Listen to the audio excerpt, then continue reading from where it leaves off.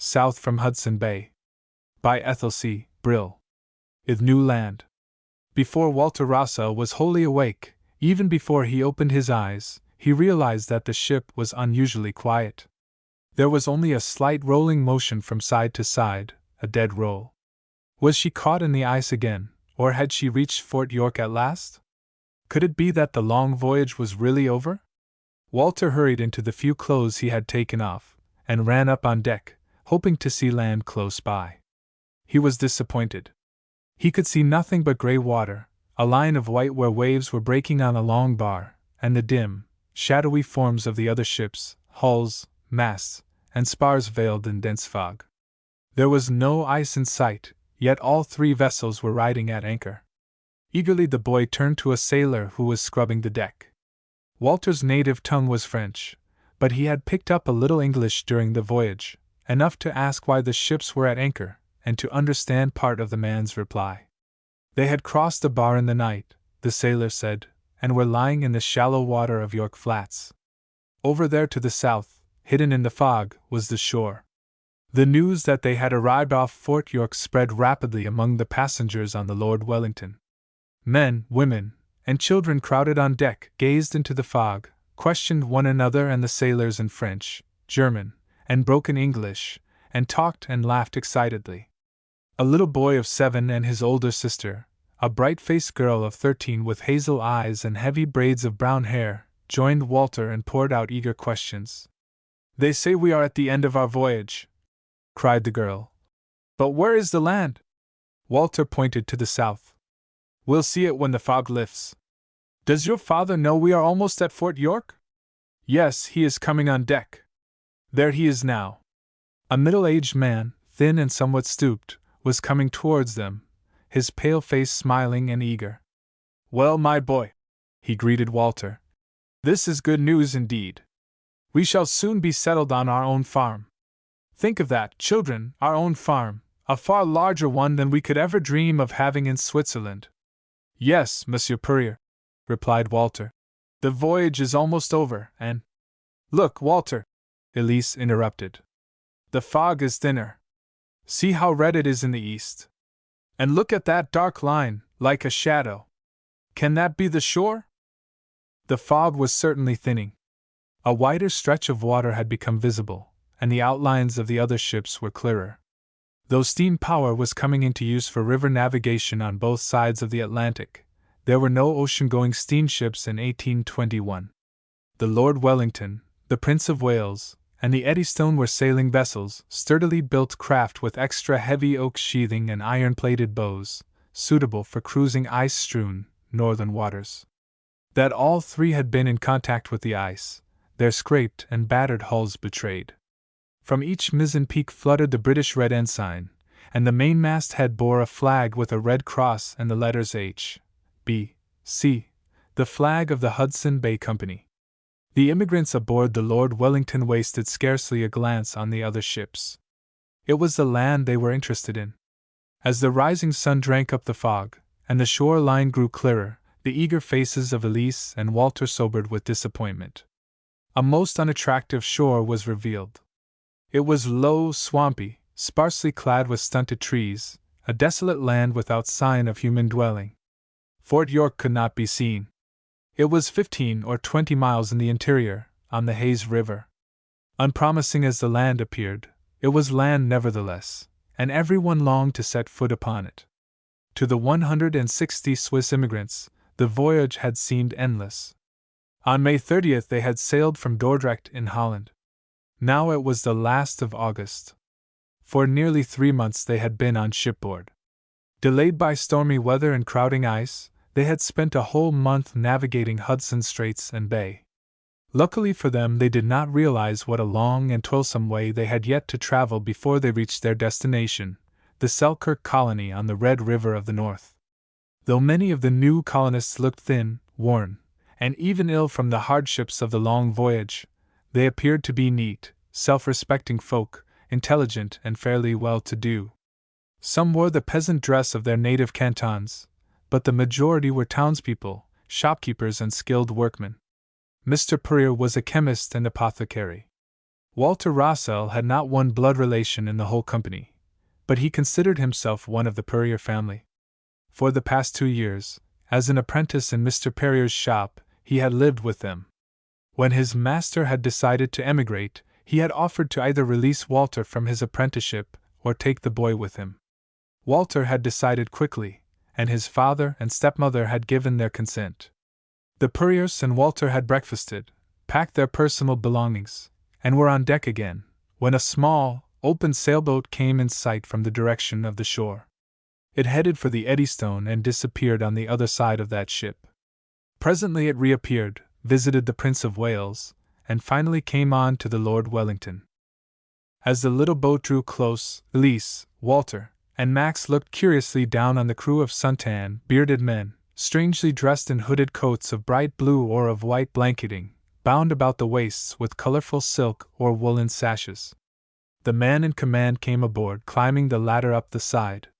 He was broad-shouldered and strongly built, with reddish hair, bristly beard, and skin burned red-brown.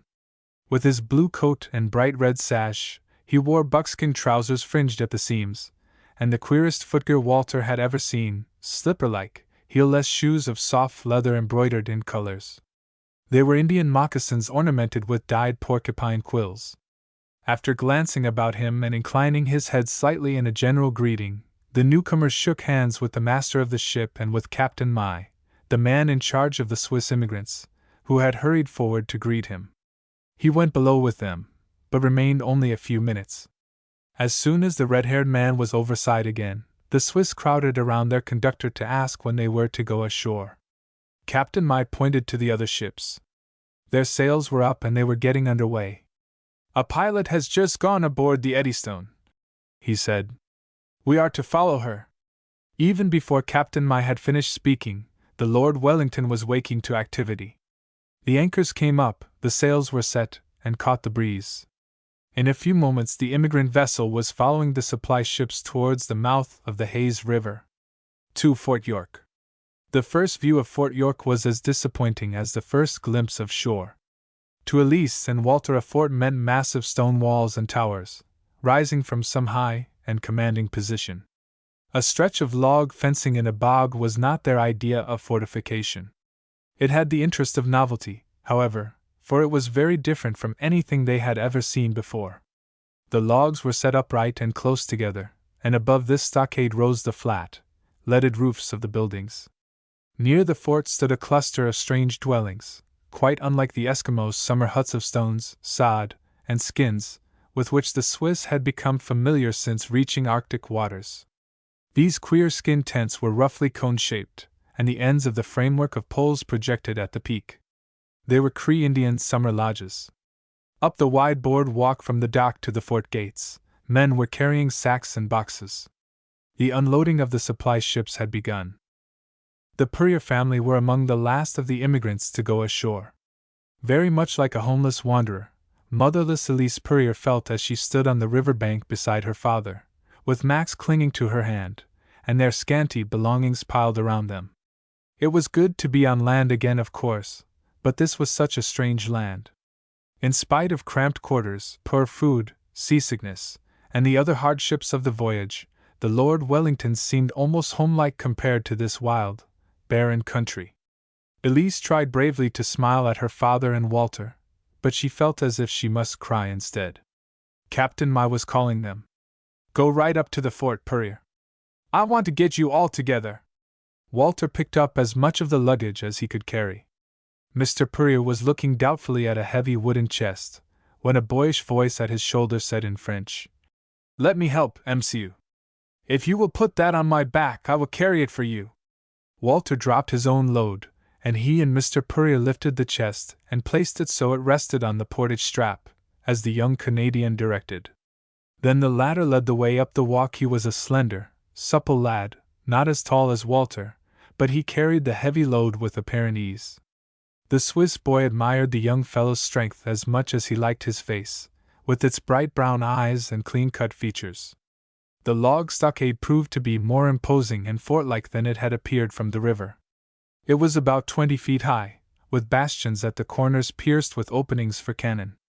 The massive entrance gate stood open, and in front of them was a tall flagstaff, bearing the company flag with the letters H, B, C, and the curious motto, Pro Pelcutum, skin for skin. Entering the gates and passing within the double row of stockades, their guide led the Purrier family among workshops and cabins to an inner court, which was surrounded with substantial log structures where the officers lived and where the merchandise and furs were stored. In this court the Swiss were gathered. Mr. Purrier tried to thank the friendly lad, but he shook his head. "It is nothing, MCU," he replied, a quick smile displaying his even, white teeth. "I must not linger. There is much to do," and he was off at a run. When all of the Swiss were assembled, one of their leaders suggested that it was fitting they should give thanks to God that the dangerous ocean voyage was over and they were safe on land once more. They stood with bowed heads while he led the prayer. The lump in Elise's throat disappeared and she felt better. In the meantime, Captain Mai had been arranging with the chief factor, as the Hudson Bay Company officer in charge of the fort was called, for quarters for the immigrants. There was not room for all in the buildings, so many of the men and boys would have to sleep in tents. A place in one of the houses was found for the Purriers, but Walter was assigned to a tent with Mr. Scheidecker and his sons, German Swiss from Bern. That first night on land was a miserable one for Walter. Fort York stood in a veritable bog or muskeg, firm and hard enough the greater part of the year, when it was frozen, but wet and soft in the short summer season. The ground was damp, of course, and Walter's one blanket did not keep out the chill. To make matters worse, he and his companions were pestered by the bloodthirsty mosquitoes that bred in inconceivable hordes in the swampy lowlands. But the discomfort of the night was quickly forgotten the next day. A busy and interesting place the Swiss boy found York Factory, as the Hudson Bay men called the fort. It was not a factory in our common meaning of the word, not a manufactory, for nothing was manufactured there except boats for river traffic, dog sleds, wooden kegs, and such articles of use and trade as an ordinary carpenter, blacksmith, or tinsmith could make with simple tools. Factory in the fur trade meant a trading post in charge of an officer called a factor, a commercial agent who bought and sold. For more than a century York Factory had been the principal port of entry for the Hudson Bay Company. There the company's ships from England brought the supplies and trade goods destined for all the widely separated posts in the interior. To York Factory, in bark canoes and wooden boats, down rivers and lakes, from all parts of the company's great domain, came the bales of costly furs to be sorted and repacked and shipped. A considerable staff was employed at the place, a chief factor, a chief trader, a surgeon, several clerks and apprentice clerks, a steward, a shipwright, a carpenter, a mason, a cooper, a blacksmith, a tailor, laborers, cooks, and servants. The boatmen or voyagers who went to and fro into the interior were hired independently for each trip. Until he sailed for America, Walter had never even heard of the Hudson Bay Company or the fur trade. Everything in the fort was novel and interesting to him. A good-natured apprentice clerk, who spoke French readily, showed him the Indian store, a large room well filled with all sorts of goods used in the Indian trade, from bales of heavy blankets, blue and red woolens, calicoes of every color, long-barreled trading guns, kegs of powder, and big iron and copper kettles, to drawers of useful little things, gun flints, fire steels, files, awls, needles, fish hooks, twine, beads of all imaginable tints, and ochre, vermilion, and other dry colors used by the Indians to adorn both their handiwork and themselves. "I never saw so many different things in one shop," Walter commented. The clerk laughed. "The worst of it is that we have to keep the closest account of it all. We must know what is in every package sent out, and what post it goes to. Being a fur trader isn't all adventure, I can tell you. There's a lot of office drudgery, with all the bookkeeping, invoicing, and checking of lists. We can't afford to make mistakes," he added soberly. "The very lives of the men in some faraway post may depend on their getting the right supplies. Why, last year," he broke off suddenly, and switched to English, "I spoke to the chief trader about your proposal. He says it can't be done. It's not the policy of the company to send voyagers out to trade, especially on such long trips." Walter had turned to see to whom the clerk was speaking. He had heard no footsteps, but there, close behind him, was a tall man in blue coat, deerskin leggings, and moccasins. In his surprise, the boy drew back a little and stood staring. Of all the men he had seen since coming ashore, this one was the strangest and most striking. He was tall, powerfully built, and very dark of skin, with high cheekbones and high-bridged nose. His long, coarse black hair, slick and shining with grease, was worn in what seemed to the Swiss boy a curious fashion for a man, parted in the middle and plaited in two braids bound with deerskin thongs and hanging one over each shoulder. "You not give me goods?" The man's voice was peculiarly deep, not unmusical but of a hard, metallic quality. His small, dark eyes looked straight into the clerk's large blue ones. The young man shook his head. "No, your plan is too wild, too much risk in it. That sort of thing is against the company's policy." The voyageur's brown face stiffened. His hard eyes seemed to catch fire as they rested first on the clerk and then, for a moment, on Walter. Without a word he turned and with long, soft-footed stride, left the room as noiselessly as he had entered it. "Pleasant manners," commented the clerk. "He needn't have included you in his wrath." "What did ye want?" asked Walter. He had understood but little of the brief conversation. "A lot of goods on credit. He claims to have great influence with the Sioux, and he wants an outfit to go and trade with them. Of course we can't let him have it." "You don't trust him?" "We don't know anything about him, except that he is a good voyageur. It's against the company's policy to send voyageurs out to trade. And his scheme is a crazy one. The Sioux country is 1,000 miles away. He said he would bring all the furs back here and take whatever commission we chose to give, but probably we should never hear of him or the goods again. Is he an Indian? Half-breed, I imagine. Finely built fellow, isn't he? Has the strength of a moose, they say. He is an expert voyageur. I don't like him," Walter commented. "Neither do I, and I suppose he has a grudge against me now, though the refusal wasn't my doing, of course. Well, I must stop talking and get to work checking this new stuff that has come in." Thus dismissed, Walter wandered out into the court, through the open gates and down to the shore. Everywhere was bustle and activity. There was much to be done, and done quickly. With the least possible delay, the ships must be unloaded and loaded again with the furs waiting packed and ready for the voyage to England. The little fleet must get away promptly while Hudson Straits were still open. All the goods and supplies received had to be checked, examined, and sorted. The things to be sent to trading posts in the interior were repacked for transport in open boats up the rivers, and every package was invoiced and plainly marked. Boats must be made ready and equipped and provisioned, not only to carry the supplies and trade goods, but the 160 new settlers as well. The 12 hours a day that the employees of the company were required to work in summer, if necessary, were not enough. Most of the men were simply doing all they possibly could each day until the rush should be over. Down by the river Walter found the young fellow who had carried Mr. Perrier's chest. He was putting a new seat in one of the large, heavily built boats ranged along the bank. Looking up from his work, he greeted the Swiss boy with a cheery "Bonjour," which the latter guessed to be the Canadian way of saying bonjour, or good day. Walter, who was handy with tools, offered his help. As they worked they talked. His new acquaintance's French was fluent, but Walter found it puzzling.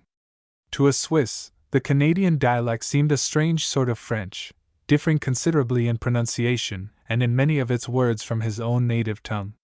Yet Walter and Louis Brabant managed to understand each other fairly well. "I suppose this is your home, here at the fort," said Walter. "My home? Non, I live at the Red River." "Why, that is where we are going. You go to the Selkirk colony at Fort Douglas."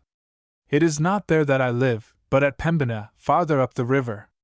"Is Pembina a town?" "Not what you would call a town. It is a settlement, and there are trading posts there, a Hudson Bay post and a Northwest Company post. Now the two companies have united, one of the forts will be abandoned, I suppose. You may be glad the fighting between them is over. There will be better times in the Selkirk colony now. They have had a hard time and much trouble, those poor settlers." "What do you mean by fighting and trouble?" asked the surprised Walter. What is the Northwest Company? Isn't the Hudson Bay the only trading company? Doesn't it own all the country where the Indians and the fur-bearing animals are? Oh no, returned Lewis with a smile and a shake of his head. Farther south there is fur country that belongs to the United States. The Hudson Bay Company has no power there.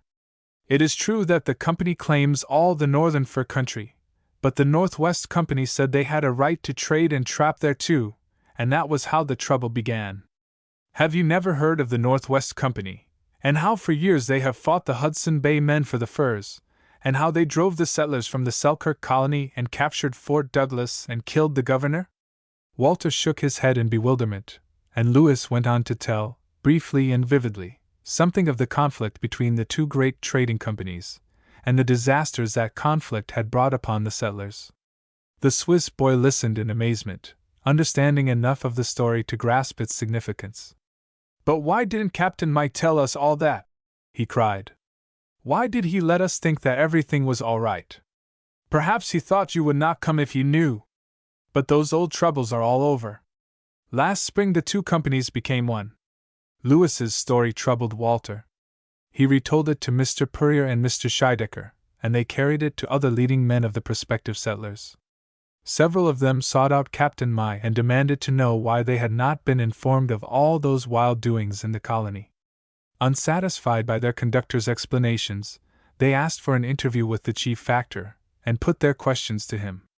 He confirmed the statement that the fur traders' rivalry and warfare were at an end. About 5 months before the arrival of the Swiss, the two great trading companies had united under the Hudson Bay name. The colony on the Red River would now have a chance to develop in peace. In spite of this assurance, the Hudson Bay officers' replies to some of their queries left the Swiss in no happy mood. Mr. Purrier was stunned to learn that they still had some 700 miles to travel, all the way through untamed wilderness. But he had no thought of turning back. He had signed an agreement with Captain Mai, and had paid for his family's passage, a moderate sum, but he could ill afford to lose it. To pay their fare back again would leave him penniless. Fertile land, 100 acres of prairie, that would not have to be cleared, had been promised him rent-free for a year. After that he was to pay a rent of from 20 to 50 bushels of wheat from his crop, or he might buy the land outright for 500 bushels. The offer was enticing, and he and Walter had made many plans for the future. 3. The Selkirk colony, and the rival for traders. What was the Selkirk colony? And how did it happen that this party of Swiss had come so far to join it?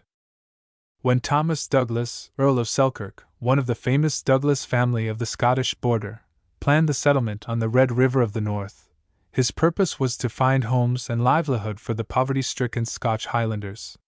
Hundreds of those unfortunate people had been turned out of their homes through changes in the system of management of the great landed estates in Scotland, and there was little opportunity in the old country for them to make a living. Though a lowlander himself, Lord Selkirk had often visited the Highland glens. He knew the people, and had learned their native Gaelic language. He sympathized with them in their misfortunes. Seeking for some way to help them, he realized that their only chance for prosperity and success lay in emigration to a country where land was cheap and plentiful.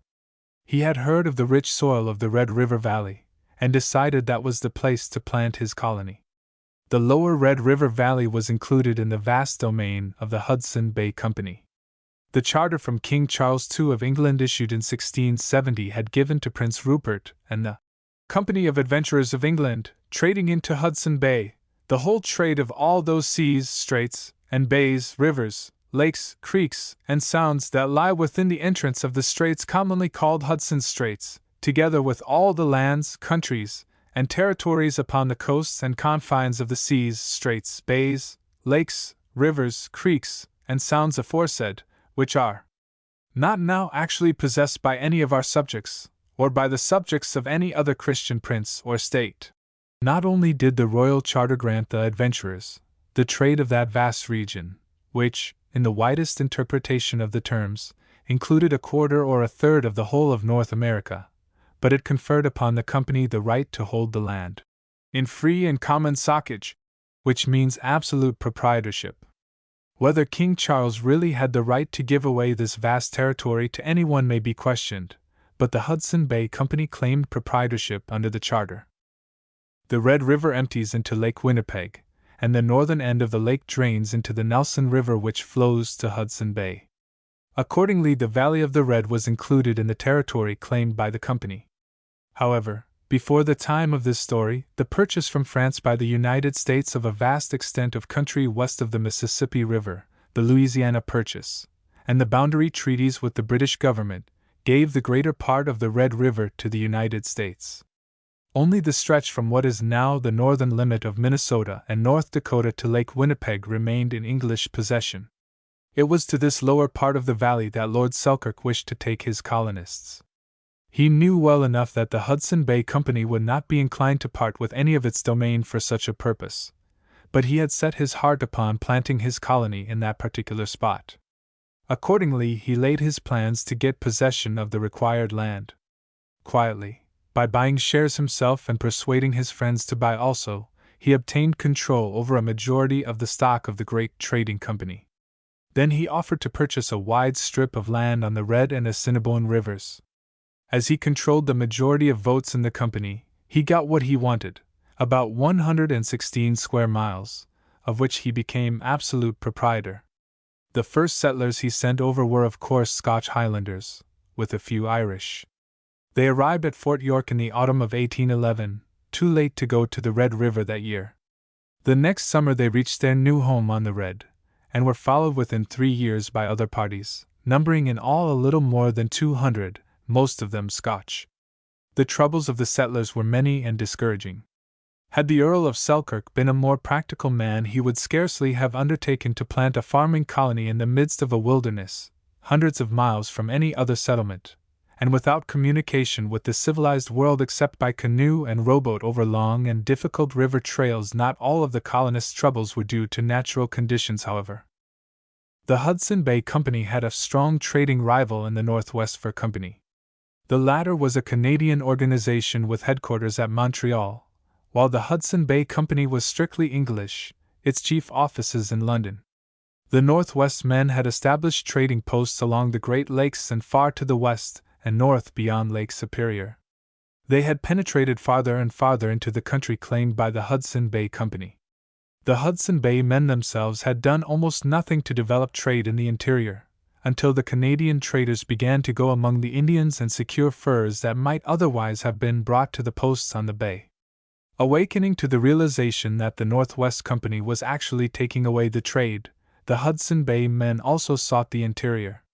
In this way began a race and a fight for the furs that grew hotter and fiercer with each year. Everywhere on the principal lakes and streams of the West and Northwest, rival posts were established, sometimes within a few hundred rods of each other.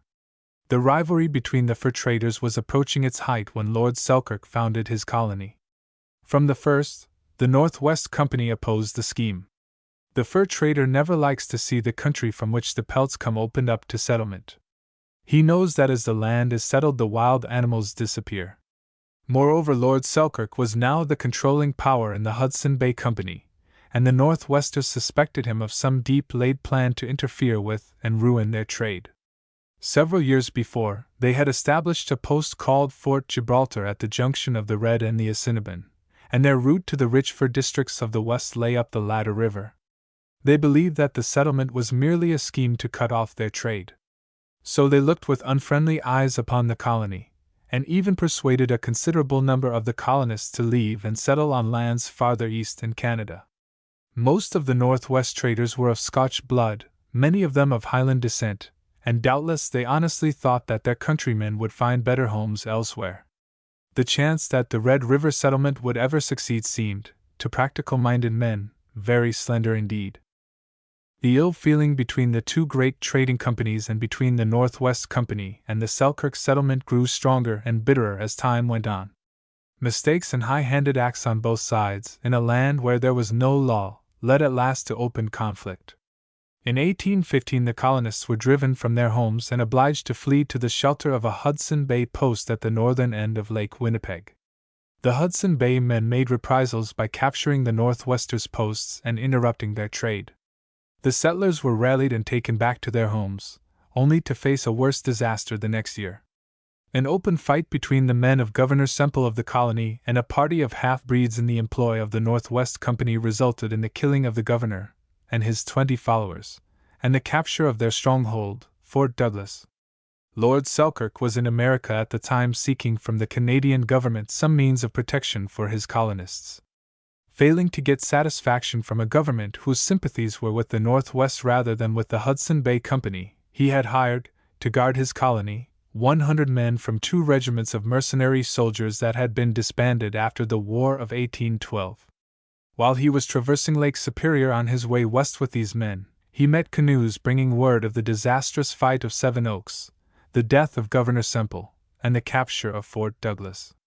Skirting the shores of the lake, Lord Selkirk went to Fort William, the headquarters of the Northwest Company on Thunder Bay. There he demanded the release of the prisoners who had been brought from the Red River. The controversy that followed finally led to his taking possession of the fort. The fact that he had been appointed a magistrate for the Indian country and sought the arrest of the Northwesters who had taken part in or instigated the troubles at Fort Douglas gave his actions some color of legal right. From Fort William he went on to his disordered and devastated colony, and gathered together all the settlers who were willing to remain. In spite of all the settlement had been through, Lord Selkirk had no intention of giving up his plans.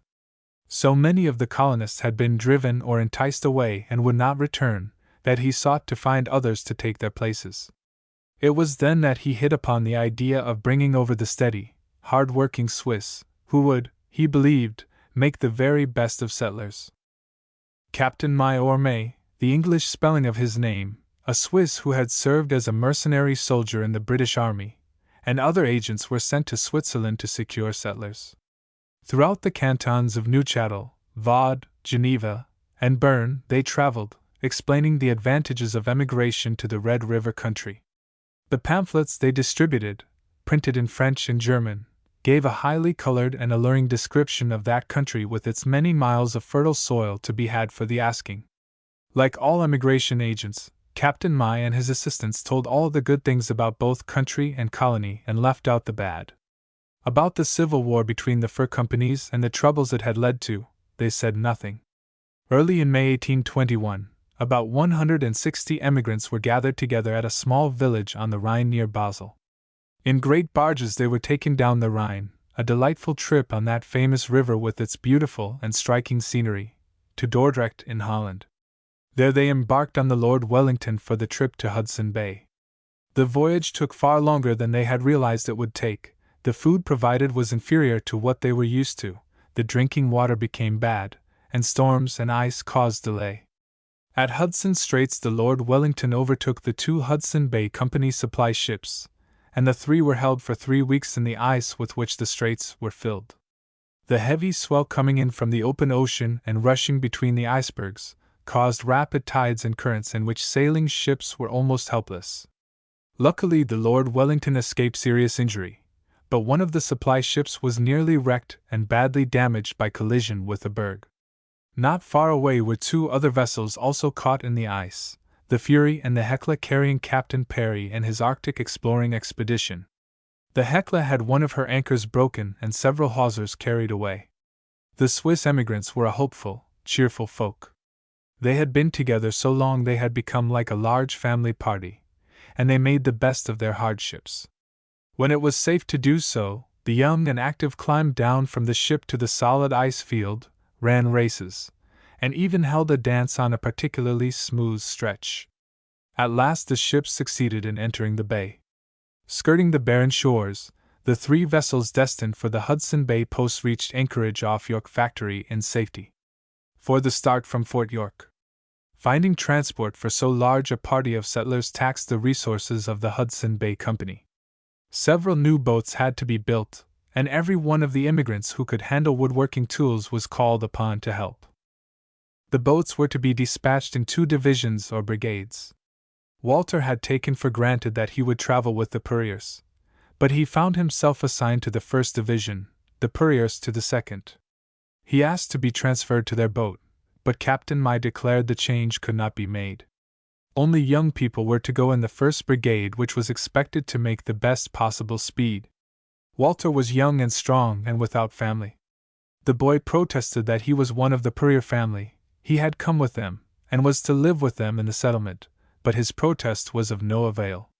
Elise and Max were as much distressed as he was at the arrangement, and he had to comfort them with the assurance that they would all be together soon at the Red River. It was well after noon on the day appointed for departure, when the start was made. The boat carrying the guide, who was really the commanding officer of the brigade, was propelled by oars out into the stream, and the square sail raised.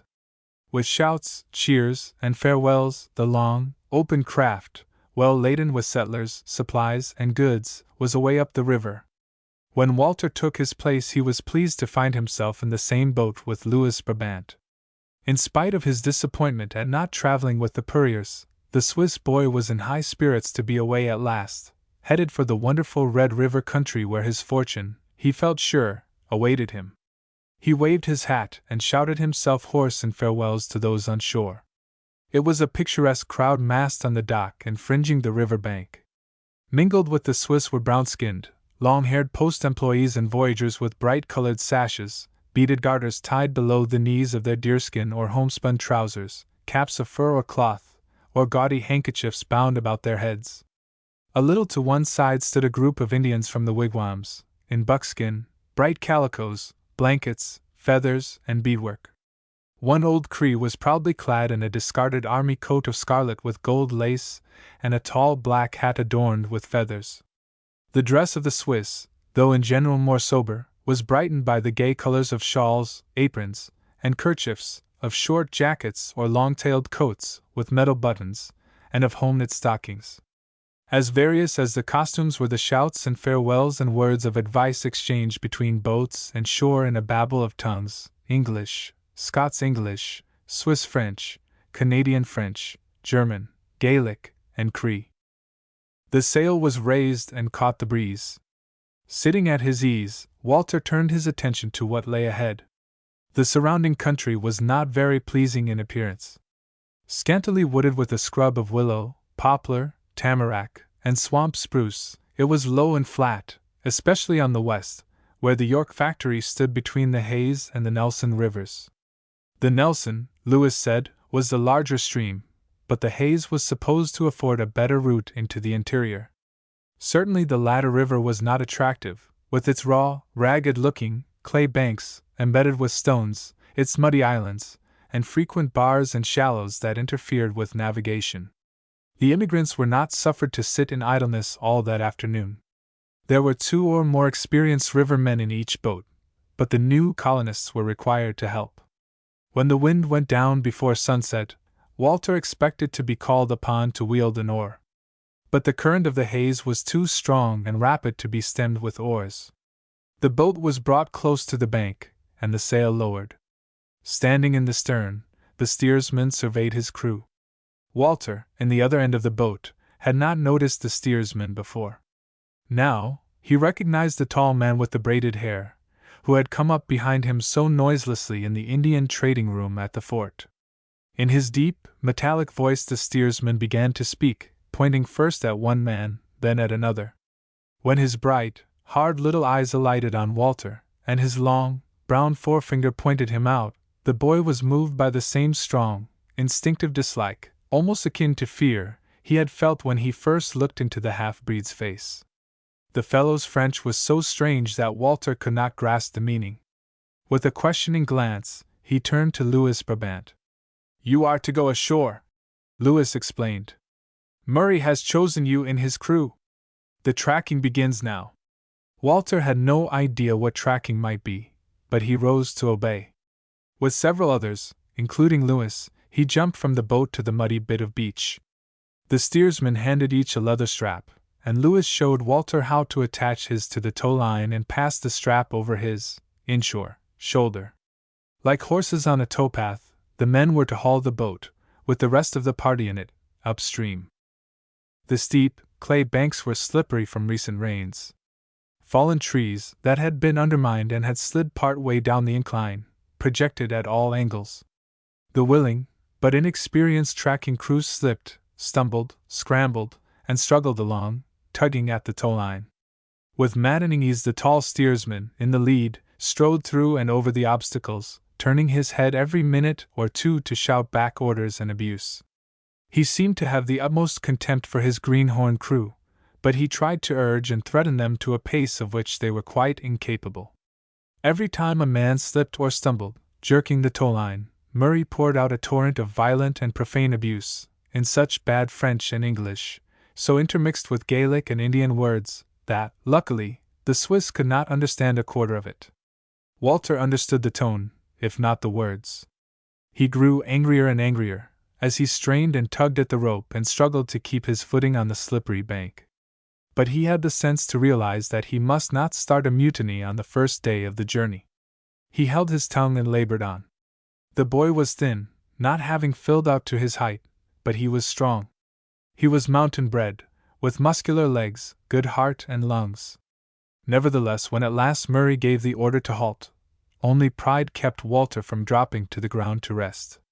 The second shift was led by a fair-haired, blue-eyed man from the Orkney Islands, off the coast of Scotland, where the Hudson Bay Company recruited many of its employees. Before his crew were through with their turn at the tow-line, they came in sight, on rounding a bend, of the first two boats, with bows drawn up on a stretch of muddy beach. Farther back on higher ground tents were going up and fires being kindled. Murray ordered out the oars, and boat number 3 was run in beside the others. After the tent, bedding, and provisions for the night were unloaded, the tall steersman, without troubling to help with the camp-making, took himself off. It was young Louis Brabant who took charge. He selected the spot for the one tent and helped to pitch it. Then he sent a man and a boy to collect fuel, and Walter and another into the woods to strip balsam fir branches for beds. Louis himself started the cooking fire, between two green logs spaced so that the big iron kettle rested upon them. From a chunk of dried caribou meat, so hard and dry it looked a good deal like sole leather, he shaved off some shreds. After he had ground the bits of meat between two stones, he put the partly pulverized stuff to boil in a kettle of water. This soup, thickened with flour, was the principal dish of the meal. Several handfuls of dark blue Saskatoon or service berries, gathered nearby, served as dessert. By the time supper was ready, the young Canadian's swift, deft way of working, his skill and certainty, his good nature and helpfulness, had won the goodwill of everyone. Walter asked Louis how long it would be before the 2nd Brigade left Fort York. "That I cannot tell. As soon as all is ready."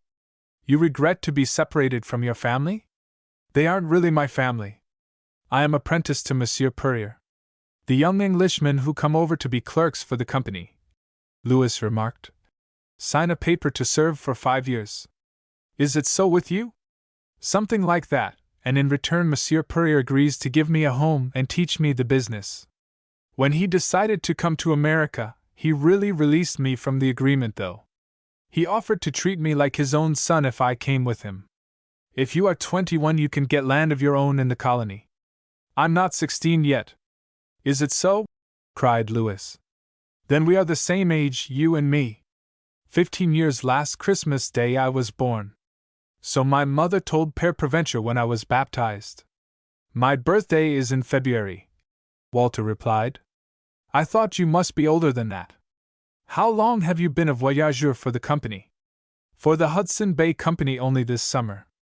This is the first time I have come to Fort York. Last year, after my father died, I went to the Kaministiquia with the Northwest men.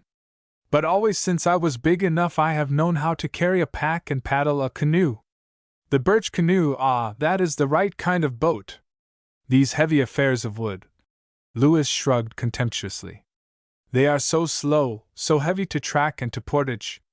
"You have the birch canoe in your country?" "No." "Then you cannot understand. When you have voyaged in a birch canoe, you will want no more of these heavy things." "Why does the company use them?" Louis shrugged again as if the ways of the Hudson Bay Company were past understanding. "The wooden boats will carry greater loads," he admitted. "And they are stronger, yes. Sometimes you get a hole in a canoe and you must stop to mend it. Yet I think you do not lose so much time that way as in dragging these heavy boats over portages." The wavering white bands of the aurora borealis were mounting the northern sky before the camp was ready for the night. The one tent carried by boat number 3 was given up to the women and children. Walter rolled himself in a blanket and lay down with the other men on a bed of fir branches close to the fire. The air was sharp and cold, and he would have been glad of another blanket. But he had been well used to cold weather in his native country, and had become still more hardened to it during the long voyage in northern waters. The Black Murray. Lewis's voice, almost in Walter's ear, was crying, "Leave, leave, rise, rise!" Surely the night could not be over yet. Walter threw off his blanket, scrambled up, shook himself, and pulled out his cherished silver watch. It was 10 minutes to 5. In a few moments the whole camp was stirring. Following the usual voyageur custom, the boats got off at once, without delaying for breakfast. After a spell of tracking, the Swiss boy was more than ready for the pemmican and tea taken on a small island almost in midstream. The Swiss lad had never tasted tea until he sailed on an English ship, but after the drinking water had turned bad, he had been driven to try the strange beverage and had grown accustomed to it. Tea was the universal drink of the northern fur country, where coffee was practically unknown. He was amazed at the quantity of scalding hot, black stuff the voyageurs could drink. Pemmican, the chief article of food used in the wilderness, he had eaten for the first time at Fort York. The mixture of shredded dried meat and grease did not look very inviting, but its odor, when heated, was not unappetizing. He tasted his portion gingerly, and decided it was not bad. The little dark specks of which he had been suspicious proved to be dried berries of some kind. Walter had a healthy appetite, and the portion served him looked small. He was surprised to find, before he had eaten all of it, that he had had enough. Pemmican was very hearty food indeed. That was a day of back-breaking, heart-breaking labor towing the heavy boats up the haze. The clay banks grew steeper and steeper. Sometimes there was a muddy beach at the base wide enough for the trackers to walk on. Often there was no beach whatever, and they were forced to scramble along slippery slopes, through and over landslips, fallen trees, driftwood, and brush. Where tiny streams trickled down to join the river, the ground was soft, miry, almost impassable. The forest crowning the bank had become thicker, the trees larger and more flourishing. Poplars and willows everywhere were flecked with autumn yellow. The tamarack needles, which fall in the autumn like the foliage of broad-leaved trees, were turning bronze, and contrasted with the dark green of the spruce. There was more variety and beauty in the surroundings than on the preceding day, but Walter, stumbling along the difficult shore and tugging at the tow-line, paid little attention to the scenery. With aching back and shoulders and straining heart and lungs, he labored on. Each time his shift was over and he was allowed to sit in the boat, while others did the tracking, he was too weary to care for anything but rest. The boats were strung out a long way, some crews making better speed than others. Some of the leaders were more considerate of their inexperienced followers, though most of the voyageurs could scarcely understand why the Swiss could not trot with the tow-line and keep up the pace all day, as the Canadians and half-breeds were accustomed to. The steersman of boat number 3 drove his men mercilessly. When at the tow-rope himself, he kept up a steady flow of profane abuse in his bad French, almost equally bad English, occasional Indian and Gaelic. Even when seated in the boat, he grumbled at the slowness and lack of skill of those on shore, and shouted orders and oaths at them. At noon, when a short stop was made for a meal of cold pemmican and hot tea, Walter said to Lewis, "If our steersman doesn't take care he will have a mutiny on his hands. You had better tell him so. We have kept our tempers so far, but we can't stand his abuse forever." Lewis shrugged. "I tell him? No, no, I tell Le Marinoir nothing, moi.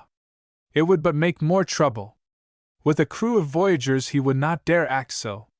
They will endure much, but not everything. Someone would kill him. As a voyageur the Black Murray is good. He is strong, he is swift, he knows how to shoot a rapid, he is a fine steersman. But as a man, bah! Being in charge of a boat has turned his head. He may get his head cracked if he does not change his manners.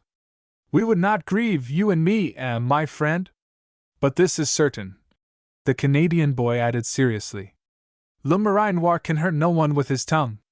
Heed him not, though he bawl his voice away. It is so that I do. Of all the men in the boat, the one who found the tracking hardest was a young weaver named Matthew.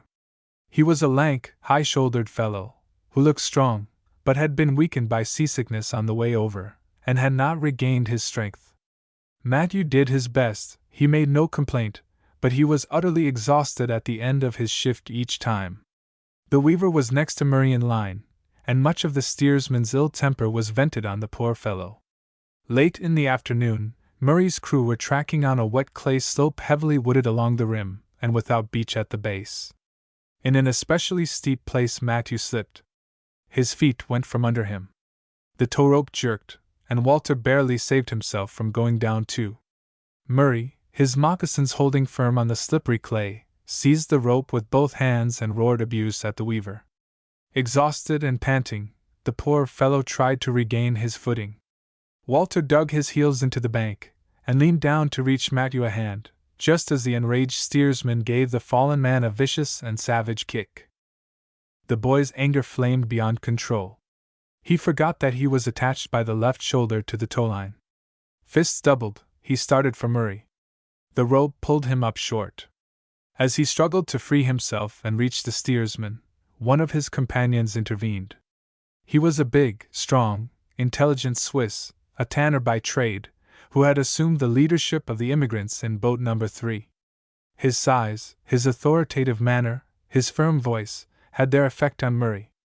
The half-breed paused, his foot raised for another kick. "There must be no fighting here," said the tanner, "and no brutality. Rossel, help Matthew up. He must go back to the boat." Murray began to protest that he would allow no man to interfere with his orders. The Swiss was quiet, but determined. The steersman had no right to work a man to death, or to strike with hand or foot any member of the party. The settlers were not his slaves. Murray growled and muttered. His hard little eyes glowed angrily. When Lewis shouted to the Orkneymen to bring the boat to shore to receive the worn-out Matthew, the steersman opened his mouth to countermand the order, but thought better of it, and merely uttered an oath instead. He could recognize the voice of authority, when numbers were against him. After Matthew had been put aboard, the work was resumed. Murray, very ugly, plodded sullenly ahead. He seized every opportunity to abuse Walter, but the boy, now that one victory had been scored over the Black Murray, did not heed his words. The sky had clouded over, and rain began to fall, a chilly, sullen drizzle. Yet the trackers toiled on. The oars were used only when crossing from one side of the river to the other to find a possible towpath. As darkness gathered, camp was made in the rain. The pemmican ration was eaten cold, but by using under layers of birch bark shredded very fine, and chopping into the dry heart of the stub of a lightning-killed tree, Lewis succeeded in starting a small blaze and keeping it going long enough to boil water for tea. After supper the tanner asked Walter to go with him to talk to the voyageur in charge of the entire brigade. Leroux, the guide, a middle-aged, steady-eyed French-Canadian, listened to the complaint in silence, then shook his head gravely. "Le Marin Noir is not the best of men to be in control of a boat, that I know," he admitted, "but it was hard to find men enough. He can do the work, and do it well, and there is this to say for him. You settlers know nothing of voyaging. You are so slow and clumsy it is trying to the patience. I find it so myself. Le Marin Noir has little patience. It is you who must be patient with him. But he has no right to strike and abuse men who are doing their best, men who are not even employees of the company," protested the tanner. Leroux nodded in agreement. "That is true. Can't you put someone else in as steersman of our boat?" "No, there is no man of experience to be spared. Let the young man who is sick remain in the boat with the women and children, until he is strong again. I will speak to Le Marin in the morning, and I think things will go better. These first few days, they are the hardest for all." Wet, chilled, aching with weariness, and a bit discouraged, Walter trudged back to his own camping place. Lewis and the Orkneymen had laid the masts and oars across the boat, and had covered them with the sail and a tarpaulin. Under this shelter the men spent the night, packed in so closely there was scarcely room to turn over. 6. Toiling upstream. Things did go better next day, as the guide had foretold. What he had said to Murray in that early morning talk, no one learned, but the steersman attempted no more kicks and blows. He took his revenge upon those who had complained of him by riding in the boat all day, devoting his whole time and attention to steering. Not once did he touch the tow line, Lewis taking his place. All the men, except the 2 voyagers, were lame and muscle-sore from the unaccustomed work, but they were gradually learning the trick of it. In comparison with trained rivermen, they made slow time, but they got along better than on the day before. To Walter it was a great relief to be freed from Murray's brutality. He was on his mettle to show the steersman that just as good progress could be made without him. On the 4th day of the journey a fork in the stream was reached, where the Shamatawa and the Steel rivers came together to form the Hayes. There Murray and Lewis took down the mast and threw it overboard. There would be no more sailing for a long way, Lewis explained. Up the winding course of the Steel the boats were hauled laboriously. The banks were higher than those of the Hayes, but less steep, affording a better towpath. In appearance the country was far more attractive than the low, flat desolation around Fort York, and the woods were at their best in full autumn color. Utterly wild and lonely was this savage land, but by no means devoid of beauty. It seemed to the Swiss immigrants, however, that they were but going farther and farther from all civilization. Towns and farms, the homelike dwellings of men, seemed almost as remote as though on some other planet. Walter was surprised to see so little game in the wilderness, until he realized that the constant talking, laughing, and shouting back and forth must frighten every bird and beast. Wild creatures could not be expected to show themselves to such noisy travelers. Only the Whiskey Johnnies, as Lewis called the bold and thievish Canada jays, dared to cry out at the passing boats, and come about the camps to watch for scraps. Just as the Swiss were growing used to the labor of the tow rope, they were given a new task, portaging. Below the first really bad rapid, the boat was beached, everyone was ordered ashore, and the cargo unloaded. The trader's custom was to put all goods and supplies in packages of from 90 to 100 pounds weight. One such package was considered a light load. An experienced voyageur usually carried 2. That the new settlers might help with the work, part of the food, clothing, and other things had, for this trip, been made into lighter parcels. The Orkneyman was the first to receive a load. He adjusted his portage strap, the broad band across his forehead, the ends passing back over his shoulders to support his pack. Picking up 100-pound sack of pemmican, Murray put it in position on the small of the Orkneyman's back, then placed another bulky package on top of the sack. The load extended along the man's spine to the crown of his head, and weighed nearly 200 pounds, but the Orkneyman, his body bent forward, trotted away with it. It was the steersman's work to place the packages, and the ease with which Murray had swung the 100-pound sack into position revealed one reason why he had been chosen. Walter's pack of 40 or 50 pounds did not seem heavy. He felt confident that he could carry it easily enough, and imitated the Orkneyman by starting off at a trot. The portage trail was an unusually good one, neither very rough nor very steep, yet the boy soon found that he could not keep up the pace. He slowed down to a walk, his burden grew heavier. The muscles of his neck began to ache. He tried to ease them a little, and his pack twisted, pulling his head back with a wrench. He stumbled, went down, strove to straighten his load and get up again. One of his companions, plodding along, overtook him, stopped to laugh, tried to help him, and succeeded only in dislocating his own pack. Lewis had to come to the rescue of both. Walter's confidence in his own strength had diminished, and he had discovered several new muscles in his back and neck. Moreover, he had learned that balancing a pack is an art not to be acquired in a moment.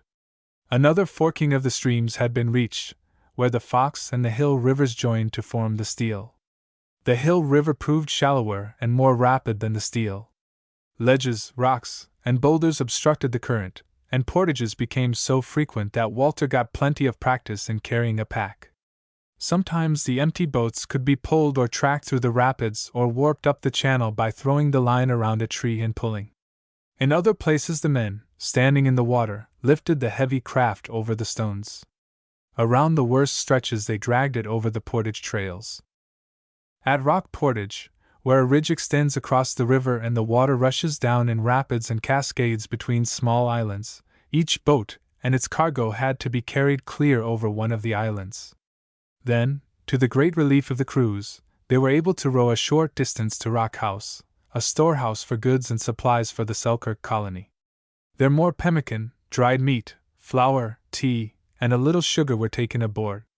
To make room for the provisions, some of the personal belongings of the settlers had to be unloaded, but the man in charge of Rock House promised to send the things to Fort Douglas at the first opportunity. Traveling upstream had now become an almost continual fight with rapid waters through rough and rocky country. Walter's muscles were hardening and he was learning how to use his strength to the best advantage, but each night when camp was made, he was ready to roll in his blanket and sleep anywhere, on evergreen branches, on the hard planks of the boat, or on the bare ground. How was Mr. Purrier standing the towpath and the portage, the boy wondered. The apothecary was far from robust. He had been so hopeful, too, looking forward so eagerly to the rich land of the Red River. He seemed to think of that land in the Bible terms, as flowing with milk and honey. They would be too late to do any real farming this year, he had said, but they could plow their land and have it ready for seeding in the spring. Of course, they would be provided with a house, fuel, and food for the winter. The contract he and Captain Mai, in Lord Selkirk's name, had signed, promised him such things on credit. He had brought with him some chemist's supplies, dried and powdered roots and other ingredients used in medicines. He and Walter would set up a shop and earn enough to buy whatever they needed during the cold weather. Walter had shared his master's hopefulness, but now, after questioning Lewis about affairs in the colony, he was beginning to doubt whether it would be so easy to make a fortune there as Mr. Purrier believed. September was advancing. Most of the time the weather held good, but the nights were chilly and the mornings raw, often with fog on the river. One night, after the boat had been dragged through several short rapids, or spouts, and carried over 2 portages, the whole day's progress less than 2 miles, snow fell heavily. When Walter, stiff with cold, crawled out from under the tarpaulin in the morning, the ground was white. "This looks more like Christmas than September," he grumbled between chattering teeth. "I'm glad of one thing, Lewis, we're headed south, not north. Oh, the winter is not quite so long at the Red River as in this country," Lewis returned with a cheerful grin. "But it is long enough, yes, quite long enough, and cold enough too, on the prairie." So the journey went slowly on, rowing, poling, tracking, warping, and carrying the heavy boats upstream, and there was little enough rowing compared with the poling and portaging. 5 or 6 miles had become a fair day's progress. In the worst stretches only a mile or 2 could be made by working from dawn to dark. The Swiss would have been glad to rest on Sundays, and had expected to observe the day as they were accustomed to, but the guide and the voyagers would not consent. It was too late in the season, the journey was too long, the food supply too scanty, to permit the losing of 1 whole day each week. The immigrants had to be content with a brief prayer service morning and evening. The Swiss were Protestants, while all of the voyagers, except 2 or 3 Orkneymen, belonged to the Roman Catholic Church, so they worshipped separately. It surprised Walter at first to see the wild-looking rivermen kneeling with bowed heads repeating their Aves before lying down to rest. He never saw Le Marin Noir in that posture, however. He wondered if the steersman was a heathen. There were accidents in the brigade now and then. Once when the Orkneymen's shift were tracking, the rope broke and boat number 3 began to swing broadside to the current. At Murray's fierce yell of command, the men in the boat jumped into the water nearly to their waists and held it headed straight, while Lewis, keeping his footing with difficulty in the swift current, carried the remains of the line to shore. The next day the boat ahead met with misfortune, while it was being pulled through rapids. To avoid a great rock, the bowman turned too far out into the strong current. The rushing water swung the clumsy craft about and bore it down the rapids. It struck full on its side on a rock that rose well out of water, and was held there by the strength of the current. There were but 2 men in the boat, and it was separated from shore by a channel of rushing white water. The crew of number 3 turned their own craft into shore, and ran to help. Walter, carrying the tow line, reached the spot first and attempted to throw the rope to the imperiled boat. The end fell short. Then Lewis tried his hand, but succeeded no better. He was preparing for another attempt, when the line was snatched from his hands, and Murray sent the coiled end hurtling out across the water and into the boat. Growling and cursing, the half-breed took control of the rescue. Under his leadership, the men on shore succeeded in pulling the boat away from the rock, and warping it, half full of water, up the rapids. Walter's fondness for the Black Murray had certainly not increased as the days went by, but he had to admit that the brutal steersman knew how to act in an emergency. The toilsome ascent of Hill River was over at last when camp was made late one afternoon on an island which Lewis called Sail Island. The reason for the name became apparent when Murray, after carefully examining the trees, selected a straight, sound spruce and ordered Lewis and the Orkneymen to cut it down. The spruce was to be trimmed for a mast. If a mast was needed, thought Walter, the worst of the journey must be over. The night was cold and snow threatened, but there was plenty of fuel, and the camp on Sail Island was a cheerful one. 7 Norway House. The first thing Walter did when he woke the next morning was to notice the direction of the wind. Though light, it was favorable. That made a day of easy, restful sailing. The weary men sat and lay about in as lazy positions as the well-filled boat would permit, while the women busied themselves with knitting and mending. The journey was a hard one on clothes, even of the stoutest materials, but by mending and darning whenever they had a chance, and by washing soiled things out at night and hanging them around the fire to dry, the Swiss managed to keep themselves fairly neat and clean. They had not been in the wilds long enough to grow careless. The following day's journey commenced with a portage. The brigade was going up the Jack River, which was short but full of rapids. All the rivers in this country were made up of rapids, it seemed to Walter. Then came another period of ease on the lake, so called from an angle like a bent knee. About 20 miles were made that day, one of the best of the trip. The hard work was not over by any means. On Trout River were some of the worst portages of all. A waterfall, plunging down 15 or 16 feet, obstructed the passage. The boats were unloaded and dragged and carried up a rugged trail, to be launched again over steep rocks. On Holy Lake, named from a deep spot believed by the Indians to be bottomless, was Oxford House, a Hudson Bay Company post. The boats made a short stop there, then went on to pitch camp on one of the islands. The waters abounded in fish. With trolling lines, Walter and his companions caught lake trout enough for both supper and breakfast. The fish, broiled over the coals, were a luxury after days of pemmican and hard-dried meat. A narrow river, more portages, a little pond, a deep stream flowing through flat, marshy land, followed Holy Lake. In strong contrast was the passage called Hell Gates, a narrow cut with sheer cliffs so close on either hand that there was not always room to use the oars. A whole day was spent in passing the White Falls, where everything had to be carried a long mile. 3 of the crews made the crossing at the same time, crowding each other on the portage. The Swiss caught the voyagers' spirit of good-natured rivalry and entered heartily into the contest to see which crew would get boat and cargo over in the shortest time.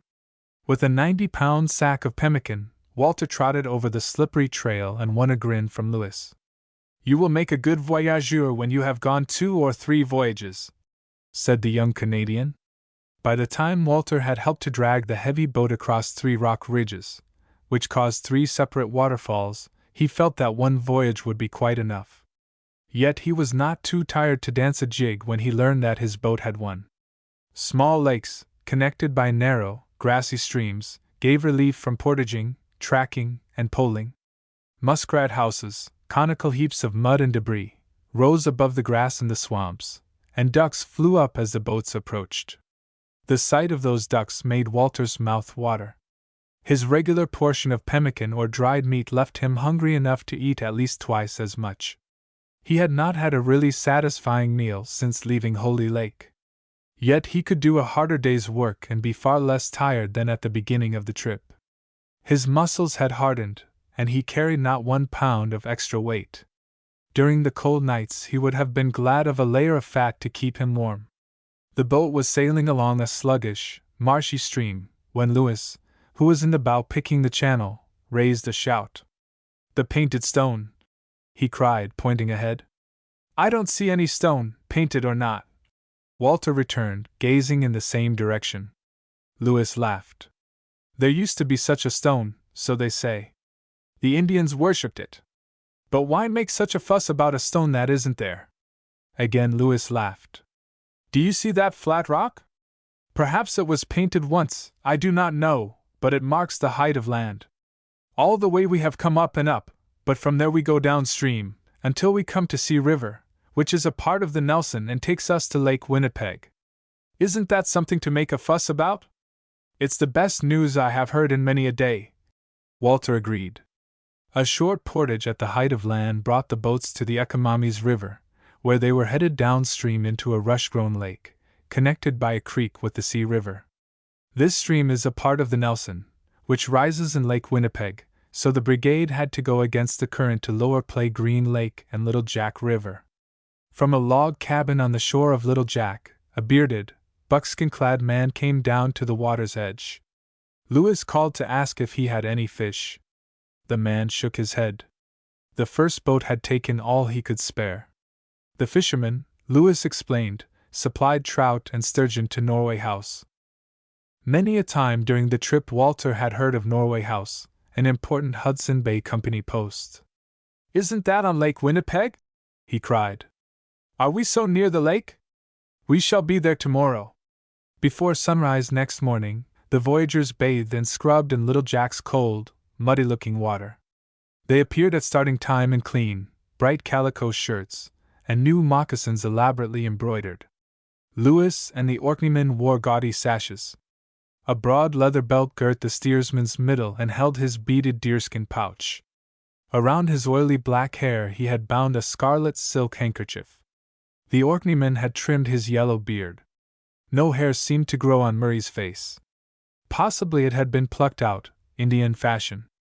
Little Jack River is merely a channel winding about among the islands that separate Lower and Upper Play Green Lakes, extensions of Lake Winnipeg. Lewis told Walter that the Play Green was on one of the islands, where two bands of Indians had been accustomed to meet and hold feasts and games of strength and skill. Not 100 yards behind the guide's boat, number 3 came in sight of Norway Point, the tip of the narrow peninsula separating Upper Play Green Lake from Lake Winnipeg proper. Shouts and cheers greeted the log wall of Norway House and the flag of the Hudson Bay Company. The Swiss were in high spirits. Once more they were nearing a land where men dwelt. Their journey would soon be over, they believed. Not yet could they grasp the vastness of this new world. As the boats drew near the post, dogs began to bark and men came running down to the shore. Voices shouted greetings in English and French, not merely to the voyagers, but to the immigrants as well. Though the fur traders, trappers, and voyagers were reluctant to see their wilderness opened up to settlement, yet the arrival of the white strangers, even though they were settlers, was too important a break in the monotony of life at the trading post for their welcome to be other than cordial. Moreover, the white men and half-breeds at Norway House, and even the Indians camped outside the walls, were curious to see these new immigrants. So the Swiss were welcomed warmly by bronzed white men and dusky-faced mixed bloods, while the full-blood Indians looked on with silent but intent curiosity. The first boats to arrive made a stay of several hours at the post, and Walter, conducted by Lewis, had a good chance to see the place. Like York Factory, Norway House consisted of a group of log buildings within a stockade, but it stood on dry ground, not in a swamp, and its surroundings were far more attractive than those of the Hudson Bay Fort. As the two boys were coming out of the big gate, after their tour of inspection, Walter, who was ahead, caught sight of a tall figure disappearing around one corner of the stockade. He glanced towards the shore. The boats were deserted. The voyagers had sought friends within the stockade or in the tents and cabins outside the walls. The Swiss were visiting the fort, or wandering about the point. "Do we take on more supplies here?" Walter asked his companion. "If we can get them," Lewis returned. "They can spare little here, they say." "Are you so starved that you think of food all the time?" he questioned smilingly. "No, I'm not quite so hungry as that. I just saw Murray carrying a sack, and I wondered what he had." Lewis looked towards the boats. Where is he? I don't see him. He didn't go to the boat. He was coming the other way. He went around the corner of the wall. With an empty sack? No, a full one. Lewis stared at the corner bastion. He was going around there, carrying a full sack? You are sure it was Murray? I saw his back, but I'm sure. He has that red handkerchief around his head, you know. Well, it was not anything for us he was taking in that direction, Lewis commented. And we brought nothing to be left at Norway House. It is some affair of his own. Ho, Lewis Brabant! What is the news from the north? Lewis had swung about at the first word. 2 buckskin-clad men, one old, the other young, were coming through the gate. Lewis turned back to reply, and Walter followed him to listen to the exchange of news between the newly arrived voyageur and these 2 employees of the post. The Swiss boy was growing used to the Canadian-French tongue, and during the conversation he learned several things that surprised him. Walter had taken for granted that the journey would be nearly over when Lake Winnipeg was reached. Now he was amazed to learn that he had still more than 300 miles to go to Fort Douglas, the stronghold of the Red River Colony. But how far have we come? He cried. About 430 miles the way you traveled, the leather-faced old man answered promptly. The rest of the voyage will not be so hard, though, Lewis said reassuringly. There are few portages. If the wind is fair, we can sail most of the way. Of course, if there are storms on the lake. There are always storms this time of year, put in the old voyageur discouragingly. The prospect of bad weather on Lake Winnipeg did not disturb Walter so much, however, as a piece of news which the old man led up to with the question, how is it that settlers are still coming to the colony on the Red River now that Lord Selkirk is dead? Lord Selkirk dead? Cried Walter and Lewis together. But yes, that is what people say. I was at Fort Douglas in June, and everyone there was talking about it, and wondering what would happen to the settlement. They did not tell us that at Fort York, cried Walter. When did he die? Since we left Europe in May? No, the news could not come to the Red River so quickly. It was last year sometime he died. You haven't heard of this before, Lewis? Walter turned to his companion. No, I heard nothing of it when I came down the Red River in the spring. I left Pembina as soon as the ice was out, and at Fort Douglas I took service with the company, but I did not stay there long. They sent me on here to Norway House. I heard no such story. Perhaps it is not true, but only a false rumor started by someone who wishes to make trouble in the colony. That must be it, agreed Walter. If Lord Selkirk died last year, they would surely have heard it at Fort York. Captain Mai would have known it anyway before we left Switzerland. No, it can't be true. But the old voyageur shook his head. Everyone at Fort Douglas believed it, he said. Ate the missing pemmican. About the middle of the afternoon, Leroux the guide began to round up crews and passengers. His shout of, "Embark, embark!" was taken up by one man after another, and the idle sled dogs, that wandered at will about the post and the Indian village, added their voices to the chorus. Walter and Lewis ran down to the shore at the first call. Most of the Swiss obeyed the summons promptly. Their fear of being left behind was too great to permit taking risks. Several of the voyageurs, however, were slow in appearing. When they did come, they gave evidence of having been too generously treated to liquor by their friends at the post. After everyone else was ready to start, Leroux had to go in search of Murray. Carrying a bundle wrapped in a piece of old canvas, Black Murray came back with the guide, his sullen face set and heavy, his small eyes shining with a peculiar glitter. He showed no other sign of drunkenness, but walked steadily to the boat, placed his bundle in the stern, and stepped in. Leroux sprang to his own place, oars were dipped, sails raised, and the boats were off, amid shouts of farewell and the howling of dogs. Leaving the handling of the sail to the Orkneymen, Murray remained stolidly silent in the stern. His steering was careless, even erratic, but no one ventured to try to take the tiller. Luckily the wind was light, the lake smooth, and the boats had not far to go. Camp was pitched on a beach of the Long Point, where the travelers had an unobstructed view down the lake to the meeting place of sky and water. It seems as if we had come to another ocean, Walter confided to Lewis. Why do they call this Norway Point, and the trading post Norway House? What has Norway to do with Lake Winnipeg? I have heard, Lewis replied, that some men from a country called Norway were brought over by the company and stationed here. Then too I have heard that the point was named from the pine trees that grow here, because they look like the pines in that country of Norway. Which story is true I know not. The post has been here a long time, and always, I think, it has been called Norway House. When the Selkirk colonists were driven from the Red River by the Northwesters, they came this way and camped on the Little Jack River. That night's camp was one of the most comfortable of the whole journey. The evening was fine, there was plenty of wood, and an abundance of fish for supper. The Swiss sat about their fires later than usual, talking of the journey, speculating on what was to come, and planning for the future. Nearly 3 weeks they had been on the way from Fort York. Now they looked out over the starlit waters stretching far away to the south, and cheered their hearts with the hope and belief that the worst was over. At least they would not have to track upstream and portage around rapids for some days to come. How long will it take us to reach the Red River? The question was asked over and over again, with varying replies from the voyagers. Walter asked it of Lewis, and the young Canadian shook his head doubtfully. If the weather was good, the winds favorable, they might go the whole length of Lake Winnipeg in a week, but if the weather should be bad, no one could tell how long they might be delayed. The autumn weather showed its fickleness that very night. The wind shifted, the sky clouded over, and the morning dawned raw and threatening. The breeze was almost directly east, however, a favorable direction for the travelers, whose route lay along the north and west shores.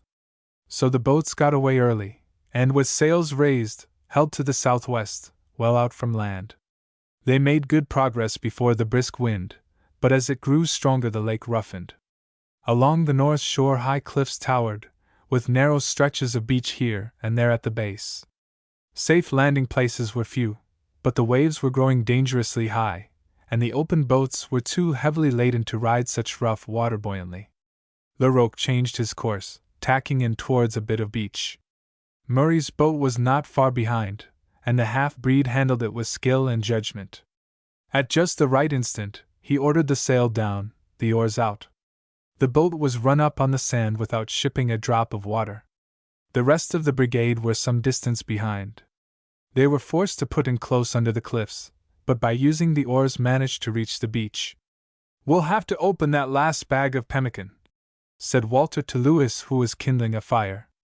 "Yes, but we must make it last through the voyage." Walter brought the rawhide sack, and Lewis cut the leather cord with which it was sewed. An exclamation of surprise and anger escaped him. "What devil's trick is this? Look, Walter!" Walter looked, in amazement. "Why, it's not pemmican. How on earth? It is a fraud, a cheat." Walter had never seen Lewis so angry. "Some fiend has filled this sack with clay and leaves and sold it to the company for good pemmican.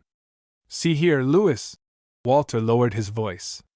"This isn't the bag I carried over the portage at the White Falls." He turned the sack over and examined the other side. "There is no company mark. Our pemmican has been stolen and this trash left in its place. No one from the other boats would steal our supplies." Lewis was puzzled. "It must have been done at Norway House. Yet I think the Indians would hardly dare to steal from a company boat under the very walls of the post. And they did not take the tea? The Indians like tea so well they can never get enough. Murray had a sack on his shoulder when I saw him dodge around the corner of the wall, and the sack had the company mark." Walter's voice had sunk to a whisper.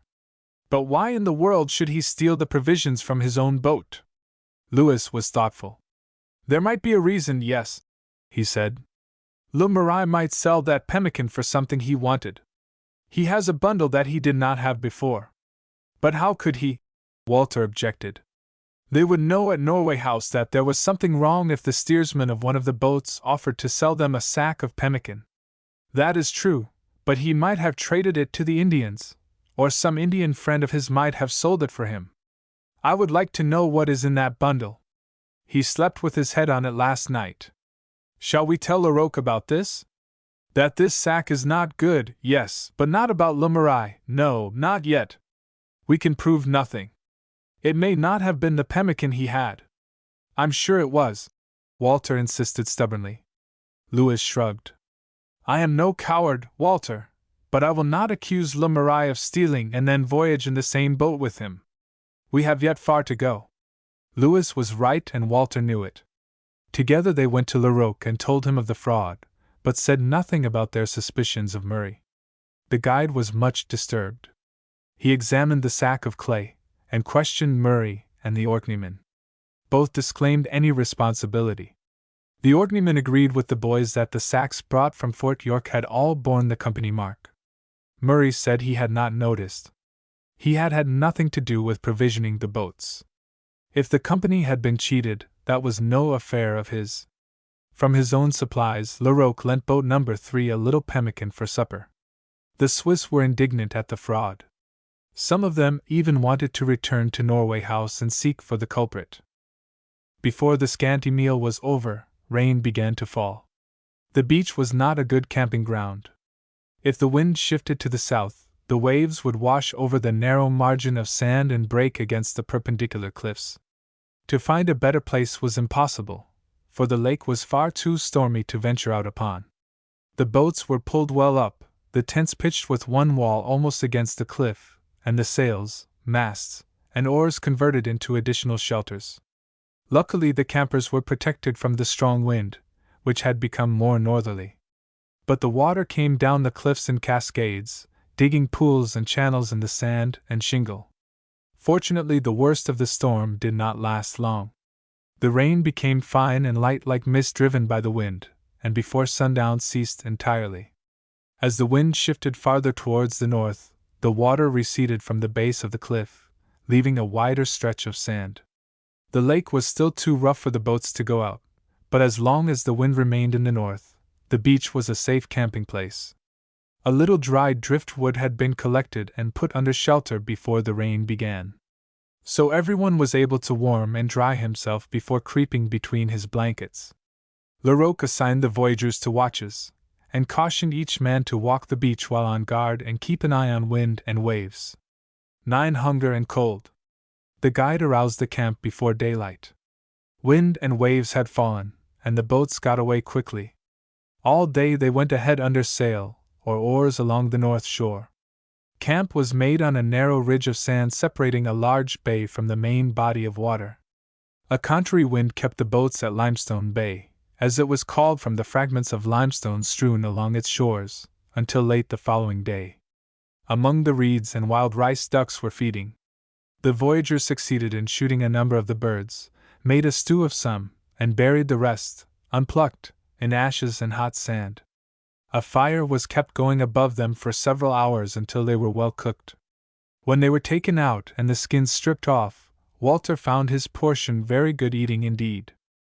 2 days later the mouth of the Saskatchewan River was reached.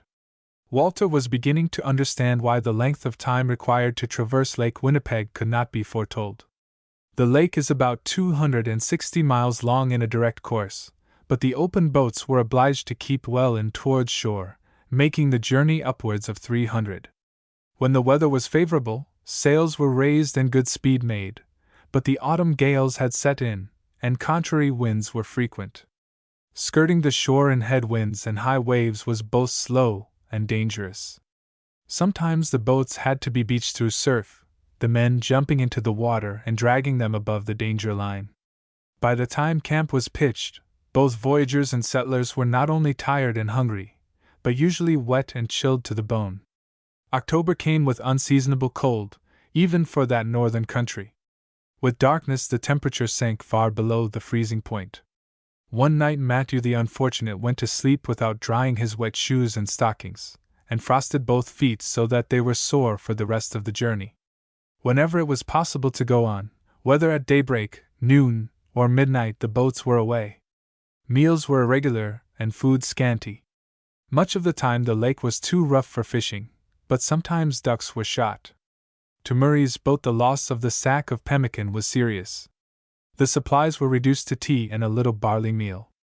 The boats did not always make the same camping ground, though they tried to keep together. How far behind the 2nd Brigade might be, no one could guess. Walter worried about the purriers. Surely this must be a hard experience for Elise and little Max, and for Mr. Purrier also. For 2 days the guide's boat and Murray's were windbound on an exposed beach where everything had to be carried well above the water line. Fishing was impossible in this open, windswept spot, but Lewis shot a white pelican. The clumsy-looking bird with its great pouched beak was a curiosity to Walter. If he had not been so very hungry he could not have eaten its fishy-tasting flesh. Suddenly the weather changed for the better. In less than 8 hours after the boats got away from their enforced camping ground, the lake looked as if it had never been disturbed. There was not a breath of wind to catch the sail, not a wave, or even a ripple. Plying the oars, the crews held a course far out across the mouth of a bay. On and on they rowed, watching the sunset and the afterglow reflected in still water and the stars coming out one by one. The southern half of Lake Winnipeg is very broken in outline, with many points and islands. One night, reaching the sheltered head of a deep, sandy bay with a high background of rocks and forest, the travelers found the sands covered thick with the dead bodies of insects. "Grasshoppers!" exclaimed Lewis. "They have come again!" Walter was gazing up and down the beach in amazement. "I never knew there could be so many grasshoppers in the world," he said. "Where did they all come from?" "From the prairie to the south. They're not ordinary grasshoppers like the big green ones. These are smaller and a different color, and their horns," Lewis meant their antennae, "are short. I never saw this kind till 3 years ago, and then they came all of a sudden. They ate up everything. Ugh, how they smell! We can't camp here." The place was indeed impossible as a camping ground. The boats put off again to seek a spot where the waves had washed the shores clean of the remains of the dead insects. Lewis was right when he said that they were not ordinary grasshoppers. They were the dread locust, the Rocky Mountain locust. At the campfire that night, the Canadian boy told Walter and his companions how the locusts had come to the Red River Valley. "I was at Fort Douglas with my father," he began. "We had just come down from Pembina with some carts. Everything looked well on the settlers' farms. The grain was in the ear and ripening. Then came the grasshoppers. These short-horned grasshoppers fly much higher than the ordinary kind. Their wings are stronger. They came in great clouds that darkened the air as if real clouds were passing across the sun. Late in the afternoon they began to alight, such hordes of them you can't imagine. Men, women, and children ran out into the fields, crushing grasshoppers at every step, the flying creatures dashing against them like hailstones. The poor settlers could do nothing against such an army. They saved a few half-ripe ears of barley, the women hiding them under their aprons, but that was all. By the next morning everything was gone." "Do you mean that the grasshoppers ate the crops?" asked Walter, scarcely able to believe what he had heard. "They ate everything green," Lewis replied impressively. "Not only the grain in the gardens, but every green blade of grass on the prairie. And they have come again this year," said Matthew the Weaver slowly. "And perhaps they have again taken everything." His voice sounded discouraged. "I fear it," was Lewis's grave response. "What did the settlers do for food?" asked Walter. "Did Lord Selkirk supply it?" Lewis shook his head. "That was a hard winter. Most of the colonists went to Pembina, where they could hunt the buffalo. They got some food from the company and some pemmican from the Indians. But they had almost no seed for the next year. In the spring they sowed the little barley they had saved, and it came up and promised well. Then the young grasshoppers hatched out from the eggs left in the ground the year before, and ate it all. So again the settlers were without meal for the winter. The governor sent M.C. Laidlaw and other men into the Sioux country, up the Red River and down the St. Peter to the great Mississippi where there is a settlement called Prairie du Chien. It was a hard journey in winter on snowshoes, but they came back in June with more than 300 bushels of seed wheat, oats, and peas. The seeding was too late for a good crop last year, but this year they hoped for a big one. And the grasshoppers have come again," Matthew repeated dully. Around points and among islands the boats threaded their way, hugging the shore most of the time, risking traverses across the mouths of bays when the weather permitted. No food was left in Murray's boat, nothing but a little tea. Fishing had to be resorted to, often with poor luck. Few animals were seen, though the howling of wolves had come to be a familiar sound at night. Flocks of ducks and geese passed high overhead, but to shoot them the hunters had to seek the marshy places in bays or at stream mouths. Bad weather caused so much delay that to take advantage of calm water or favorable wind everyone was compelled, more than once, to go breakfastless or supperless. Walter was reduced to skin, muscle, and bone. He felt a constant gnawing hunger, was seldom warm except when exercising, and found his hard-won muscular strength diminishing. An hour's pulling at the oar almost exhausted him. He wondered at Murray, on whose strength and endurance starvation seemed to have no effect. Even Lewis admitted weakness and had lost some of his cheery high spirits. At last a low shore at the south end of the lake, a long point of shingle and sand came in view. When the water was high and the wind from the north, much of the long sand bar was covered, but luckily the lake was calm when the guide's boat reached the point. Murray's craft followed Larocque's closely. Sharing one gun between them, Lewis and Walter went, with some of the others, hunting for their supper. They rowed along the sand spit to the marsh, which was alive with birds, ducks, geese, tall herons, and many other smaller kinds. In a little pond several graceful, long-necked swans were feeding. Walter did not think of firing at swans, but Lewis had no scruples. He brought one down with his first shot. At sunset the hunters returned to camp with 4 fat geese, one of which Walter had killed, 2 swans, and 18 or 20 ducks. A party from one of the other boats brought in almost as many. For the first time in many days Walter had a chance to really satisfy his appetite. Wrapped in his blanket, he slept soundly on his bed of sand, untroubled by hunger dreams. The Red River at last. The mouth of the Red River divides into several channels that wind through the marsh. The guide chose one of the main waterways, of good depth and gentle current, and the oarsmen, eager to reach the settlement, pulled with a will. They had some 40 miles, by water, yet to go. "Why do they call it Red River?" Walter asked Lewis. "Not from the color of the water? It is from the Indian name Mississippi," was the reply. "I have heard that when the Saulteaux and the Sioux fought a great battle on the banks, the water ran red with blood. Both nations claimed the valley as a hunting ground. Then it can hardly be a good place for settlers if the Indians fight over it," Walter said doubtfully. "There are only Saulteaux and Crees on the lower river now. The Sioux no longer dare venture here. The upper river is the dangerous country."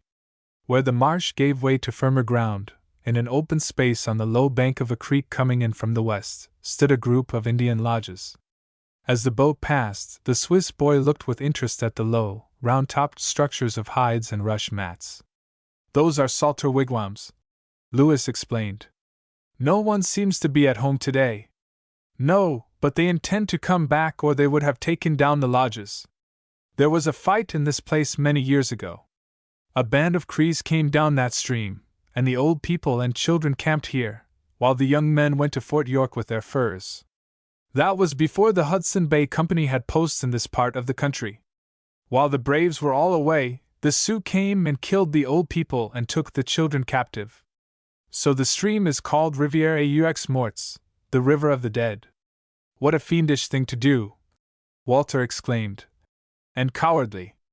Lewis shrugged expressively. "It is the Indian way of fighting. The Sioux are not cowards, but fiends, yes. And so are the Crees and the Saulteaux in war. I say it though my grandmother was an Ojibwe." "Have you Indian blood, Lewis?" Walter asked in surprise. "I supposed you were pure French." "I am Bois Brule, as we mixed bloods are called from our dark skins, and I am not ashamed of it. My father, he was pure French, and my mother is half French, but her mother was Ojibwe Saulteaux. Perhaps I do not look so Indian as Le Marais Noir." Lewis lowered his voice. "They say he is at least half Sioux." "Sioux? Well, he certainly doesn't act like a white man. He has the worst of both the white man and the Indian, I think." As the boats went on upstream, the banks became higher and covered with trees, not willows and aspens only, but elms and oaks and maples. The frosty weather had practically stripped the trees of what leaves the locust had left, Yet no wide view was possible, for the river ran through a narrow trench with steep sides. At the foot of a stretch of rapids camp was made, and a number of small fish caught for supper. Early in the morning the ascent was begun. The fall was slight, but the current was strong, and the channel sown with boulders and interrupted by ledges. After the boats had been tracked through, the voyagers delayed for the scrubbing and hair trimming that preceded their approach to the dwellings of men. Again they put on their best and brightest shirts, sashes, and moccasins, which they had carefully stowed away after leaving Norway House. After he was washed and dressed, Lewis, with an air of secrecy, drew Walter aside. "I have seen the inside of Murray's big package," he whispered. "You have? How did that happen?" "He left the package in the boat. I opened it." "What did you find?" "Little things, awls, flints, fish hooks, net twine, beads, all wrapped in red or blue handkerchiefs. I had no time to unwrap them, but I could feel some of them. I wonder what he wants of all those things." Walter remembered the conversation in the Indian room at Fort York. "Can't he sell them to the Indians for furs?" he asked. "The company will not permit a voyageur to trade. Sometimes, it is true, they may send a man out to buy skins. Perhaps they might send Murray, but I do not think so, and he would need more goods, a whole canoe or cart or sled load. But the company refused to let him have them," Walter explained. "At Fort York he asked for a lot of goods, on credit, so he could go trade with the Sioux." "The Sioux?" "Yes, I heard the clerk tell him that the chief trader wouldn't give him the goods. The clerk said it was a crazy scheme. Murray must have stolen our pemmican and exchanged it, or got someone else to do it for him, at Norway House. He must have wanted those things badly to be willing to go hungry for them." "He can endure hunger like an Indian," Lewis returned. "And one of the voyagers in Larocque's boat has been sharing his food with him. I saw him do it. He is afraid of Murray for some reason. It may be you are right about his selling the pemmican. The Indians want all those little things. They are eager to get them. He might begin." "Embark, embark!"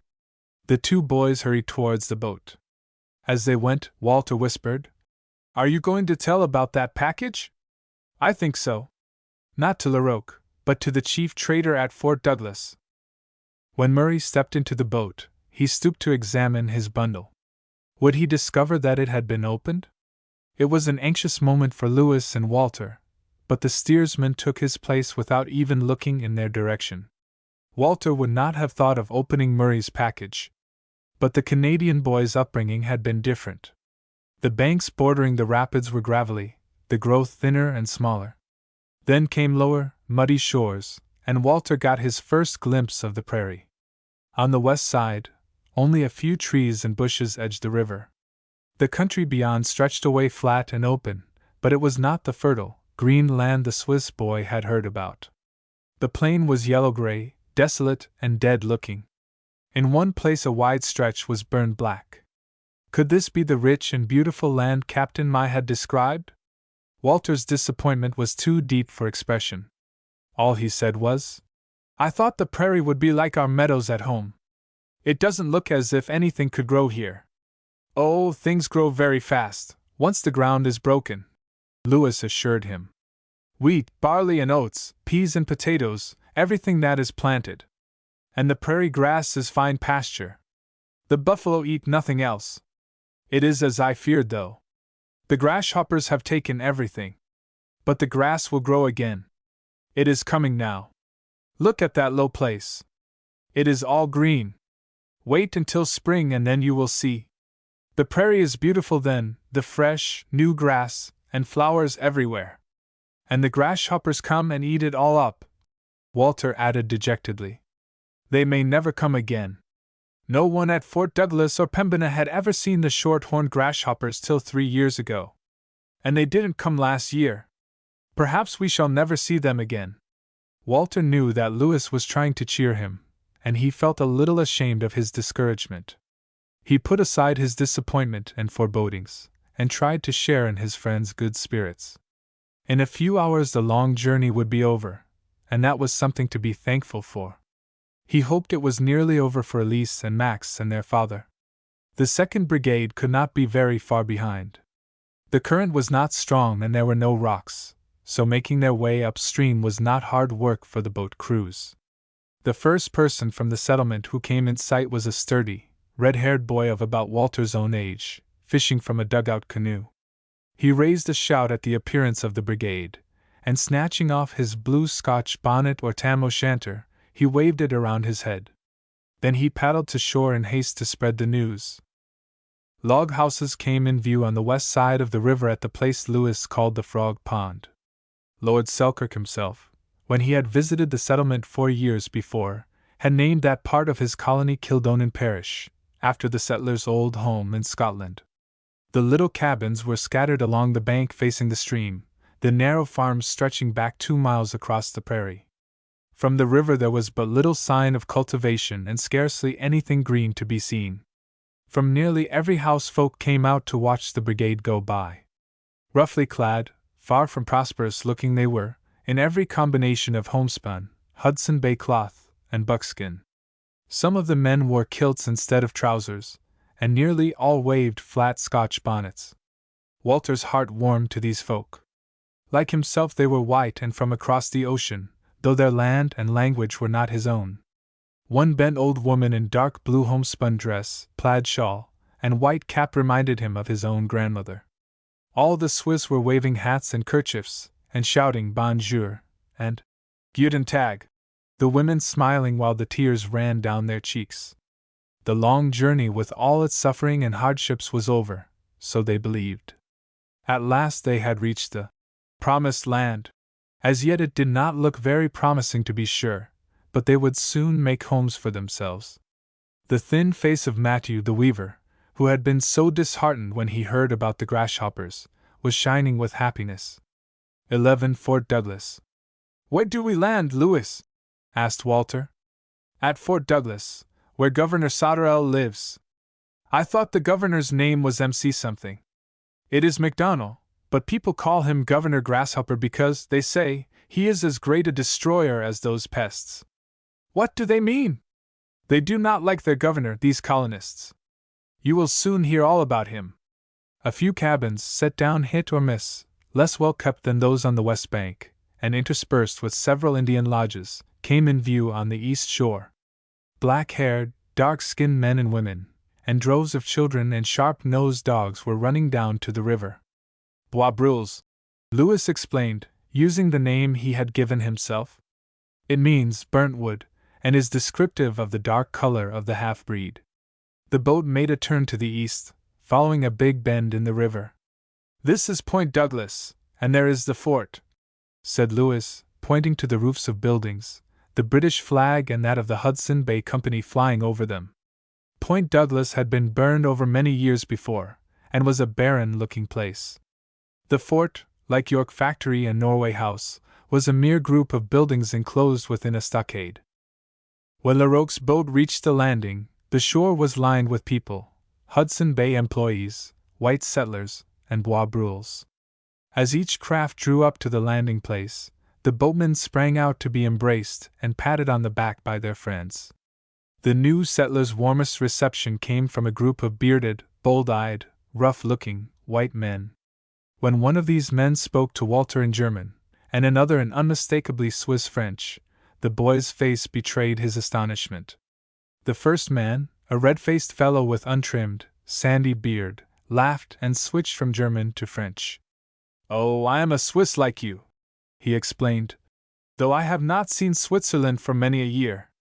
I am a soldier by trade, and I serve the British king. We Demurons are the pick of many countries." Walter did not like the man's looks. He had seen swaggering, mercenary soldiers of fortune before, and he was not sorry when his bold-mannered countrymen turned from him to make the acquaintance of his companions. The voyagers were hastily unloading. They had reached the end of the journey and were in a hurry to be paid off. Murray did not even wait for the unloading. Carrying his big bundle, he strode quickly towards the fort. Lewis looked after him, swung a bale of goods to his back, and trotted up the slope. Seeing no reason why he should stand idle when there was work to do, Walter shouldered a package and followed. As he reached the gate, 3 men came through, and he stepped aside to let them pass. The leading figure, a red-faced man of middle age and important air, cast a sharp glance at the boy. Walter's clothes betrayed him. Yuri na voyageur. The man spoke peremptorily in Scotch-sounding English. Put down that packet and follow me. I've a few words to say to ye. Walter had learned enough English to understand, and the tone warned him that obedience was expected. He left his load lying on the ground, and followed down the slope towards the river. From the red-faced man's dictatorial manner, the boy guessed him to be Alexander MacDonald, the grasshopper governor. He was obeyed promptly, but the sullen, even angry, looks on the faces of the half-breeds and Scotch settlers who made way for him showed that he was not popular. Only the ex-soldiers seemed boldly at their ease in his presence. The new colonists were quickly gathered together so that the governor might address them. To make his meaning plain, he used both English and French. His manner was abrupt, yet what he said was reasonable enough, discouraging though it was to the newcomers. After a few words of welcome to the Selkirk colony and an expression of hope that the Swiss would be industrious and would prosper accordingly, he told them frankly that they had come at an unfortunate time. The settlement was ill prepared for them. The grasshoppers had utterly destroyed the crops. The food supply for the coming winter was inadequate. There was not enough to feed the colonists already established. Most of the settlers, old and new, must spend the winter farther up the Red River at Fort Dare, the colony post at the mouth of the Pembina. Game animals, especially the buffalo upon which the people must depend for food until new crops could be grown, were much more abundant and easily reached near Fort Dare. Pemmican could be obtained there from the Bois Brules and the Indians. Some of the settlers had already gone. Every one of the newcomers able to endure the journey must leave on the morrow. They might pitch their tents near Fort Douglas for the night. Fuel for their fires would be supplied and food for the evening meal and for the journey to the Pembina. More than this the governor could not promise. At the Pembina they would find timber for cabin building, game for the hunting. Some other necessaries might be bought at Fort Dare. In the spring they could return, and land for farming would be assigned to them. The Swiss had arrived at a bad time when the colony could do little for them. They would have to do the best they could for themselves. It was a sober and depressed group of immigrants who listened to Governor MacDonald's speech. In spite of what they had heard and seen of the ravages of the locusts, they had clung to the hope that their worst troubles would be over when they reached Fort Douglas. They had expected to be housed and fed for a little while at least, until they could make homes for themselves on their own land. Now that dream was over. They must go on, all of them who could go on. And when they reached a stopping place at last, it would be only a temporary one, with the doubtful prospect of depending on hunting for a living, and perhaps starving before spring. No wonder discouragement and foreboding rested heavily upon their hearts. Even Walter Rossell, young and strong and hopeful, was dismayed at the governor's words. The Swiss were a steadfast and courageous people. They soon roused themselves to make the best of a bad situation. Food and fuel for the night at least had been promised them. They left the future to Providence, and set about pitching camp. Heretofore the voyagers had done part of that work. Now, having reached the end of their journey, having unloaded the boats and been paid off, they joined their own friends at Fort Douglas or crossed the river to the Bois Brule settlement on the east bank. Only Louis Brabant lingered to lend encouragement and help to those whom the long journey had made his friends. After their first curiosity, the old settlers showed little interest in the new.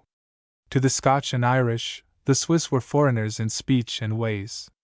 The colonists knew from experience the hardships of the voyage across the ocean and of the wilderness trip from Fort York. They could understand the discouraging situation in which the newcomers found themselves, but they could do little or nothing for them. They were not hard-hearted, but pinched for food themselves. They could not be overjoyed at the coming of all these additional hungry mouths to be fed. Had the Swiss been actually starving, the old settlers would have shared with them the last pint of meal and ounce of pemmican, yet they could scarcely help resenting the arrival of the strangers. Why did the heirs of Lord Selkirk keep on sending settlers without providing for them even the barest necessities? No wonder the old colonists grumbled and growled. If their attitude towards the new was not actually unfriendly, it was far from cordial or encouraging. Only the ex-soldiers mingled freely with the Swiss, and even invited certain families to their cabins. Walter did not like the appearance and manner of these men, but they aroused his curiosity. "Who are the Demurons?" he asked Louis. "How did they come here, and why do they call themselves by that name?" "They came with Lord Selkirk when he recaptured Fort Douglas from the Northwesters. They were soldiers brought over from Europe to fight for the king in the last war with the Americans. After the war they were discharged and Lord Selkirk engaged about 100 of them to protect his colony. Because most of them had belonged to a regiment commanded by a man named de Muron, the settlers called them all Demurons. Lord Selkirk gave them land along the Rivière La Seine, which comes into the Red about a mile above here, but they do little farming, those Demurons. They would rather hunt. I blame them not for that. The other colonists have no love for them. I don't like their looks myself," Walter replied, "but they seem kinder to strangers than anyone else here is." "The Demurons are all bachelors," Louis explained with a grin. "They seek wives to keep their houses and to help them farm their lands, and perhaps they think Swiss girls will work harder than Bois Brules. So they are kind to the fathers and brothers that they may not be refused when they propose marriage to daughters and sisters. Soon there will be weddings, I think. I should hate to see a sister of mine marry a Demuron," was Walter's emphatic comment. He changed the subject. "Have you found out," he asked, "if it is true that Lord Selkirk is dead?" "Yes, it is true. He died, they say, a year ago last spring." "Then who owns the colony now, the Hudson Bay Company?" "I don't quite understand about that," was the doubtful reply. "I asked one of the company clerks at the fort, and he said that the land and everything belonged to Lord Selkirk's heirs.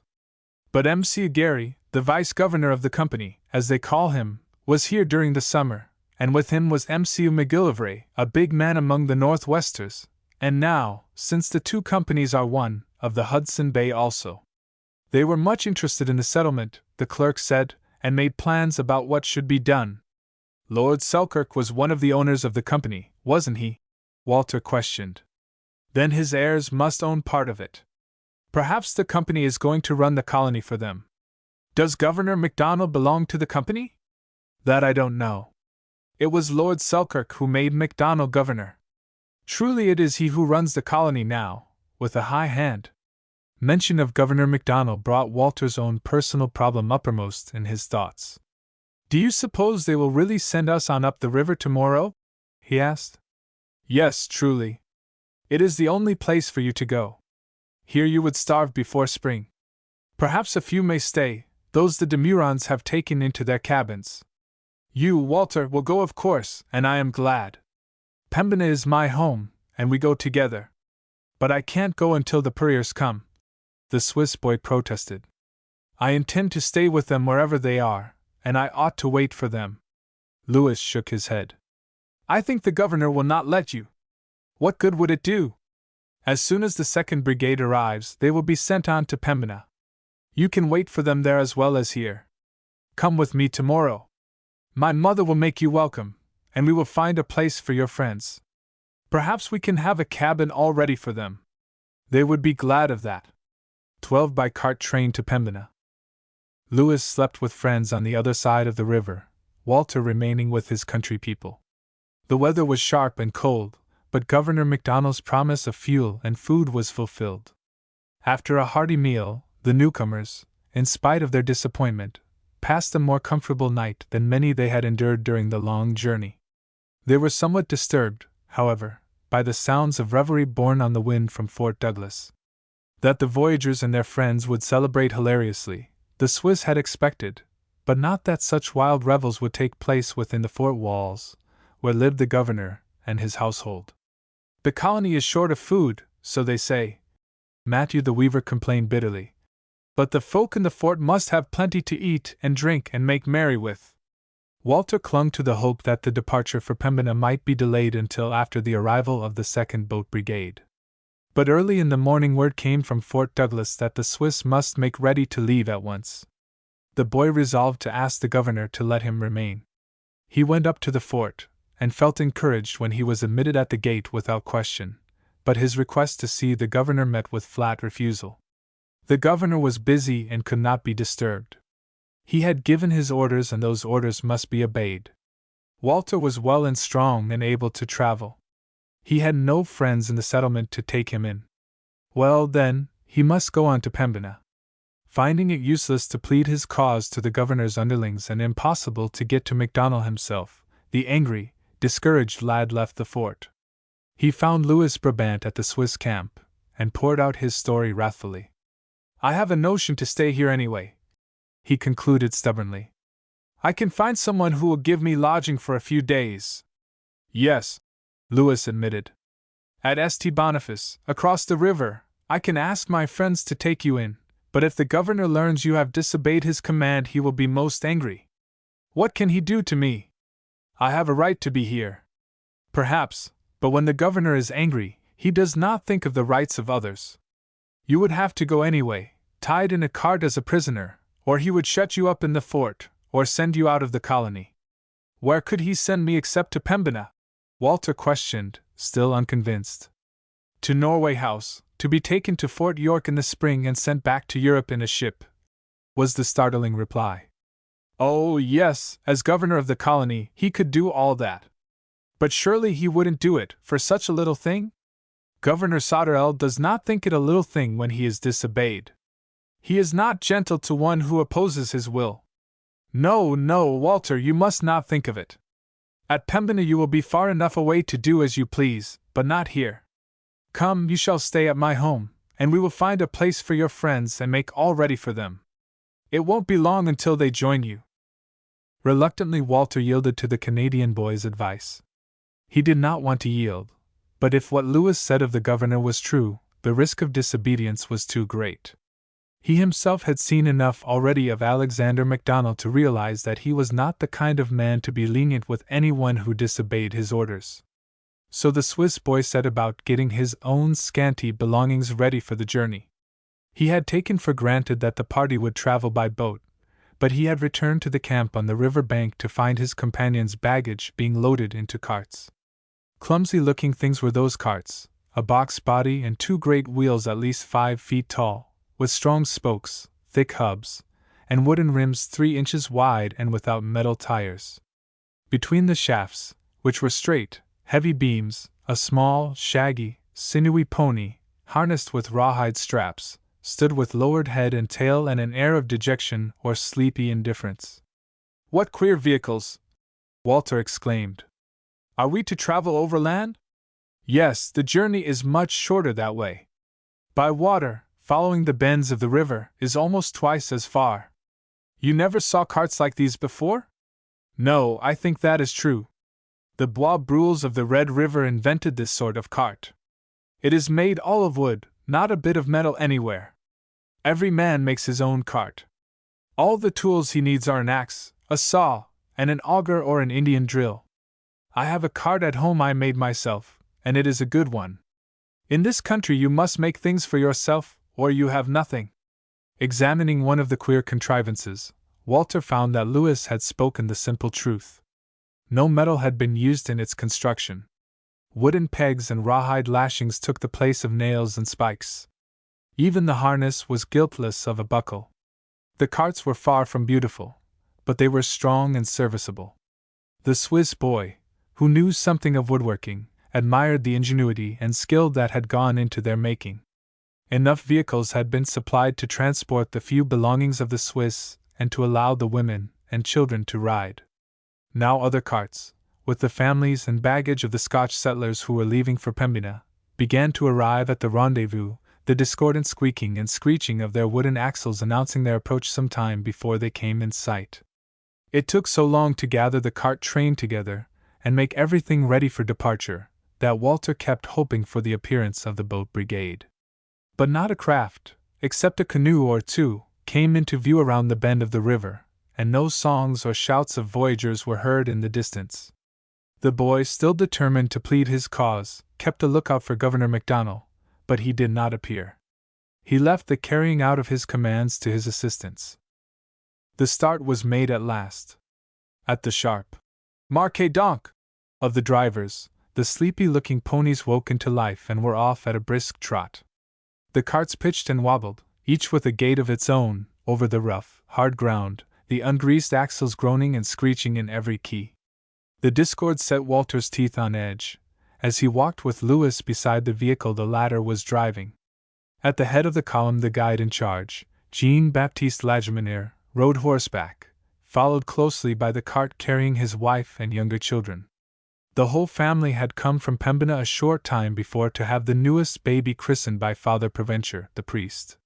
Behind the Lagimeniers, the train stretched out across the plain, the two-wheeled carts piled with baggage and household belongings or occupied by the women and children sitting flat on the bottom, their heels higher than their hips.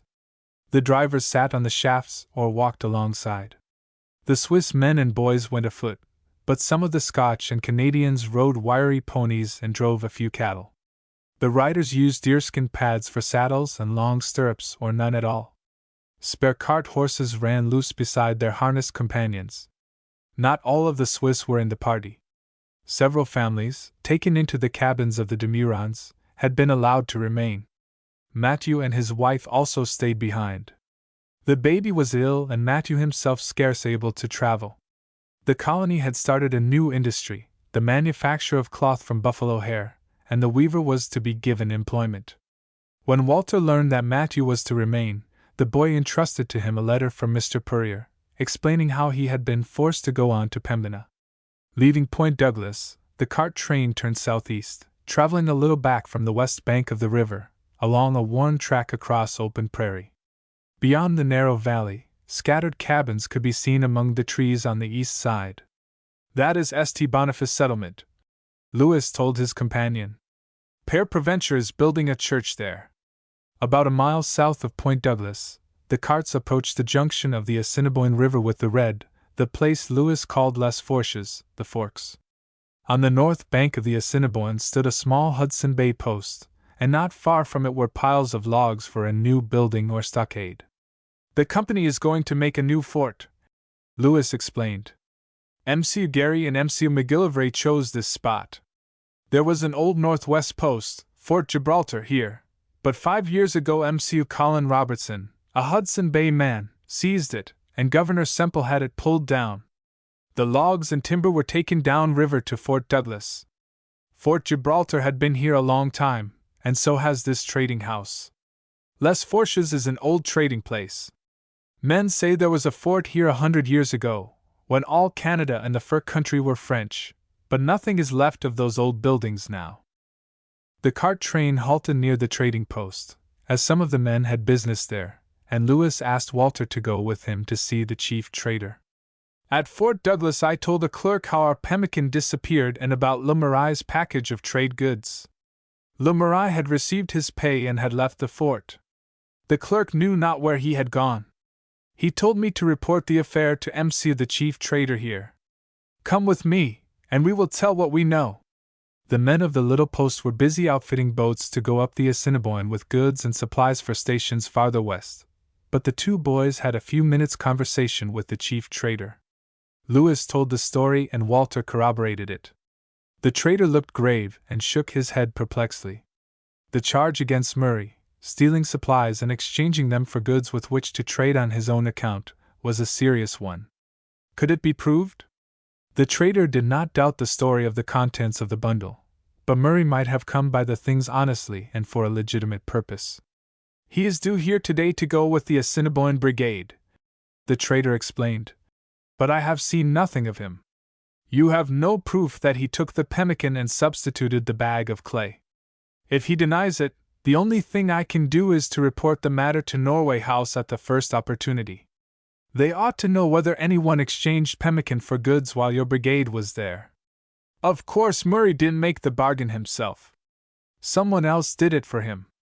It won't be necessary to mention your names at present, to Murray I mean. You would find the Black Murray a bad enemy." "Yes," Louis agreed. "He does not love either of us now. I thank you, MCU. The thanks are due to you, from the company, for reporting this matter. Don't you want to sign for the Assiniboine voyage? We can use you both." Walter shook his head. He had had quite enough voyaging for the present. Louis answered simply, "No, MCU. I go to my mother at Pembina." 13. The Red-Headed Scotch Boy. Instead of continuing on the west bank of the Red River and crossing the Assiniboine, the cart train turned to the east, followed a well-traveled track down to the Red, and forded that river below the forks. The country just south of the Assiniboine was marshy and thickly wooded with willows and small poplars. By following the east bank of the Red, the almost impassable low ground was avoided. The carts were now on the St. Boniface side, where the stream that Lewis called Rivière la Seine, and the Scotch settlers, German Creek, entered the river. Some of the Demuron cabins were near at hand, and the Swiss who were to remain there were on the lookout for a chance to say goodbye to their friends. Walter saw again the red-faced ex-soldier who had boasted that he and his comrades were the pick of many countries. He carried a gun on his shoulder and looked as if he had been drinking. The boy liked him even less than before. The carts crossed the creek, which was narrow and shallow where it joined the river. 10 or 12 miles farther on, they forded the Red again, above the mouth of the Rivière la Salle, a small, muddy stream coming in from the west. Their way now lay across the open prairie west of the Red River, treeless plains such as the Swiss immigrants had never seen before. Trees grew along the river bank only. The few elevations in sight seemed scarcely high enough to be called hills. This was the fertile, rich-soiled land of which the new settlers had been told. Its grass ravaged by locusts, dried by the sun, withered by frost, in some places consumed by sweeping fires, the prairie showed little outward sign of its fertility. The immigrants gazed across the yellow-gray expanse and the unsightly black stretches, and shook their heads wonderingly and doubtfully. Many a heart was heavy with homesickness for native mountains and valleys. Walter Rossell was not a little heartsick, as he walked beside the loaded cart or took a turn at riding on the shafts and driving the shaggy pony. He was trudging along, absorbed in his own thoughts, when he was startled by the sudden dash of a horse so close that he instinctively jumped the other way. Looking up, he saw a freckled, red-haired lad in a tam-o'-shanter, grinning cheerfully down from the back of the wiry, black pony he had pulled up so short it was standing on its hind legs. Instantly Walter recognized the horseman. This red-headed boy was the first of the settlers he had seen when the brigade approached the Scotch settlement of Kildonan. He was the fisherman who had waved his blue bonnet to the boats. The Scotch lad was greeting Lewis as an old friend, and the Canadian responded smilingly. "Bonjour, Neil Mackay," he cried. "So your family goes again to Pembina. What else can we do?" was the question. "We must eat, and there is sure to be more food at Pembina this winter than at Kildonan. We will hunt together again, Lewis." "Yes, you and I and my other friend here, Walter Rossell." Walter and Neil responded to this introduction by exchanging nods and grins. The red-haired lad dismounted, and leading his pony, fell into step by Walter's side. The conversation of the three was carried on principally in French. The Scotch boy had learned that language during his first winter at the Red River. That winter, and several of the succeeding ones, he had spent at Pembina. Among the French and Bois Brules he had had plenty of practice in the Canadian tongue. Indeed, he spoke it far better than English, for his native speech was the Gaelic of northern Scotland. Already familiar with Lewis's Canadian French, Walter had little difficulty in understanding Neil, except when he introduced a Gaelic word or phrase. The Scotch boy answered the newcomer's questions readily and told him much about the colony. Neil had come from Scotland with his father and mother, brothers and sisters, before he was 9 years old. He was just 15 now. When the Mackays and their companions had reached the Red River, they had found the settlement deserted, the houses burned. The settlers were gathered together again and spent the winter at Pembina, returning to Fort Douglas in the spring. Then came Cuthbert Grant and his wild Bois Brule followers. Governor Semple was killed and Fort Douglas captured for the Northwest Company. The colonists, including the Mackays, were compelled to go to Norway House. They had returned when Lord Selkirk and his Demurons arrived and had gone on with their farming. There were some 200 settlers at Kildonan now, Neil said, and about 100 Demurons along German Creek.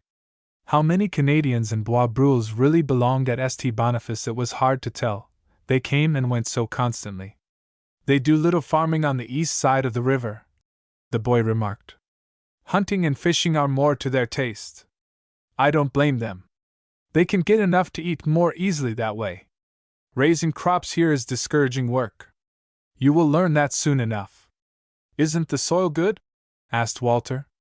We were told it was rich. Oh, the soil is all right, after you get the ground broken. Breaking is hard work though, when you have nothing but a hoe and a spade. There is scarcely a plow in the colony. There hasn't been an ox till just lately. The Indian ponies aren't trained for farm work. Things grow fast once they are planted, but what is the good of raising them when the grasshoppers take them all? I would go to Canada, as so many have done, or to the United States, but my father is stubborn. He won't leave Kildonan. He has worked hard and he doesn't want to give up his land. Yet if the grasshoppers keep coming every year, they will drive even him away. Neil shook his red head, his face very sober. The settlers, he went on to say, had no sheep and few pigs. Until a few weeks before, they had had no cattle. Alexis Bailey, a Bois Brule trader, had come during the summer, clear from the Mississippi River with a herd of about 40. He got a good price for the beasts, Neil commented. But he deserved it, after bringing them hundreds of miles through the Sioux country. Why the Indians didn't get every one of them I can't understand. It was a great feat truly, Lewis agreed. But most of those cattle will be killed for food this winter. I'm afraid so. It will be hard times in the colony, and everyone is deep in debt to the store now. The prices are high there, I hear, Lewis remarked. High? Yes, and that's not the worst of it. The colony store isn't run honestly. So many of the settlers can't read or write, it is easy to cheat them. My father can write and he keeps account of everything he buys, but they won't let him have anything more until he settles the bill they have against him.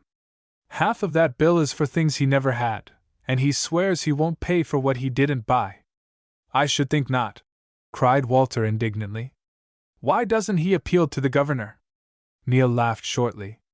He tried, but it did him no good.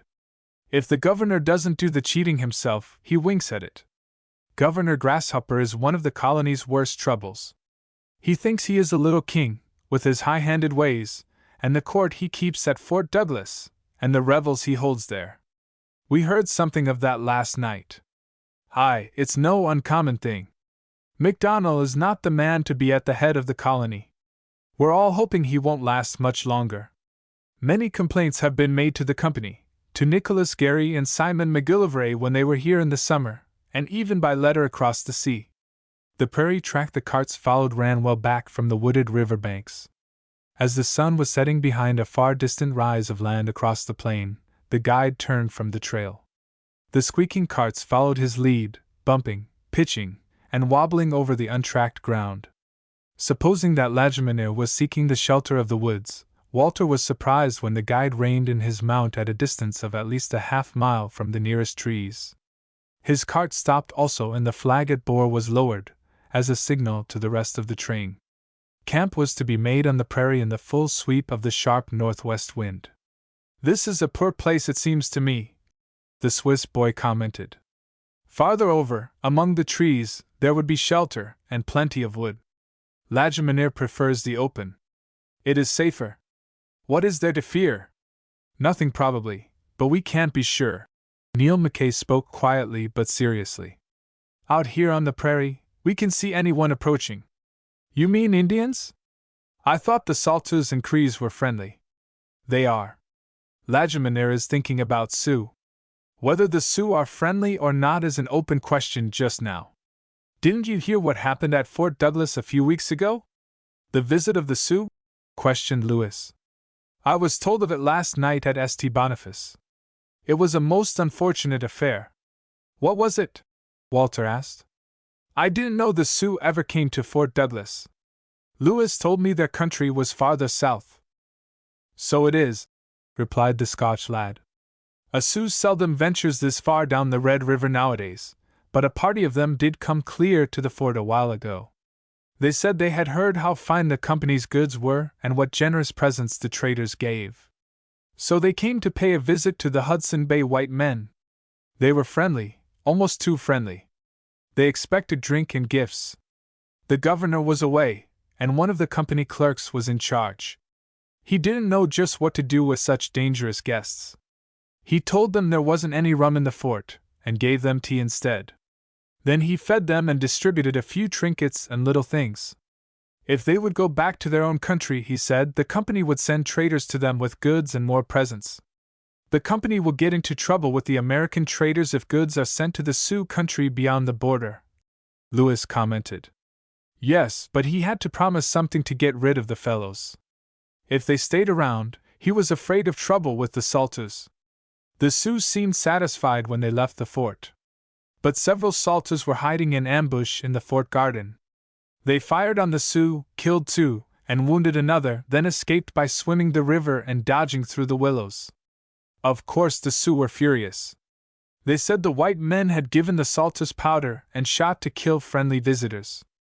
One of them boasted to a Bois Brule from St. Boniface, who is part Sioux himself and speaks their language, that they were going back to the fort to scalp the clerk.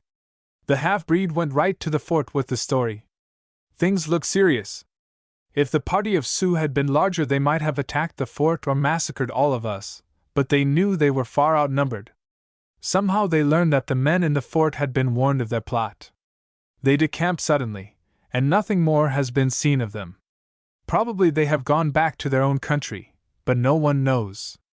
They may be hiding somewhere waiting for a chance to attack any Saulteaux or Bois Brule or white man who comes along. Lewis nodded soberly. When an Indian seeks revenge, he is not always careful what man he strikes. Lagimenier does well to camp in the open. Neil's story had sent a chill up Walter's spine. Hardship he had become used to during the journey from Fort York, hardship and danger from the forces of nature, water and wind, cold and storm. But this was the first time in his life that real peril from enemy human beings had ever confronted him. He had known, of course, that there might be danger from Indians in this wild land to which he had come, but he had never actually sensed that danger before. He glanced towards the woods, and saw, in imagination, half-naked, copper-colored savages concealed in the shadows and watching with fierce eyes the approaching carts. Although camp was pitched out of musket range from that belt of trees, the woods nevertheless must be penetrated. The beasts must be taken to the river. Water and fuel must be brought back. After listening to Neil's story, Walter was surprised at the apparent light-hearted carelessness of the men and boys who started riverward with the horses and cattle. Neil had a cow and 3 ponies to water, and he offered one of the latter to Walter. "Ride the roan," he advised, "if you're not used to our ponies. He is older and better broken." Neil took for granted that Walter wanted to go with Lewis and himself, and the Swiss boy, who was far from being a coward, did not think of declining. He had not been on a horse for several years, but before his apprenticeship to Mr. Purrier, he had been used to riding. The roan was unusually well broken and sedate for a prairie pony. Though obliged to ride bareback and with only a halter instead of bridle and bit, Walter had no trouble with the animal. The horse knew it was being taken to water and needed no guidance to keep with the other beasts. The boy could not help a feeling of uneasiness as he approached the woods, and he noticed that Lewis, though he seemed to ride carelessly, kept one hand on his gun. The irregular cavalcade of mounted men and boys and loose animals passed in among the trees, sturdy oaks, broad-topped elms, great basswoods, which Lewis called Bois Blanc, whitewood, and Walter lindens. All were nearly leafless now, except the oaks, which retained part of their dry, brown foliage, but the trunks stood close enough together to furnish cover for any lurking enemy. Without alarm, however, the animals threaded their way through the belt of larger growth to the river bank. The steep slopes and narrow bottom were covered with smaller trees and bushes, aspen, poplar, wild plum and cherry, high-bush cranberry, saskatoon or service berry, prickly raspberry canes, and especially along the river margin, thick willows. Following a track where wild animals had broken a way through the bushes and undergrowth, dogs, cattle, horses, and men made their way down the first slope, along a shelf or terrace, and on down a yet steeper incline to the river bottom. The sure-footed, thirsty beasts made the descent in quick time, and crashed eagerly through the willows to the water. The Red River ran sluggishly here. It was smooth and deep, with muddy shores. In the dried mud along the margin were the old tracks of the animals that had broken the trail down the slope. When the boys had dismounted to water their horses, Lewis pointed out the prints, which resembled those of naked feet. "Somewhere near here," he said, "the bears must cross. They have regular fords. Once in the fall I watched a band of bears cross the Pembina. I was up in a tree and I counted 19, old and young, but I was too far away for a good shot." The bear tracks led upstream. Leaving the horses to bathe and splash, Lewis and Walter, who preferred to drink at a less muddy spot, pushed their way among the willows. 100 yards upstream, they came to a bend in shallows, caused by a limestone cliff. "This is the bears' fording place," said Lewis, "and a good one too. Not only bears but men have been here," he added quickly, "and not long ago. Look!" On the bit of beach at the base of the cliff lay a little heap of charred wood and ashes.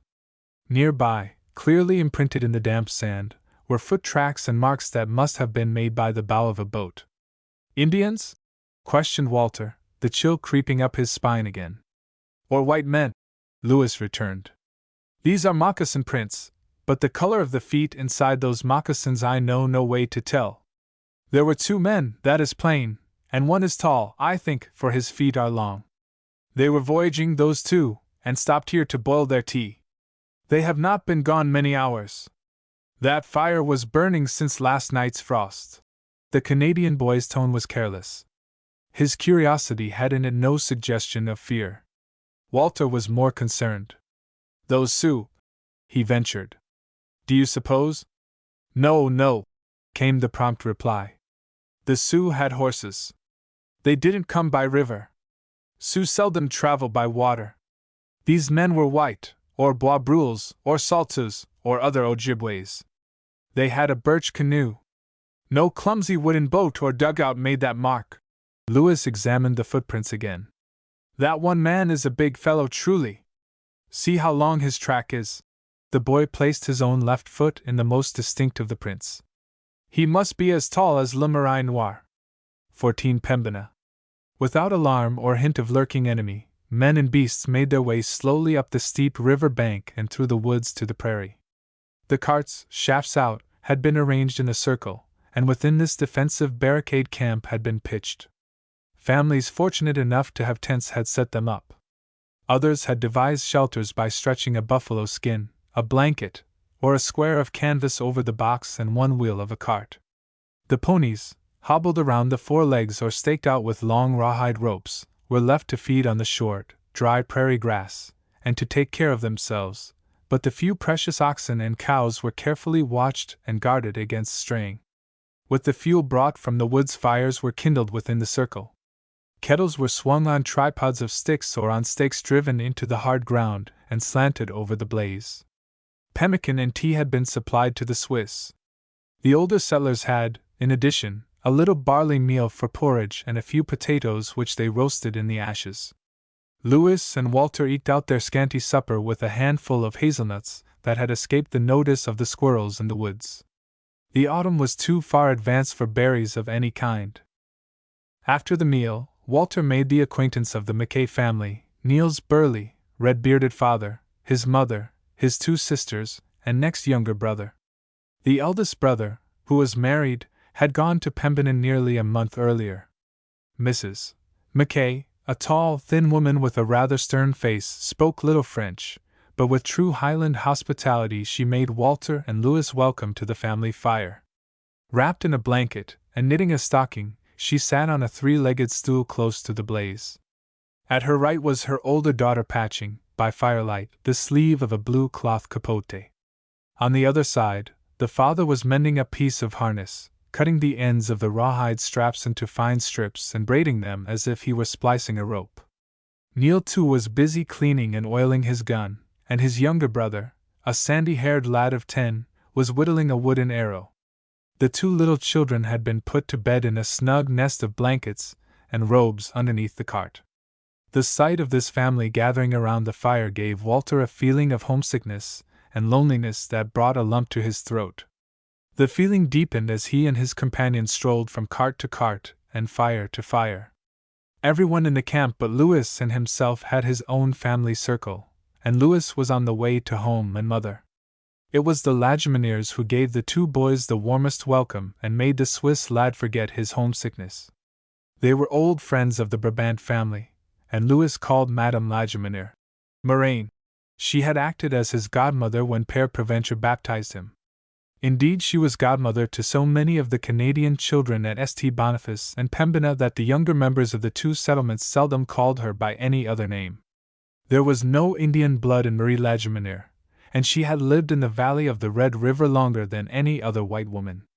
Several years before the first band of Selkirk settlers had reached the forks of the Assiniboine and the Red, she had come with her husband to the Red River country from Three Rivers on the St. Lawrence. When, in 1818, the Roman Catholic missionaries, Father Preventure and Father Demoulin, had arrived in the Selkirk colony, Madame Lagimenier had received them with warmth and enthusiasm. She was a devout member of their church, and she gladly stood sponsor for the Canadian and Bois Brule children brought to the priests for baptism. Louis had a warm affection for his Moraine, and Walter took an immediate liking to her and her family. One of the Lagimenier children was a girl of about Elise Perrier's age, a slender, black-haired, red-cheeked girl named Rain. When Rain, somewhat shyly, questioned the Swiss boy about his long journey from Fort York, he told her of Elise and Max and Mr. Perrier, and how anxious he was about their welfare. "Oh, we will all help to make them comfortable and happy when they come to Pembina," Rain eagerly assured him. "It will be delightful to have a new girl, just my age, who speaks French. The Scotch girls are so hard to talk to, when you don't know their language or they yours. I shall like your sister, I know, and I hope she will like me." At Louis's urging, Jean-Baptiste Lagimenier told Walter of the greatest adventure of his adventurous life. In the winter of 1815 and 16 he had gone alone from Red River to Montreal. He carried letters to Lord Selkirk, who had come over from England, telling how the Northwesters had driven away his colonists. All alone, the plucky voyageur faced the perils and hardships of the long wilderness journey. He came through safely, to give the letters into Lord Selkirk's own hands and relate to his own ears the story of the settlers' troubles. Lagimenier told his tale well, and the boy forgot his own perplexities as he listened. Not until the story was finished did Walter realize how late the hour was, long past time to seek his blanket.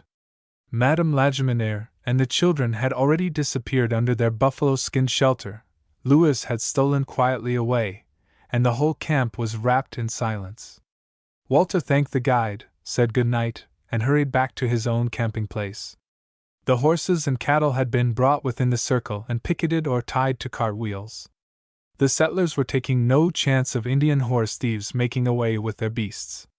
Everyone in the camp, except the guards stationed outside the barricade, was sleeping, and the fires were burning low. The night was dark, without moon or stars. How lonely and insignificant was this little circle of carts, with the prairies stretching around it, and the vast arch of the sky overhead. The flickering light of the fires, only partly revealing picketed beasts, clumsy carts, and rude shelters, seemed merely to intensify the darkness, the vastness, the loneliness beyond. Not a wild animal, except a few gophers, had been seen all day. The cart train was too noisy. But now the wind that swept the prairie brought a chorus of voices, the high-pitched barking of the small prairie wolves, and the long-drawn howling of the big, gray timber ones. The dogs answered, until their masters, waking, belabored them into silence. The camps along the rivers and the shores of Lake Winnipeg had seemed remote enough from civilization, but not one had impressed the mountain-bred lad with such an overwhelming sense of loneliness as did this circle of carts on the prairie. He found Louis already asleep, and crawled in beside him. There he lay, listening to the wolves and, when their howling ceased for a time, to the faint and faraway cries of a flock of migrating birds passing high overhead. Then he drifted away into sleep. The approach of dawn was beginning to gray the blackness in the east when every dog in the camp suddenly began to growl. The horses grew restive, neighing and moving about. Startled wide awake, Walter, thrilling at the thought of a Sioux attack, asked his comrade what the matter was. Louis did not know. He had thrown aside his blanket and was crawling out from under the cart. As Walter followed, he heard the guide calling to the watchers beyond the barricade. The guards replied that all was quiet on the prairie. They could see nothing wrong, discern no moving form. For a few minutes everyone in the camp was awake, anxious, excited, but nothing happened, no war whoop came out of the darkness. The dogs ceased growling, the ponies neighing, and soon all was silence again. What had caused the alarm, whether prowling wild beast or skulking man, or the mere restlessness of some sleepless dog or nervous horse, no one could tell. The camp was astir before the sun was up, and the first task was to water the horses and cattle. Lewis remained behind to get breakfast while Walter rode the pony to the river. The late start from Fort Douglas made getting to Pembina that day impossible. After plodding along the prairie track and crossing several small streams, the cart train passed a cold and stormy night in the open beyond the wooded bank of a muddy creek that Lewis called Rivière aux Marais. Pembina was reached next day in a driving storm of rain, sleet, and snow.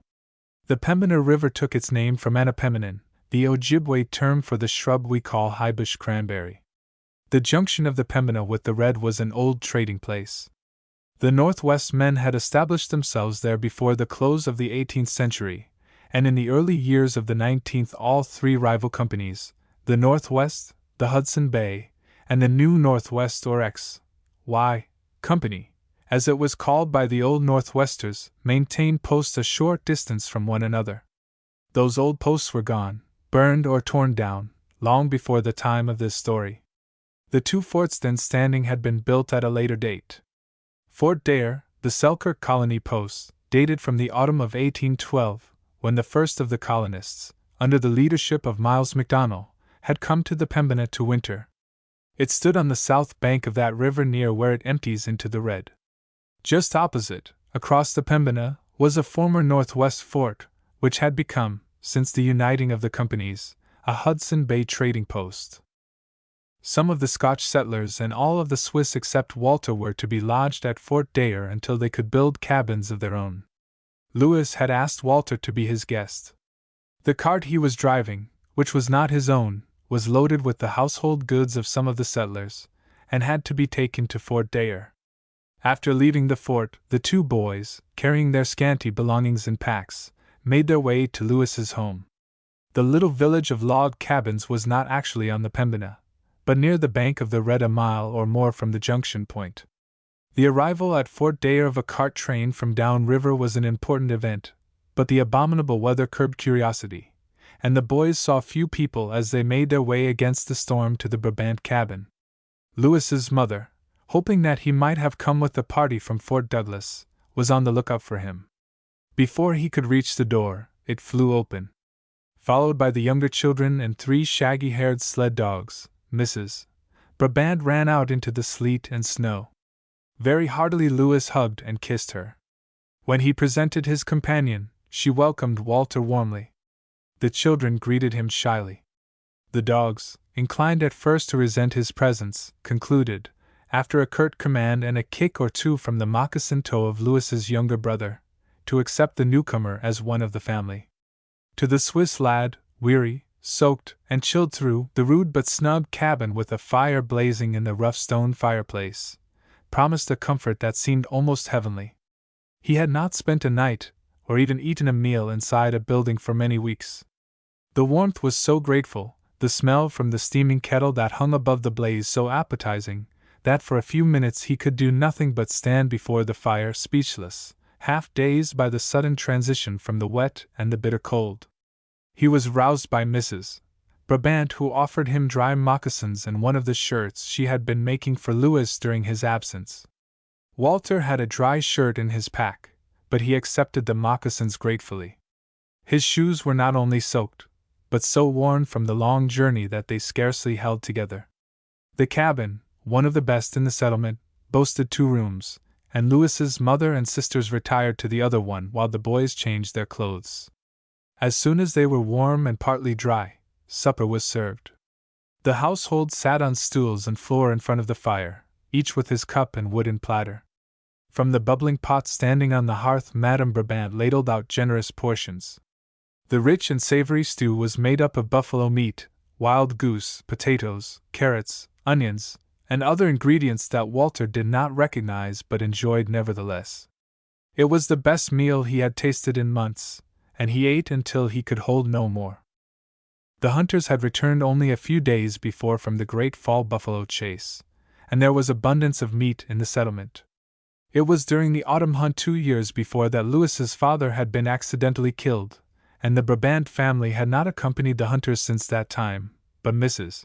Brabant's brother had brought her a supply of fresh and dried meat and pemmican. The goose 13-year-old Raoul had shot, and the potatoes and other vegetables were from the Brabant garden. The grasshopper hordes had missed Pembina. Mrs. Brabant expressed sympathy for the poor Selkirk colonists who had lost all their crops. She listened with lively interest to the boy's account of the trip from Fort York, and asked the Swiss lad many questions about his own people. Walter was so grateful for shelter, warmth, food, and the kindly welcome he was receiving that he could not have been critical of the Brabant family whatever they had been. As it happened, he liked them all heartily. He was to discover, within the next few days, that this household was considerably superior to most of those in Pembina. The interior of the cabin was neat and clean, differing markedly in this respect from many of the Bois Brule dwellings. Her straight black hair, smoothly arranged in braids hanging over her shoulders, her dark skin, and high cheekbones betrayed the Ojibwe in Louis's mother, but in every other way, especially in her ready smile, lively speech, and alert movements, she seemed wholly French. She wore deerskin leggings with moccasins, but her dark blue calico dress, belted with a strip of bright beadwork, was fresh and clean. Her little daughters were dressed in the same fashion, except that Marie, the elder, who was about 10 years old, wore skirt and tunic of soft, fringed doeskin, instead of calico. The dark eyes of both little girls sparkled when Louis, unknotting a small bundle wrapped in a red handkerchief, handed each one a length of bright-colored ribbon, one red, the other orange, to tie in their long black braids. For his mother he brought a silk handkerchief, a gilt locket, and a packet of good tea, the kind, he had been told, the chief factor at Fort York drank. Raoul was made happy with a shiny new knife. Louis and Walter were tired enough to take to their blankets early. Mrs. Brabant and the girls slept in a great box bed, made of hand-hewn boards painted bright blue, that stood in the corner of the room where the fireplace was. In the smaller room, which was nothing but a lean-to shed with a dirt floor, was a curious couch for the boys. It was made of strips of rawhide stretched tightly on a frame of poles, and was covered with buffalo robe and blankets. This cot Louis shared with Walter, who found the rawhide straps not nearly so hard as bare ground. Raoul rolled himself in a robe and lay down in front of the fire. 15. The Ojibwe Hunter. Walter was anxious to get a place ready for the purriers, but he found that every one of the 50 or 60 log cabins in Pembina was full to overflowing. Indeed, he marveled at the number of men, women, and children of all sizes that could be packed into a one-room cabin. The houses were built of logs chinked with clay and moss, and roofed with bark or grass thatch, and few had more than one room. A straggling, unkempt place was the settlement, the cabins set down hit or miss, with cart tracks wandering around among them. The tracks and dooryards were deep in mud, which was stiff with frost when the boys started out that morning. As the sun softened the ground, Walter found walking in the sticky stuff something like wading through thick glue. It clung to his moccasins so. Gardens were rare. The surroundings of most of the cabins were very untidy, cluttered with broken-down carts, disorderly piles of firewood, odds, ends, and rubbish of all sorts. Shaggy, unkempt ponies, hobbled or staked out, and wolfish-looking sled dogs, running loose, were everywhere. The people were most of them Bois Brules whose hair, skin, and features showed all degrees of mixed blood from almost pure white to nearly pure Indian. They seemed good-natured and very hospitable. The merrymaking and celebration of the return of the hunt was not yet at an end. Everywhere Louis and his companion were urged to share in a feast of buffalo meat, to join in a gambling game, or in dancing to the scraping of a fiddle. So pressing were the invitations that declining was difficult. The neatest, best-kept buildings in the village were the mission chapel and presbytery. Father Dumoulin was setting a good example to his flock by cleaning up his garden patch. Looking up from his work, he greeted Louis by name. The priest was a striking-looking man, tall and strong of frame, his height emphasized by his long, straight, black cassock. His face was strong too. Walter, though not of Father Dumoulin church, felt instantly that here was a man to command the respect of white men, half-breeds, and savages. When the priest learned that the boy was one of the newly arrived immigrants, he asked a number of questions. Near Fort Dare, in the edge of the woods bordering the river, a cluster of better-kept cabins housed some of the more thrifty of the Scotch. In one of the largest and best of the houses, the two lads found the Mackay family settled for the winter. Neil was eager to arrange for an immediate buffalo hunt, but Louis replied that he could not go for a while. There were things he must do for his mother, and Walter did not want to be away when his friends arrived. From the Mackay cabin the boys went on to Fort Dare. Like all the forts in that part of the world, Dare and Pembina House, the old northwest post, consisted of log stockades enclosing a few buildings. They stood on opposite sides of the Pembina, and the land about each had been cleared of most of its trees and bushes. The Pembina was a good-sized stream, deep, sluggish, and like the red, colored with the mud it carried. At Fort Dare Walter talked with some of his countrymen, who were feeling somewhat encouraged. They had been well fed, and were grateful for warmth and shelter. Real winter, the bitterly cold winter of this northern country, might come at any moment now to stay. If Walter was to hunt to help supply himself and the purriers with food, he needed a gun. With Louis he went to the company store at Pembina House to buy one. He could not pay for it in money, but hoped that he might get it on credit, paying later in buffalo skins and other furs. The Hudson Bay Company frowned on fur hunting as well as on Indian trading by the colonists, but the settlers would be obliged to hunt that winter if they wished to eat. Louis thought that if Walter agreed to turn over to the company the pelts of the food animals he killed, and not to engage in barter with the Indians, he might arrange for a gun and ammunition. The two were explaining Walter's needs, when an Indian burst suddenly into the room. His buckskin clothing was covered with mud. Blood matted his black hair and stained one dark cheek which was disfigured by a great scar. His eyes glittered, and his manner was wild and excited. The boys thought for a moment that he was going to attack the trader. The Indian, however, had no weapons, no gun, hatchet, or knife. He began to talk rapidly, angrily. Walter could not understand a word of Ojibwe, but he could see that the Indian's speech startled both Louis and the trader. The latter replied briefly in the same tongue, then darted out of the door, the Ojibwe after him. Before Walter could voice a question, Louis was gone too. The Swiss boy turned to follow, hesitated, and decided to stay where he was. In a few moments Louis was back again. "What is it? Are the Sioux coming?" Walter asked anxiously. "No, unless this affair is the work of spies." "What affair? Could you understand what he said?" "Most of it. He was so wild it was hard to follow him. He has been attacked. He was down at the river loading his canoe. 2 men came along. While one was talking to him, the other stole up behind him, knocked him over the head, and put him to sleep. When he came to his senses, the goods he had just bought and his gun and knife were gone. There was a hole cut in his canoe. Of course he may be lying. He may have hidden the things and made up the story. Why would he do that? To get a double supply of goods and ammunition. The trader believes him, though. He is sending men in search of those 2 fellows." When the trader returned, he added further details to the story. The Ojibwe, he said, was an honest, trustworthy hunter, who had been bringing his furs to the company for several years. He had come alone from Red Lake to get his winter's supplies and ammunition. Having finished his bargaining, he was loading his boat at the riverside when another canoe, with 2 men, appeared coming upstream. One of the men shouted a greeting in Ojibwe. They turned their boat into shore, jumped out, and engaged him in talk. Entirely unsuspicious of treachery, Scarface was answering one man's questions, when the other struck him from behind and knocked him senseless. "Does he know the fellows?" questioned Louis. "He never saw them before."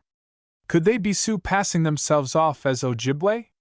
"No, one was a white man, he says, and the other, the man who attacked him, was in white man's clothes, but looked like an Indian.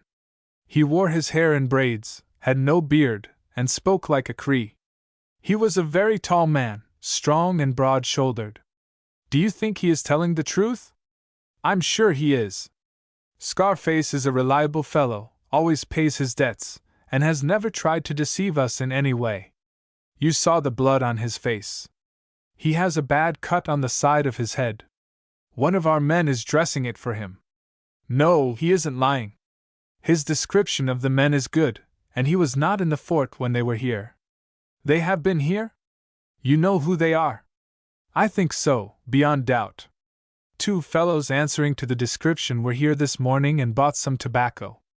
They said they had just come from St. Boniface with a letter for Father Dumoulin. The white man is a Demuron, a red-faced fellow with a sandy beard. I don't know his name. The other one is a Bois Brule voyageur called Murray. Not Black Murray, cried Walter. That's the name he goes by. You know him? Vraiment, we know him, put in Louis emphatically. So he did not go up the Assiniboine with the Western Brigade, but came this way. He must have started before we did, to get here by water so soon. We found his tracks and those of his companion, where they had landed to boil their kettle. They were ahead of us then. He wasted little time at Fort Douglas, Le Marais Noir. Whatever possessed him to attack that Ojibway? Queried the puzzled trader. I think I can guess, replied Louis slowly, though I know not for sure. He wanted the Ojibway's supplies. He plans, I think, to become a trader. To trade he must have some goods to commence with. This is not the first time he has obtained them dishonestly. Louis told the story of the missing sack of pemmican and Murray's bundle of trade articles. The Hudson Bay man listened intently and nodded thoughtfully. That must be what the rascal is up to. Well, I have sent men out on horseback, up and down the Red River. The thieves haven't come by here on the Pembina. They're not likely to show themselves in the neighborhood of the forts. Perhaps they will be caught, though I doubt it.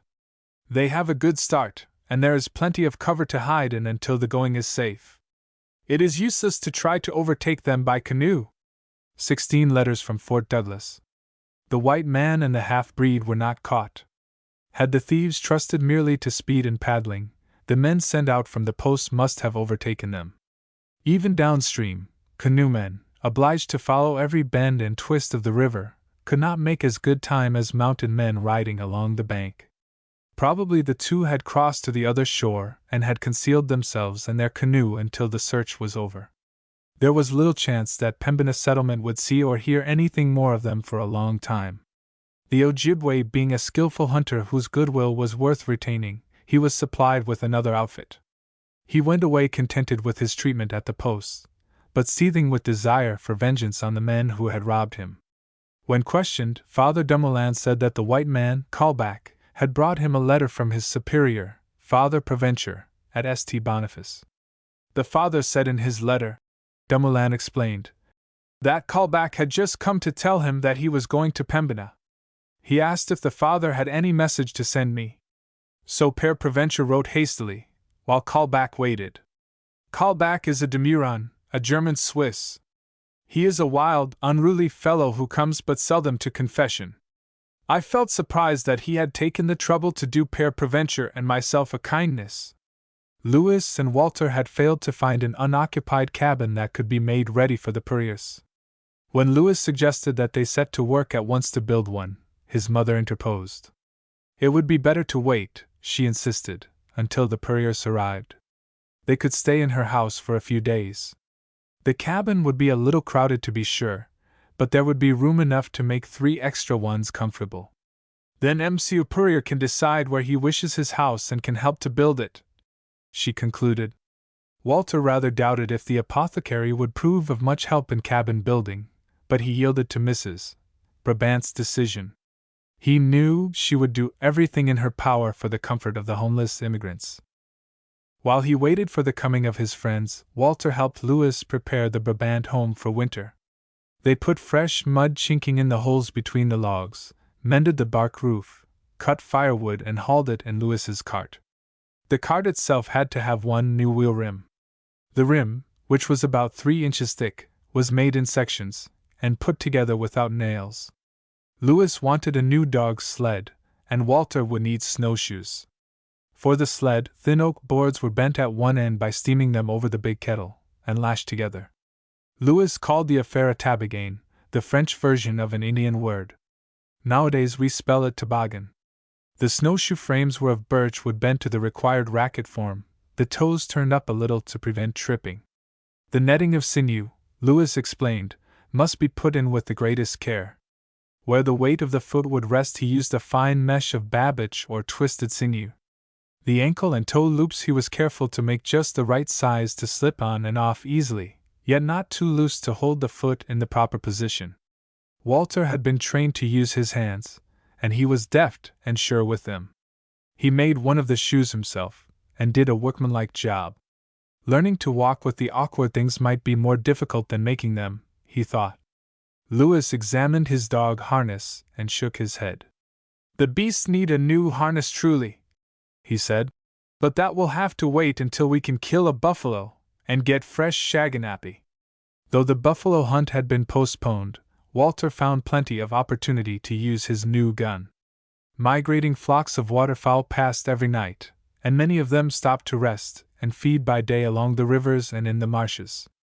It was the boy's duty to keep up the food supply by shooting as many ducks and geese as possible.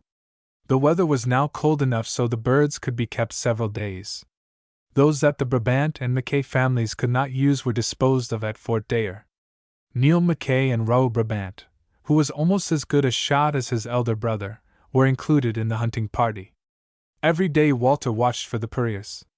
Whenever he heard the creaking of a cart, he hoped that another brigade was arriving from Fort Douglas. He never went a mile from the settlement without wondering if his friends would be there when he came back. As the days passed, he grew more and more anxious. Had disaster overtaken the boats of the 2nd Division? One day, just at dusk, as the 4 hunters were returning along the bank of the Pembina, there came to their ears, faintly at first, from the prairie to the north, the screeching of ungreased axles. As the noise grew louder, the boys realized that such a squawking and screaming could never come from 2 or 3 carts only. A whole brigade must be approaching. Leaving the woods along the river, the lads started across the prairie to meet the cart train. They could hear it much farther than they could see it in the gathering darkness. Lewis was the first to make out a line of black objects against the sky. He and Walter were some distance ahead of their companions when they met the guide of the brigade riding in advance. Lewis shouted a question and the reply in Canadian French came promptly. "We come from Fort Douglas. We bring some of the new colonists." At the guide's words, Walter dropped his gun and his birds and ran towards the carts. He was too impatient to wait for them to come to him. The first vehicle belonged to the guide and his family, but walking beside the second was someone Walter knew, Johann Scheidecker. He and the Scheidecker boys had shared the same tent at York Factory. As he greeted Johann, Walter looked eagerly around for some sign of his friends. "Where is Monsieur Purrier?" he demanded. "He is not with us." "Not with you? Why, what has happened?" "Nothing to the Purriers," was Johann's reassuring reply. "They remain at Fort Douglas. A man named Callback has taken them into his house. I have a letter for you that will explain it all." He handed Walter a folded packet of coarse paper. The boy was dumbfounded. The possibility that the Purriers might not come on to Pembina had never occurred to him. It was too dark to read his letter, so he fell into step beside Johann and questioned him. "Are they all right? How did they stand the trip? Are they well?" "About as well as any of us." Even in the darkness Walter could see that Johann was very thin. His voice was husky, and he plodded along with drooping shoulders and bent head. "We were all nearly starved, and some of us were sick, when we reached Fort Douglas," he explained. "Elise and Max were as well as any, but Purrier himself had a bad cough. One of the soldiers who live above the fort, a Swiss, took them into his house. My sister Marianne stays behind too. She was married to one of those soldiers the morning we left. Tell me, can we get food at Fort Dare?" he asked abruptly. "Oh, yes. Wait a moment." Walter had remembered his gun and birds. He ran to where they lay, and returning, thrust the 2 fat geese into Johann's hands. "Take them," he cried. "They are good eating and we have more." Walter did not accompany the cart train to Fort Dare. He and the Brabant boys made speed to the cabin, where, by the light of a candle of buffalo tallow, he read his letters. There were two, one from Mr. Perrier, the other from Elise. Mr. Perrier's was brief. The trip had been a very hard one, but he and the children had come through safely. Matthew had given him Walter's note, and he appreciated the boy's thought for their comfort. It seemed best, however, for them to remain at Fort Douglas. He was suffering with a bad cold, and was scarcely able to travel farther. One of the Demurons had shown them great kindness. He had offered to share his cabin with them, and had assured them that by hunting and fishing he could provide food for all. "I am disappointed," Mr. Perrier wrote, "that I cannot open a shop. All my chemical and medical supplies were lost when our boat was wrecked. I saved only a few packages of herb seeds that I was carrying in my pockets. I intend in the spring to plant an herb garden. Through Matthew I hope to obtain a place in the buffalo wool factory for the winter. Do not think that you must come back here to be with us. It would not be wise. If you have found food and shelter, remain where you are till spring. Then you can return and we will begin cultivating our land. You need not be concerned for us, for we have fallen among friends. Our nearest neighbor will be Mary Ann Scheidecker, who is to be married tomorrow to one of the ex-soldiers. Several of them have found wives among our Swiss girls. I would not want a daughter of mine to marry in such haste. I am glad Elise is still a little girl." Elise's letter, dated November 4th, the day of arrival at Fort Douglas, told more of the journey. The 2nd Division had traveled slowly, and with many delays. On September the 20th another boat from Fort York, carrying the Rev. John West, the English clergyman of the Selkirk colony, had overtaken the Swiss. The 1st of October the weather had turned very cold, and some nights the travelers had nearly frozen, especially when everything was so wet or frost-covered that the fires would not burn. In a storm on Lake Winnipeg, the boat the Perriers were in was wrecked. "No one was drowned," wrote Elise, "but we were all soaked, and we lost most of our food and blankets and other things. The men had to cut down trees and split them into boards to mend our boat, and that took a long time. It rained and snowed, and the nights were terribly cold. West gave Max and me one of his blankets. We had plenty of wood for fires, but very little food left, only some barley that we boiled. The weather was so stormy the men could not catch fish, but they shot a few birds. We ate a big owl and a raven that West shot. It was a week before we could go on. Then Samuel Scheidecker was taken sick and died, and we stopped at an island to bury him. I feel so sorry for the Scheideckers. By the time we came to the mouth of the Red River we were starving, but there were Indians there, and the chief, Pegwis, gave us dried fish." Elise went on to say that her father had a bad cough and needed a warm place to stay. So Sergeant Callback had kindly taken them in. "This house is only one room with a loft above that has a floor of loose boards and a ladder instead of a stairway. But there is a fireplace, and it is warm and dry. Callback sleeps in the loft and lets us have the room. It is rather dirty, but I have cleaned it up a little and will do more tomorrow. We shall be comfortable here, and kind Mr. West wants Max and me to go to his school and learn English. We miss you very much, Walter, but Father says you must not come back here till spring. We are going to be all right now. It is so good to be warm and dry and have enough to eat, and in the spring we can be together again." Walter read this letter aloud to Louis and his mother. "The poor child!" Mrs. Brabant exclaimed again and again. At the close Louis said earnestly, "That is a brave little girl, your little sister." Walter was disappointed that his friends were not coming to Pembina, but relieved to know that they were safe and comfortable. He was quite ready to go back to Fort Douglas and share any hardships they might have to undergo, but Mr. Perrier had forbidden him to do so. Apprentices in those days seldom thought of disobeying their masters. Moreover, Walter felt that his return to Fort Douglas would probably do more harm than good. There was no employment for him, no way to earn a living, and very likely the governor would not let him stay. Louis was strongly against his going back.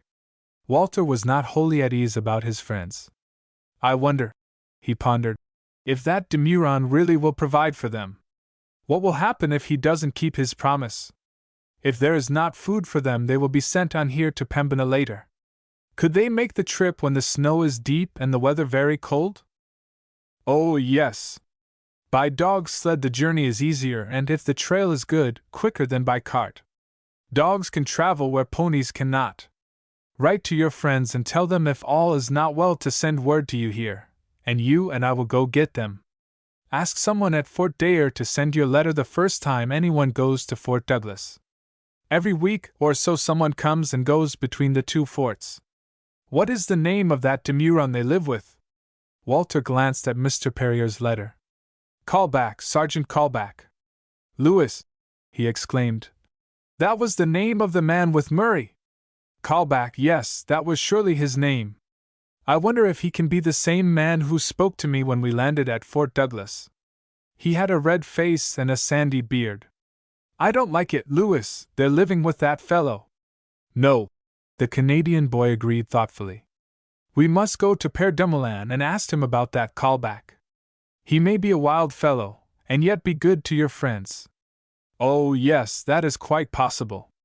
The two boys went to see the priest the next morning. They found him at the mission in the little room that served him as bedroom, living room, and study. Père Dumoulin, Lewis asked, was the man who brought you that letter from Fort Douglas Sergeant Callback? Sergeant Callback? Oh no, came the prompt reply. It was Fritz Callback, the sergeant's brother. Walter felt relieved. What kind of a man is Sergeant Callback? He inquired. Why do you ask? The priest looked at the boy keenly. Walter explained, and Father Dumoulin listened with interest. Sergeant Callback, he said thoughtfully, is a very different person from his younger brother. The sergeant is a man of influence among the demurrons. I do not know him well, but I should think him a somewhat domineering man, used to authority and fond of exercising it, but he is quieter, more self-controlled, more steady-going than most of the demurrons. He has usually exercised his influence over his fellows in the interest of law and order. I know no reason why you should fear that he will not treat your friends well, since he has chosen to take them into his house. His brother lives with him? Asked Lewis. I do not think so. Every demurron has his own land, and the Callbacks are too unlike to live together peaceably. Reassured by Father Dumoulin's information, Walter did not think of disobeying Mr. Perrier's instructions. At Fort Dare the lad obtained a few sheets of paper, and borrowing quill pen and ink from a good-natured apprentice clerk, he wrote a letter to Mr. Perrier and another to Elise, addressing them in Sergeant Callback's care. The clerk promised to send them at the first opportunity. 17 Christmas at Pembina. There was no reason now why Walter should hesitate to be away from the settlement, yet the proposed buffalo hunt was postponed again. The animals were far from Pembina that autumn. 4 miles to the south and west, the prairie had been swept by fires started by careless Indians or half-breeds who had allowed their camp fires to spread. In that blackened desolation there was no feed for buffalo. The boys had expected to go beyond the burned country in search of the herds, but before they were ready to start, a heavy fall of snow made horseback travel impossible. Storm winds swept the prairie, and Lewis shook his head at the prospect. This will drive the beasts yet farther away, he said. They will go where the snow is not so deep and where there are trees for shelter. We could travel with dog sleds, of course, but we might search for long to find buffalo, and to hunt them on foot is much more difficult than on horseback. But perhaps this snow will not last. With the coming of deep snow, Walter was given his first lessons in snowshoeing and dog driving. Learning to walk with the clumsy rackets was not easy, he found. He got more than one tumble before he mastered the art. Driving a dog sled looked simple enough, when Lewis hitched up his dogs and took his little sisters for a ride. The three animals differed considerably in size, appearance, and breed, but worked well together. Hitched tandem, they were off with a dash, the little bells on their harness jingling merrily. They followed a trail already broken by other sleds, and Lewis ran alongside shouting and flourishing his whip. After a turn on the prairie, they were back again. Come, you shall have a ride now, Lewis said to Walter, as the little girls, cheeks red and black eyes sparkling, unrolled themselves from the fur robes. Curious to try this new mode of travel, Walter seated himself on the robes. Marquez donc! Cried Lewis, and the team was away, the toboggans slipping smoothly over the well-packed trail. Running alongside or standing behind Walter on the sled, Louis urged his dogs to their best speed. When, after a first spurt, they slowed to a steadier pace, he suggested that Walter try driving. "Stay where you are. You don't need to get up. There must be weight to hold the toboggan down." Handing Walter the whip, Louis stepped off the sled. Louis seemed to manage the team easily, and Walter had no doubt of his own ability to drive. He shouted to the dogs in imitation of his friend, and waving the long whip high in air, flicked the leader's back with the lash. The dogs must have noticed the difference in the voice. They must have sensed the awkwardness and inexperience of the new driver. Without warning, the leader, a woolly-haired, bushy-tailed beast with fox-like head and sharp-pointed ears, swerved from the trail into untracked snow. In vain Walter tried to get him back on the track. The dogs were out for a frolic, and they had it. They bounded and floundered through the soft spots and raced across hard-packed stretches. The prairie, Walter discovered, was by no means so smooth as it looked. The wind had swept the snow into waves and billows. The toboggan mounted the windward side of a snow wave, balanced on the crest, and bumped down abruptly. Shouts and commands were of no avail. Walter could but cling to the swaying, jouncing, skidding sled, and let the dogs go where they would. Suddenly the beasts concluded they had had about enough of the sport. It was time for the grand climax. With a quick turn, they swung about towards home. The toboggan turned too, clear over, and Walter went sprawling. When he picked himself up, the provoking animals were sitting quietly in the snow, more or less tangled up in their traces, tongues hanging out, laughing at him. Louis, shouting hilariously, came running up on his snowshoes to right the toboggan. For a moment Walter was angry. "You knew what would happen," he cried accusingly. "What did you do to make them act that way?" No, laughed Louis. "I did nothing. Askeim knew you had never driven before, and so he played you a trick. He is a wise dog, Askeim, but he deserves a beating." The leader of the team was a hardy, swift, intelligent beast, almost pure Eskimo, as his name indicated. The other dogs were of more mixed breed. Both had sharp muzzles and thick, straight hair, brown with white spots on one, dark wolf-gray on the other. Louis was proud of the husky, whom he had raised from puppyhood. Nevertheless, he picked up his whip and started towards Askeim. Walter, his flash of anger past, intervened. "No, don't thrash him. He was just having a little fun. He has taken the conceit out of me, but I'll get even with him yet. I'll learn to drive those dogs and make them behave."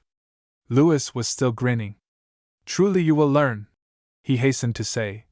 "And, well, perhaps," his grin broadened, "I might have told you more before you tried this first time. Next time it will go better."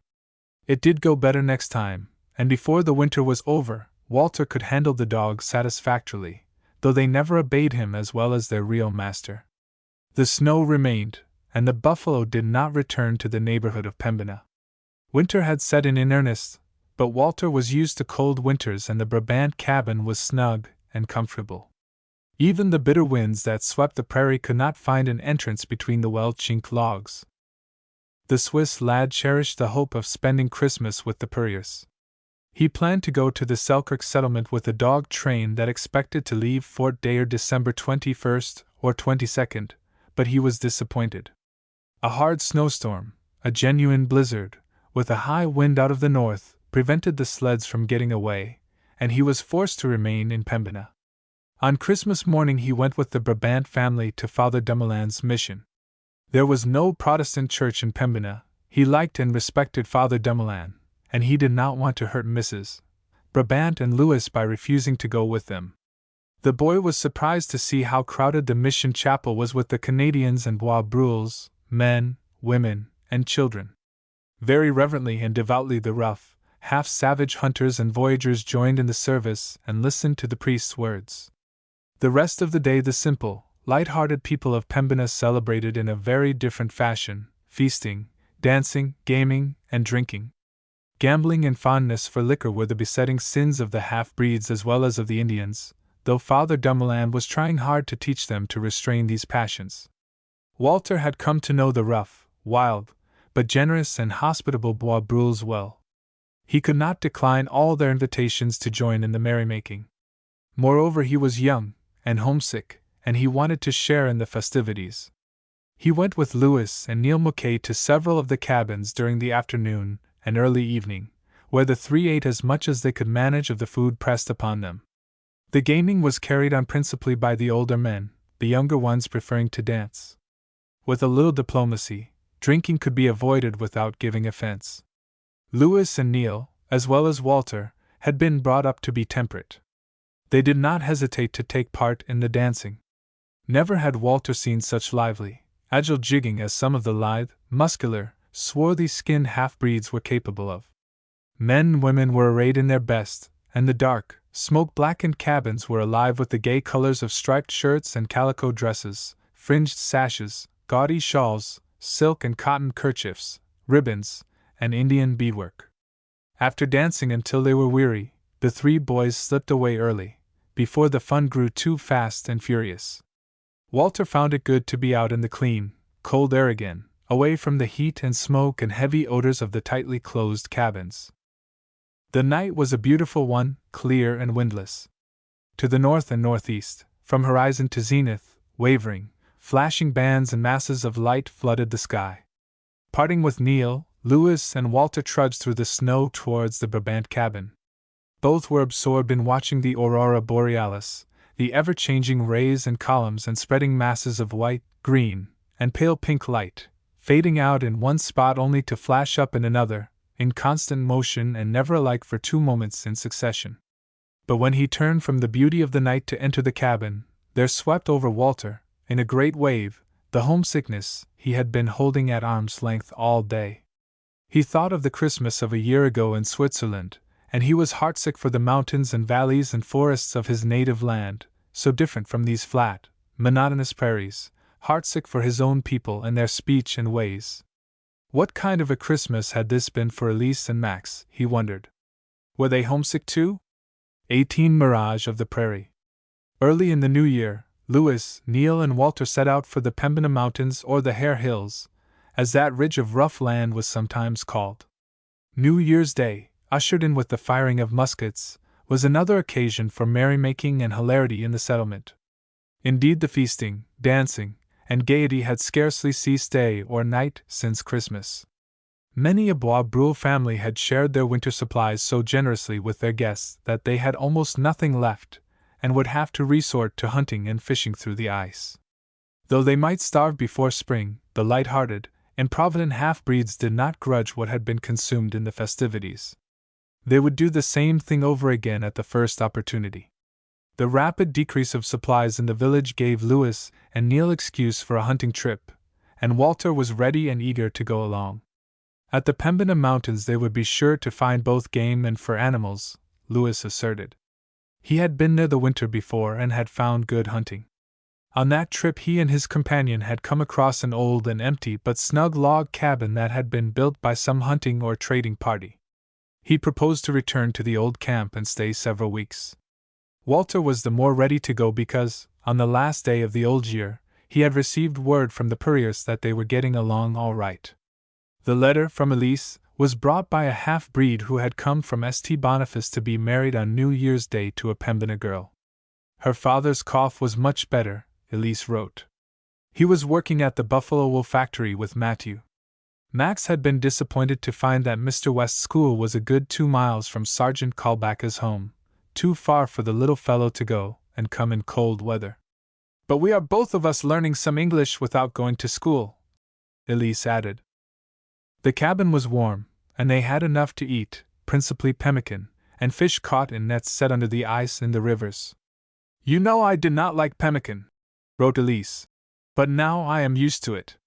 For Christmas we had a feast, a piece of fresh venison, and a pudding made with some wheat flour Kalbak had saved and with a sauce of melted sugar, the sugar the Indians make from the sap of the maple tree. Have you eaten any of that sugar, Walter? It is the best thing I have tasted since we came to this new land. You wrote to me that I must tell you if everything here did not go well. Of course it is not like home in Switzerland. We are not as comfortable or as happy as we were there, and sometimes Max and I are very lonely and homesick. Father does not complain of the hardships and is always planning what we are going to do when spring comes. We keep warm, we are well, and we have enough to eat, though we long for bread with butter and milk and cheese. I get the meals and wash and mend our clothes and keep the house clean. Callback says it is more comfortable than before we came. I can't really like Callback, though I know I ought to. It is so good of him to have us here. He is rather harsh to Max sometimes, but not to me, and yet I feel a little afraid of him. Isn't it strange that we can't like people by just trying to, no matter how hard we try? But I am very grateful to Callback for taking care of us. This part of the letter troubled Walter a little, but, reading it over a second time, he concluded that Elise was merely homesick. Callback was very likely a rough sort of man, but he must have a kind heart, or he would not do so much for strangers. There was no mention of the younger brother. Probably Elise knew nothing of him. Father Dumoulin thought Fritz Callback might not be on very good terms with the sergeant. Perhaps after the robbery of the Indian, Fritz had not returned to St. Boniface. Undoubtedly the trader at Pembina had sent an account of that affair to Fort Douglas. Callback and Murray might not dare to show their faces there. The day of their start for the Pembina Mountains, Louis and Walter were up before dawn. The morning was still and very cold. After packing their few supplies and belongings on the toboggan, the boys passed a long rawhide rope, or shaganappy, back and forth over the load and through the loops of the leather lashing that ran along the edges of the sled. Before the work was done their fingers were aching. They were glad to go back into the cabin for a breakfast of hot pemmican and tea. As he went out again, Walter paused on the threshold to stare in amazement. The sun was not yet above the horizon, but the whole world had changed. He seemed to be standing in the center of a vast bowl. On every hand the country appeared to curve upward. And the distance was no longer distant. Groves of bare-branched trees, streams, heights of land that he knew to be miles away had moved in around the settlement, until they seemed only a few rods distant. To the west a line of hills, Pembina Mountains, that he had never glimpsed, even on the clearest day, as more than a faint blue line on the horizon, loomed up a mighty, flat-topped ridge. Once before, in December, Walter had seen the landscape transformed, but it was nothing to compare with this. Louis, familiar from childhood with the mirage of the prairie, declared he had never known such an extraordinary one. Awed and wondering, the two lads stood gazing about them. Turning to the east, they watched a spreading ray of crimson light mount the sky from the soft, low-lying, rose and gold-bordered clouds at the horizon. The sun was coming up. As the horizon clouds reddened and the rim of the glowing disk appeared, an exclamation from his companion caused Walter to wheel about. Louis was pointing at two men and a dog team gliding through the air, upside down. Every detail was startlingly clear: capotes with hoods pulled up, sashes, buckskin leggings, snowshoes. The driver with the long whip looked very tall. He belabored his dogs cruelly. It seemed to Walter that he ought to hear the man's shouts and curses, the howls and whines of the abused beasts. He could see their tracks in the snow, and a fringe of trees beyond them, everything inverted as if he himself were standing on his head to watch men and dogs moving across the prairie. As he watched, the figures grew to gigantic stature, the outlines became indistinct. They vanished altogether. The sun was above the clouds now. The distance grew hazy. Only part of the chain of hills was visible. Louis turned to Walter, excitement in his voice. "I think those men go to the mountain too," he said. "Do you know how far away they are?" Walter shook his head. He felt quite incapable of estimating distance in this fantastic world, where things he knew to be miles away were almost hitting him in the face. "At least 15 miles, declared Louis impressively. "Impossible. We couldn't see them so plainly. And yet we have seen them. The mirage is always unbelievable. What is it anyway, Louis? What causes it?" The Canadian lad shrugged his shoulders. "The Indians say the spirits of the air play tricks to bewilder men and make them wander off the trail to seek things that are not there. Once I asked Father Dumoulin, and he said the spirits had nothing to do with it. He called it a false effect of light, but that does not explain it, do you think?" Again Walter shook his head. This I have noticed, Lewis went on. I have never seen the mirage in winter except at dawn or sunset. In summer I have seen it in the middle of the day when it was very hot and still. But why it comes, winter or summer, I do not know. Neil's arrival stirred the others to action. The dogs were harnessed and goodbyes said to Lewis's mother and sisters and rather sulky younger brother. Raoul wanted to go too, but one of the boys was needed at home. Fresh and full of spirits, the dogs set off at such a pace that the boys had all they could do to keep up. When they left the trail and took to the untracked snow, speed slackened considerably. Lewis now went ahead of the team, though track braking was hardly necessary. Underneath an inch or more of dry, loose stuff, almost like sand, the snow was well packed and held up the dogs and sled. The line of hills had vanished, but the mirage did not entirely disappear and the landscape resumed its natural appearance until the sun had been up nearly 2 hours. The day was cold, much colder than the lads realized at first, for, when the start was made and for some time thereafter, there was not a breath of wind. All three wore fur caps and mittens, woolen capotes, and thick-knit stockings under their moccasins. Walter had possessed none of these things when he came to Pembina, but Mrs. Brabant had made him a capote from a Hudson Bay blanket and a cap and mittens from a rather well-worn bearskin. She had knit warm, new stockings for both boys from yarn bought at the trading post. A prickling feeling in his nose was Walter's first warning that his flesh was freezing. Stooping for a handful of snow, he rubbed the prickly spot to restore circulation, and pulled the hood of his capote farther around his face. Their course at first lay to the north of the Pembina River, over flat prairie without an elevation high enough to be called a hill. On that January morning, the whole plain was a stretch of dazzling white. In the distance it appeared level, but it was actually made up of rolling snow waves. It was, Walter thought, like a great lake or sea, the waves of which had suddenly frozen while in motion and turned to snow instead of ice. 19 Blizzard. As the sun rose higher, the wind began to blow. The loose surface snow was set in motion, crawling and creeping up the frozen waves. The wind gained in strength, and everywhere the plain seemed to be moving. The glitter was less trying to the eyes now, for the sun had grown hazy. Lewis glanced up at the sky, shouted to his dogs, sent his long whip flying through the air and flicked the leader with the lash. "A storm comes," he called to his companions. "We must make haste and reach the river where it bends to the north." With the increase of speed, Walter, less experienced in this sort of travel than his comrades, found keeping up difficult.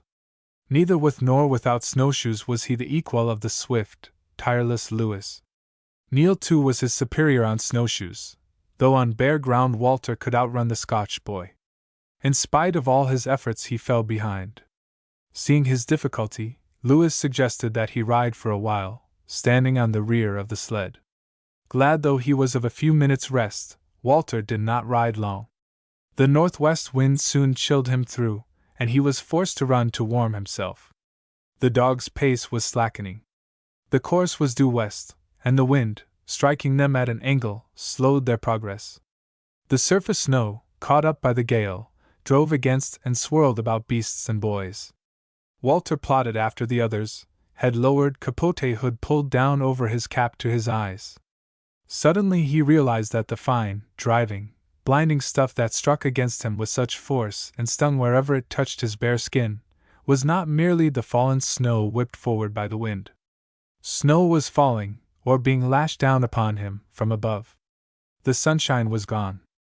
The distance, the sky were wholly blotted out. He and his comrades were in the grip of a hard northwest storm, a genuine prairie blizzard.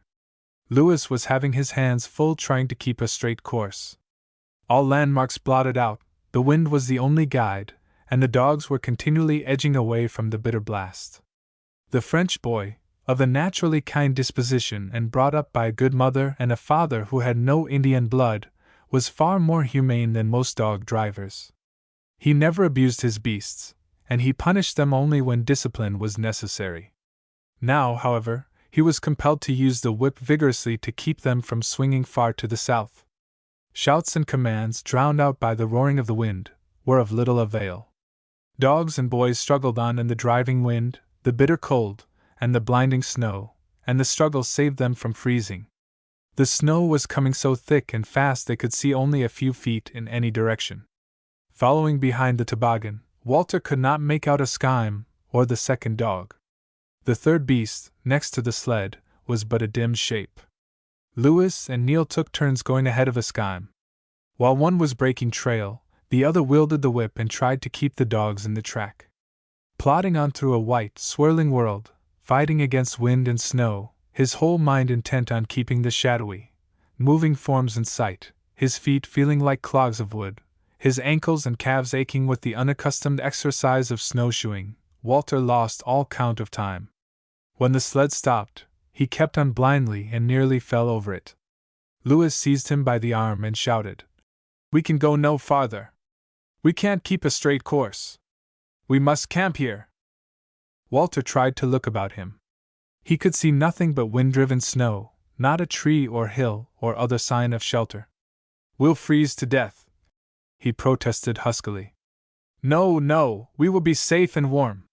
Kick off your snowshoes and help Neil dig." Walter obeyed, slipping his feet from the thongs. Following the Scotch lad's example, he seized one of the shoes and, using it as a shovel, began to scoop up snow. Lewis unharnessed the dogs and unlaced the hide cover, almost freezing his fingers in the process. Hastily dumping the supplies in a heap, he turned the sled on its side and joined the diggers. In the lee of the toboggan, which kept the drifting snow from filling the hole as fast as they dug it out, the three boys worked for their lives. Down through the dry, loose surface, through the firm packed layer below, to the hard frozen ground they dug. Scooping out the snow, they tried to make a wall, though the wind swept it away almost as rapidly as they piled it up. Working steadily at their best speed, they succeeded at last in excavating a hole large enough to hold all three. The heap of supplies had been converted into a mound, the toboggan into a drift.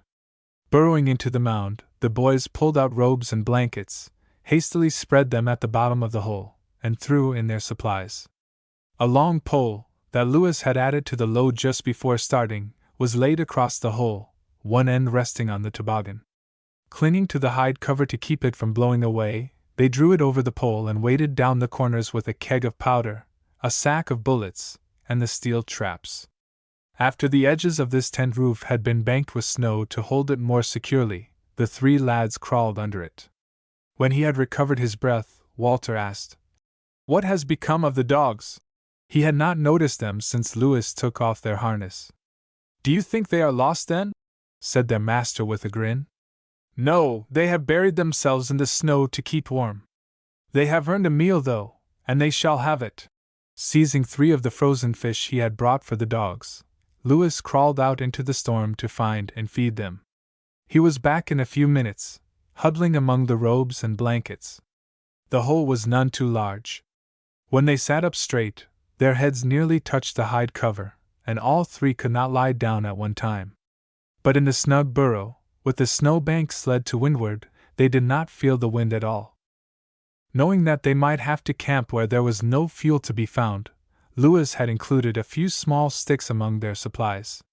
Shaving one of the sticks into splinters, he struck his flint and steel and kindled a tiny fire on the bare ground in the center of the shelter.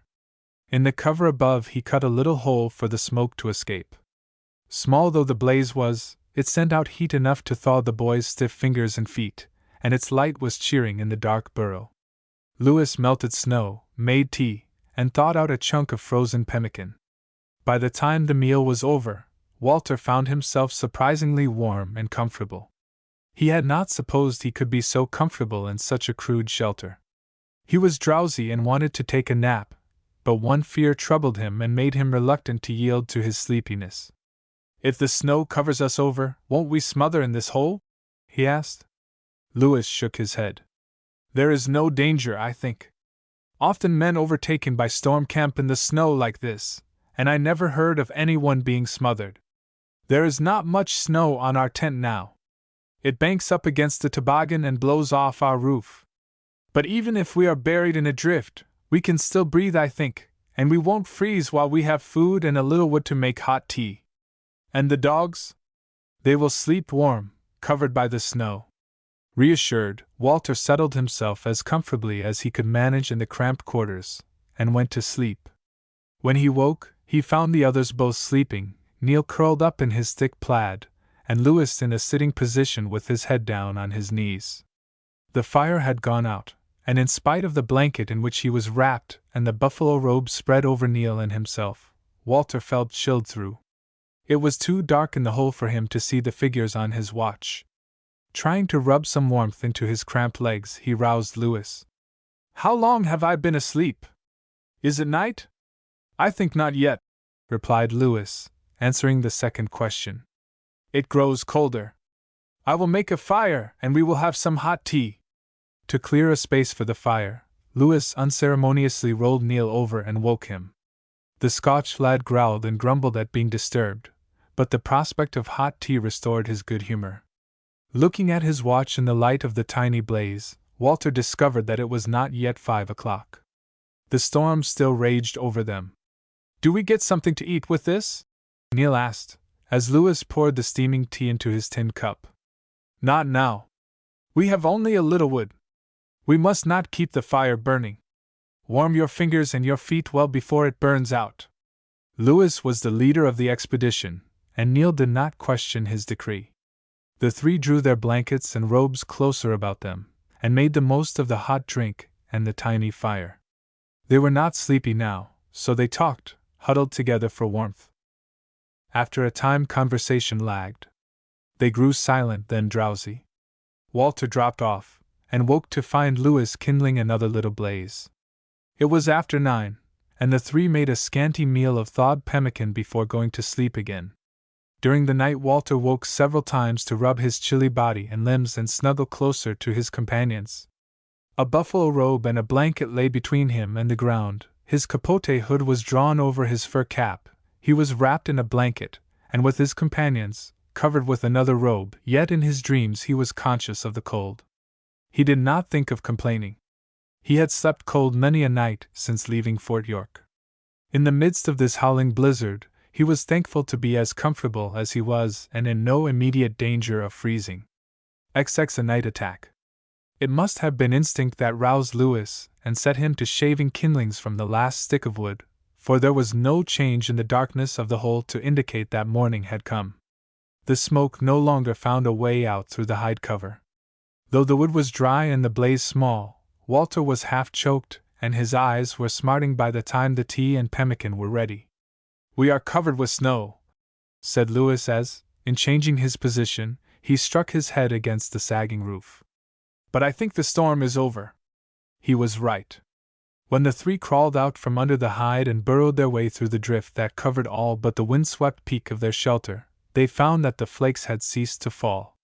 The wind still blew, though not so hard, and swept the dry, fallen snow up the wave-like drifts, but the sky was clear and flushed with the red of sunrise. It was a world of sky and snow, for the swirling clouds of fine, icy particles blotted out the distance. The boys did not stand gazing about them for long. The morning was too bitterly cold for inaction, and they wanted to be on their way. Floundering through the drifts, they found the dogs buried in the snow, and pulled them, whining piteously, out of their warm nests. Each animal bolted his frozen fish, then burrowed for another nap. Dismantling the almost buried shelter, digging out the toboggan and loading it took some time. To fasten the cover over the load, Neil had to take off his fur mittens to handle the stiffened lacings and frosted forefingers. He was, as he said, ready to howl with the pain when the blood began to circulate in them. In the meantime, Louis and Walter had dug out the whining dogs. Once in the harness, they ceased their protests. At the crack of the whip and their master's shout of "Marque, marque!" they were off willingly enough.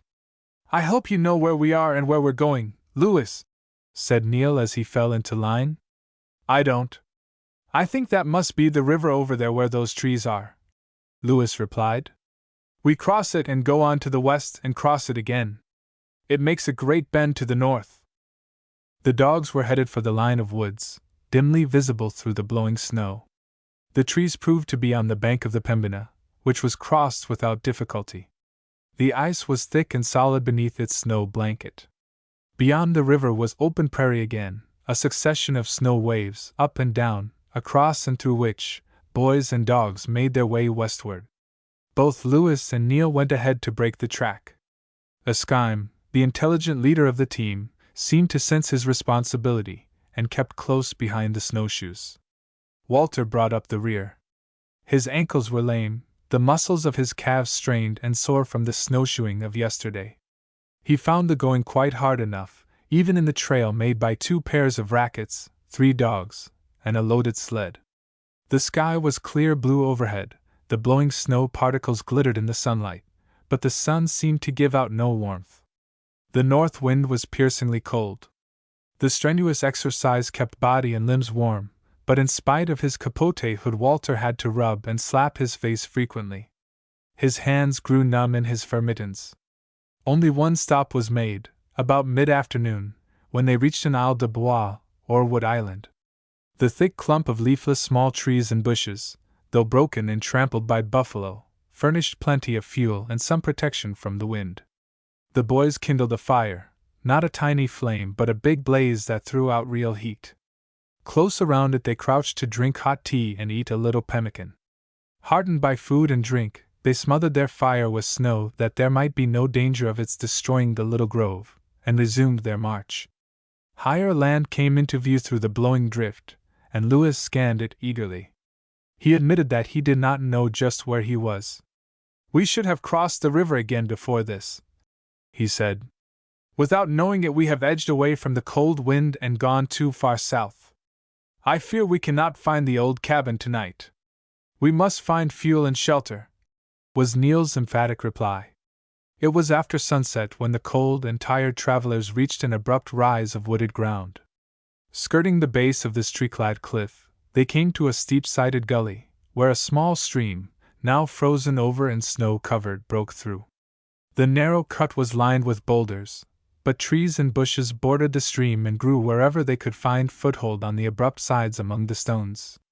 The gully was drifted with snow, but it would provide protection from the bitter wind. Leaving his comrades with the sled, Lewis explored until he found a suitable spot, where the almost perpendicular north slope cut off the wind. A huge boulder, partly embedded in the bank, would serve as the east wall of the shelter. He shouted to his companions, who joined him with sled and dogs. "We will dig out the snow behind this big stone," he explained, "and pile it up to make a wall on the other 2 sides. When we have put the toboggan and the hide cover over the top, we shall have a good warm lodge." The 3 set to work at once, Walter almost forgetting his lameness and weariness in his eagerness to complete the queer hut. When it was all done but the roof, Neil left the others to unload the sled, while he took the axe and climbed the bank to cut firewood. Before the shelter was finished, darkness had come, and the howling of wolves echoed from the hills above. On the narrow strip of frozen, sandy ground that had been uncovered, a robe was spread. The fire was kindled against the big boulder, which reflected the heat. To the cold and tired boys, the hut seemed very snug. Wrapped in blankets, they huddled before the blaze, warm and comfortable, even though the heat did not carry far enough to make much impression on the 2 snow walls. By the time Walter had eaten his portion of melted pemmican and drunk 2 cups of hot tea, he was so sleepy he could not keep his eyes open. Neil too was nodding, and Lewis was not much wider awake. They replenished the fire, and stretched out side by side, feet to the blaze, and heads wrapped in their capote hoods. An excited barking and howling waked Walter suddenly. How could 3 dogs make such an unearthly racket? With a sharp exclamation, Lewis freed himself from his blanket. In a flash Walter realized that the dogs were not guilty of all that noise. Lewis was gone, Neil was following. Walter sprang up, felt for his gun, and could not find it. The fire was still smoldering. Remembering that wild animals were supposed to be afraid of fire, he seized a stick that was alight at one end. As he crawled from the shelter, he knew from the sounds that the wolves were attacking the dogs. The loud report of a gun drowned out for an instant the snarls and growls. The dark forms of the beasts could be seen against the white snow, but the light was too dim down in the gully to show friends from foes. Lewis had fired into the air. Before the echoes of the shot had died away, Walter flung his blazing firebrand, with sure aim. It landed among the dark shapes. There was a sharp snarl, a quick backward leap of a long, thin body. Neil risked a shot. The snarling creature made a convulsive plunge forward, and fell in a heap. Black figures, 3 or 4 of them, were moving swiftly up the gully. Lewis fired again, then called commandingly, "The Skime, back!" The brave husky had started in pursuit of the wolves. At his master's command, he paused, hesitated, turned. Lewis ran forward to seize the dog. A Skime had been hurt, but not seriously. One of the wolves had got him by the throat, but the Eskimo's heavy hair had protected him and the skin was only slightly torn. The other dogs were uninjured. The actual attack had but just begun, when Walter flung his firebrand. The blazing stick had struck a Skime's attacker on the head, and had made him loose his hold. It had frightened the rest of the beasts. Then Neil's quick and lucky shot had killed the one wolf almost instantly. The dead animal proved, as the voices of the pack had already betrayed, that the attackers were not the small, cowardly prairie beasts, but big, gray timber wolves. "It was you, Walter, who saved the Skime's life," Lewis exclaimed gratefully. "I didn't dare take aim. I couldn't tell which was wolf and which dog. I fired over their heads, hoping to frighten the wicked brutes. But you saved a Skime. Come, brave fellow," he said to the dog. "You shall sleep in the lodge with me the rest of the night." "Will the wolves come back, do you think?" asked Walter. "If they do, the dogs will warn us. But I think they will not trouble us again. They have lost their leader, and they are well frightened." The boys were so thoroughly aroused that it was some time before they could go to sleep again. But they heard no more of the wolves, and finally dropped off, first Neil, then Lewis, and finally Walter. Between his 2 companions, Walter slept more warmly than on the night before, though he woke several times when the fire had to be replenished. 21. The burned cabin. Before sunrise, Lewis was stirring and woke the others. When Walter tried to move, he found his ankles and calves so stiff and sore that he wondered if he could possibly go on with the march. Of course he must go on. Lewis and Neil seemed as spry as ever. He would not hold them back. Pride helped him to set his teeth and bear the pain of getting to his feet and moving about. His first few minutes of snowshoeing were agony. As he went on, some of the stiffness wore off, but sharp darts of pain stabbed foot, ankle, or leg at every step. Doggedly he trudged behind the toboggan, thankful that trail breaking through the deep snow prevented speed.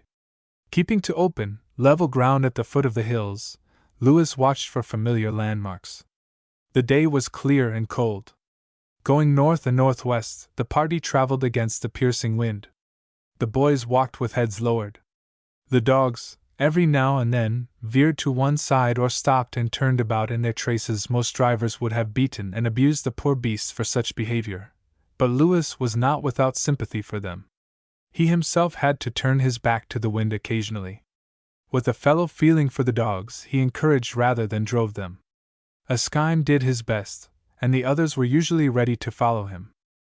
What he had seen so far of the Pembina Mountains was a disappointment to Walter. He could not understand why anyone should dignify mere low ridges and irregular, rolling hills with the name of mountains. Nevertheless, after weeks of open prairie, the rolling, partly wooded land looked good to him.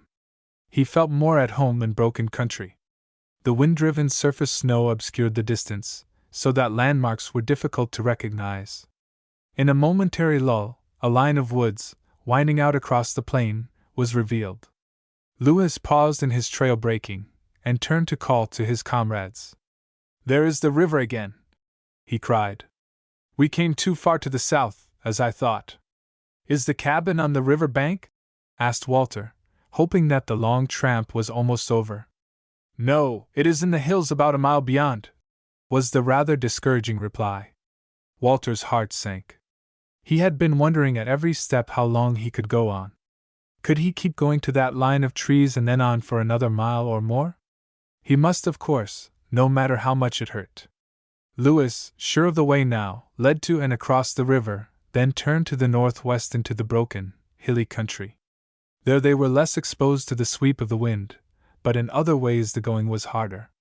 It seemed to Walter that they must have gone at least 3 miles beyond the river, when he heard Lewis, who had rounded a clump of leafless trees, give a cry of dismay.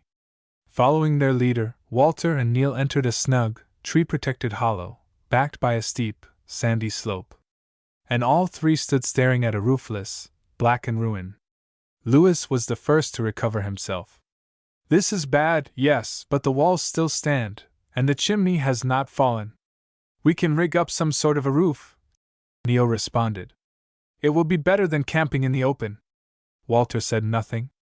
He had expected to find a cabin all ready for occupancy, where they could make themselves comfortable at once. Cold and suffering sharply with the pain in his feet and legs, his bitter disappointment quite overwhelmed his courage. "Someone has camped here since the blizzard. There are raquette and sled and dog tracks, but it is strange." Lewis, turning towards Walter, forgot what he intended to say, seized a handful of snow, made a lunge at his friend, and clapped the snow on his face. "Your cheek is frozen. It is all white. Rub it, not so hard, you will take the skin off." "Let me do it." Neil, cut some wood, dry branches. "We will make a fire the first thing we do, even if we have no roof over our heads." Neil took the axe from the sled, and started to obey Lewis's order, while the latter skillfully rubbed and slapped Walter's stiff, white cheek, until it began to tingle. The log walls of the old cabin were intact. The door, of heavy, axe-hewn planks, was only charred. It stood ajar, and Lewis pulled it wide open and went in, Walter following. There was no snow within, but the hard earth floor was strewn with the fallen remains of the roof. Had there been a plank floor to catch fire, the inside of the house would certainly have been burned out, and the walls would probably have gone too. As it was, the logs were merely blackened, the top ones charred a little. 2 bed frames, a stool made of unbarked sticks, and the stone and clay fireplace and chimney were unharmed. "We will make a fire, warm ourselves, and unload the tab again. Then we must build a new roof." Lewis was not satisfied with the appearance of Walter's frozen cheek. As soon as the fire was kindled, he melted some snow, removed the warm water from the blaze, and added more snow until it was like ice water. He bade Walter bathe his cheek with the cold water and keep on bathing it until the frost was drawn out. Noticing the stiffness of his friend's movements and the signs of suffering in his face, Lewis guessed his other trouble. "You have a pain in the legs?" he inquired. "It is the mal de raquette. Everyone not used to snowshoeing has it if he travels long. It is very painful. Take off your moccasins. Warm your feet and legs and rub them. That will help." Walter was glad to obey. He expected to do his share in unloading the sled and roofing the cabin, but when Lewis saw how inflamed and swollen the Swiss boy's ankles and insteps were, he refused to let him help. Walter must remain quiet. His work would be to sit on a buffalo robe before the fire and keep the blaze going. The roof the others constructed was only a temporary affair. It was almost flat, slanting a little towards the rear, as the back wall was slightly lower than the front. Poles and bark were the materials, weighted with stones to keep them from blowing away. Such a covering would not stand a strong wind, but the cabin was well sheltered. In a hard rain the roof would probably leak, and heavy snow might sag it or break it. But it would serve for a while at least, and it was the best the boys could do in haste and with the materials at hand. By nightfall they had a cover over their heads, flimsy though it was. As they were eating their evening meal before a warm blaze, Neil said thoughtfully, "I wonder how this cabin caught fire. The fellows who camped here can't have been gone long, yet when we came the fire was out and everything cold." "Yes," agreed Lewis. "Even the ashes on the hearth were cold. Probably it broke out in the night," Neil suggested. "Sparks from the chimney started it. But how could they, with the roof covered with snow? If there had been snow on it, it would not have burned so easily," Lewis returned. "This place is too sheltered for the wind to blow the snow off the roof. Someone must have cleaned it off. Perhaps the weight was breaking it down." "Well, it burned anyway," Walter put in. "All we know is that there was a fire, and that some other party was here before we came. Do you remember those men we saw in the mirage, Lewis?" Yes, we thought they were coming to the mountain. Whoever it was who camped here, we owe him a grudge. He burned our roof and stole our beds. Antoine and I made those beds last winter. One of the first things Louis had noticed on entering the house was that the stretched hides, which had taken the place of springs and mattress, were gone from the rustic cots. The hides had been cut off with a knife. The bed frames being of no use, the boys lay down on the buffalo robe before the fire. Louis and Neil slept soundly, but the pain in Walter's feet and legs and frosted cheek made him wakeful and restless. His lameness and his sore face kept him at home the next day when the others went out to seek for game and signs of fur animals. That was a long day for Walter. Enough wood had been cut to last until evening, and he kept the fire going. He cleaned out the remains of the burned roof which cluttered the floor, arranged the scanty supplies and equipment more neatly, drove some wooden pegs between the logs to hang clothes and snowshoes on, mended a break in the dog harness, and did everything he could find to do. The cabin had one window covered with oiled deerskin that let in a little light, and the open fire helped to illuminate the dim interior. Dusk had come when the hunters returned, bringing 2 big white hares. Rabbit stew would be a welcome change from pemmican. They had set traps and snares, had seen elk tracks, and had found, among rocks at the base of a tree, a partly snow-blocked hole Louis thought might be a bear's winter den. 22 The painted buffalo skull. The life of the 3 boys in their lonely cabin in the hills settled down to a regular routine. Louis and Neil were out every day hunting and visiting their traps, but it was nearly a week before Walter's lameness wore off so that he could tramp and climb with his comrades. The skin peeled from his frosted cheek, leaving it so tender that he had to keep it covered with his capote hood when out in the cold. The cabin was in need of furniture. Besides the bed frames, Louis and his companion of the winter before had made 2 rough stools, but one had been burned. Before he was able to hunt, the Swiss boy, who was handy at woodworking, fashioned 2 more stools. His only tools were an axe, a small saw, and a knife, but the stools were strong and solid, if not ornamental. A table the lads did not miss. At meal times they sat before the fire, their plates on their knees, their cups on the earth floor beside them, the cooking utensils on the hearth. The first day that Walter went any distance from camp, he and Louis, entering a partly wooded hollow among the hills, came suddenly upon a herd of 6 or 8 large, handsome deer. It was the first time Walter had ever seen wapiti or elk. He was surprised and excited. The trigger of his flintlock trade gun pulled hard, and his shot went wide. Louis, cooler and more experienced, fired just as the herd took fright at the report of Walter's gun. A yearling buck fell, and he was jubilant at his happy shot. The pemmican was almost gone, and the boys had been living on hares and squirrels. Frozen and hung in a tree out of reach of the dogs, the elk meat would keep until every eatable scrap had been consumed. It proved lucky for the lads that they had such a good supply of fresh meat. That night a storm commenced that lasted more than 3 days. It was worse than the blizzard they had encountered on their way to the hills. Even in the sheltered spot where the cabin stood the wind howled and shrieked through the trees, bending them low and beating and crashing the leafless limbs against one another. It threatened to blow the roof off, and whirled the snow in among the trees, to drift it high against the windward side of the house. Any attempt to reach the trap lines would have been the wildest folly. Neil tried once to go to the nearby creek for water, but the storm drove him back. He decided that snow water was quite good enough for him. When the supply of fuel ran low, a tree close to the lee side of the house was felled. Cutting it up was a troublesome and strenuous task even in the shelter of the cabin.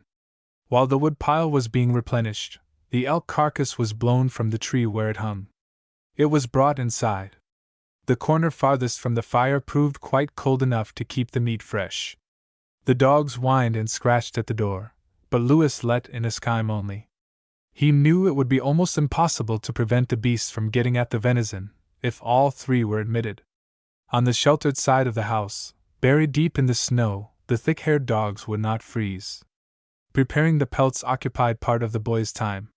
At this task Louis was expert, and Neil not unskilled. The work did not appeal to Walter, though he was ready to lend a hand when necessary. He had not been brought up to the fur trade, and he had already concluded that he had no wish to be a trapper. He was willing enough to hunt, especially when food was needed, but traps seemed to him mere instruments of torture. He said nothing to his comrades of this feeling.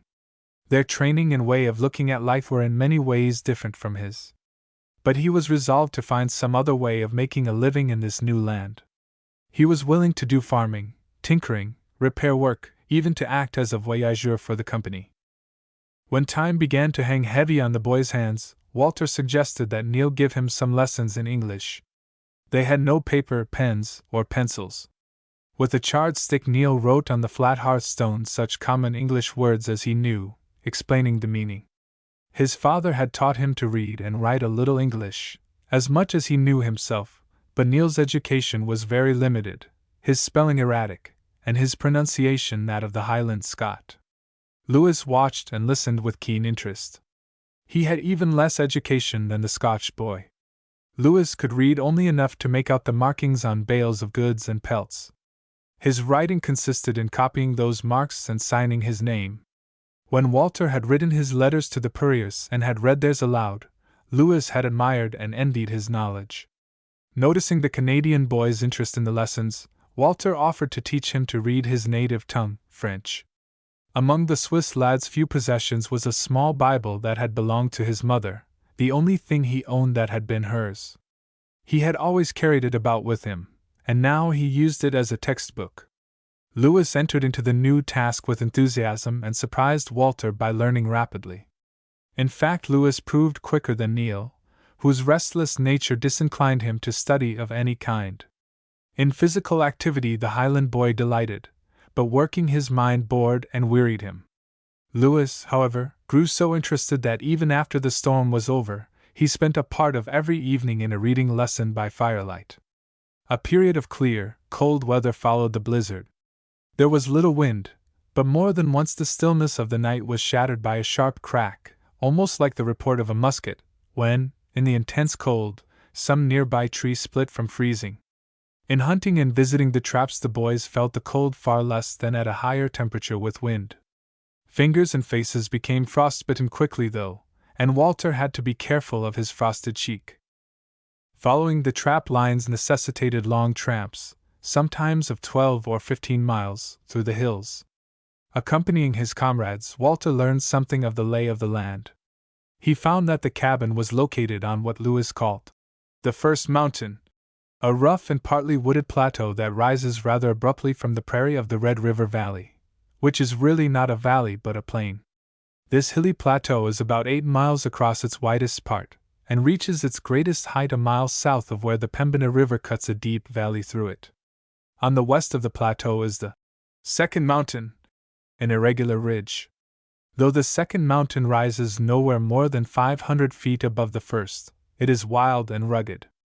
Walter was forced to admit that in some places, especially where the streams that crossed it had eroded steep-walled ravines, 300 or 400 feet deep, it was almost mountain-like on a small scale. To a mountain-bred boy this was mere hill country, but he felt more at home in it than he had felt anywhere since coming to the strange new world. Climbing was a real joy to him, and he loved to choose the steepest rather than the easiest routes. As game grew scarce in the vicinity of the cabin, the boys pushed their trap lines farther and farther into the hills, until whoever made the rounds was forced to be away at least 2, and sometimes 3, nights. They built 2 overnight shelters, one a lean-to against an abrupt cliff, the other a roof of poles over a snug hollow in the rocks. In one of these lodges Lewis or Neil, sometimes alone, sometimes accompanied by Walter, would spend the night, with a blazing fire at the entrance to keep away wolves and wildcats. For several weeks the thievish wolverine annoyed the trappers. The clever, bloodthirsty beast followed the trails, broke into deadfalls, and skillfully extracted the catch from traps and snares. What it could not devour it carried away and hid, after mangling the creature until the pelt was ruined. Lewis swore vengeance on the thief, and tried in every way to trap it. At last, by going out at night to follow the wolverine's fresh track against the wind, he came upon the greedy beast in the act of breaking into a deadfall from the rear.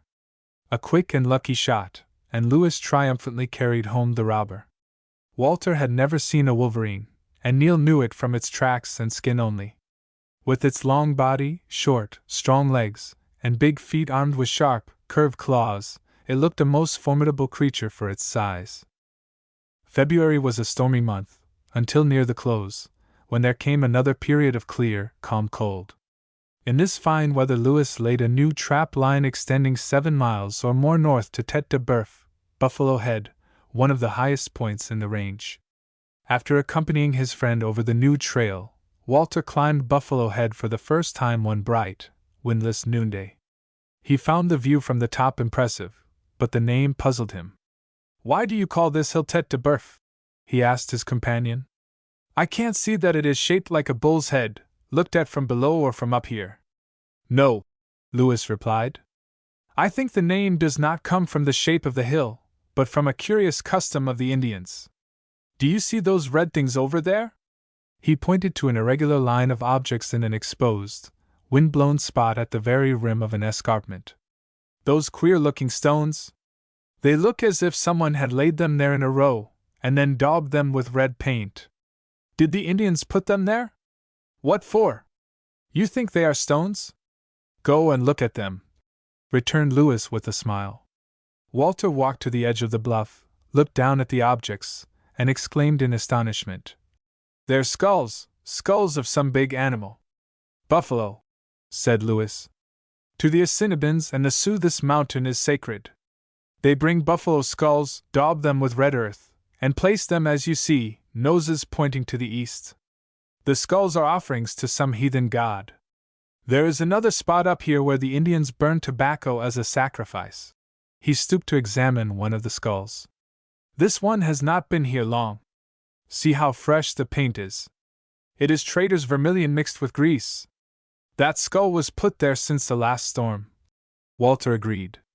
"There are little drifts of snow against the others, but hardly any around that one." Lewis had turned his attention to a shallow, snow-filled hollow in the rock. "Here are tracks. Truly someone has been here since the last snowfall." Although the weather had been unusually calm for several days, every breath of breeze swept the exposed spot. The prints in the snow were partly obliterated. If the boys had not found the freshly painted skull, they would scarcely have guessed that the tracks were those of men. With some difficulty they traced the footprints to the edge of a steep, bare, rock slope. There they lost the trail. They were out after game and did not care to waste time tracing a couple of wandering Indians, so they gave up the search. Nevertheless, the recent offering of a buffalo skull on Tête de Bœuf aroused the lads' curiosity, and set them wondering if there might be Indians camped somewhere in the neighborhood. In all their wanderings heretofore, the three had seen no recent sign of human beings. "We must keep a better watch of our things," Lewis decided, as he sat by the fire that evening preparing the pelt of a red fox. "The Assiniboines are great thieves. Stealing horses is a feat they are proud of. We have no horses, but we do not want to lose our dogs. Or our sled and blankets and all our furs," Neil added. "One of us must stay home after this to look after things." "Yes." Lewis was silent for a moment, considering. "I think," he said at last, "that you and I, Walter, will try to follow that trail tomorrow. It may lead to some camp. Neil will stay here to guard the cabin." "Why not let Walter stay?" demanded the Scotch boy, who preferred a more active part. "Because he cannot talk to the savages or understand them, if any come this way. He knows no Assiniboine." "I don't know much myself," Neil protested. "But you know a little, and you have dealt with Indians." "He has not. He does not even understand their sign language." Neil could find no answer to that argument. He was forced to consent to the arrangement, though he was far from pleased.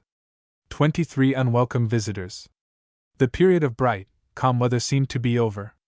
The next morning was dark and cloudy, with a raw wind. In accordance with Lewis's plan, he and Walter climbed Buffalo Head again. At the foot of the bare rock slope, they succeeded in picking up the trail from the painted skull. 2 men, Lewis concluded, had come and gone that way. He traced the trail easily enough for a short distance, but in the woods it became confused with that of several wolves. Probably the beasts had followed the men at a safe distance. Where the snow lay deep, the men had taken to snowshoes. By the time the lads had reached a puzzling spot, where the tracks seemed to branch into two trails, the threat of the morning had been fulfilled. Snow was falling. Selecting the more distinct trail, Lewis led on, but the thick falling flakes were rapidly obliterating the tracks. He grew more and more doubtful of them, until at last he was sure that he had lost the trail entirely. After circling about, attempting in vain to pick it up, he gave up the chase. "It is of no use to go on," he said to his companion.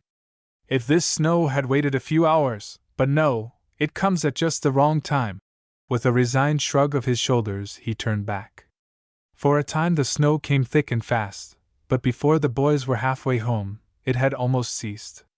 When they reached the cabin, the wind had changed and the sun was shining. The storm had lasted just long enough to defeat their purpose. Their hard tramp had been for nothing. The stay at home, however, had news he was impatient to tell. "I have had a visitor," he burst out the moment Lewis opened the door. "A visitor? A visitor?" echoed Walter, entering close behind his comrade. "Yes, and I have found out about the new skull on Buffalo Head." "That is more than we have done," Lewis admitted, shaking the snow from his capote. "There have been Indians here?" "No, a white man."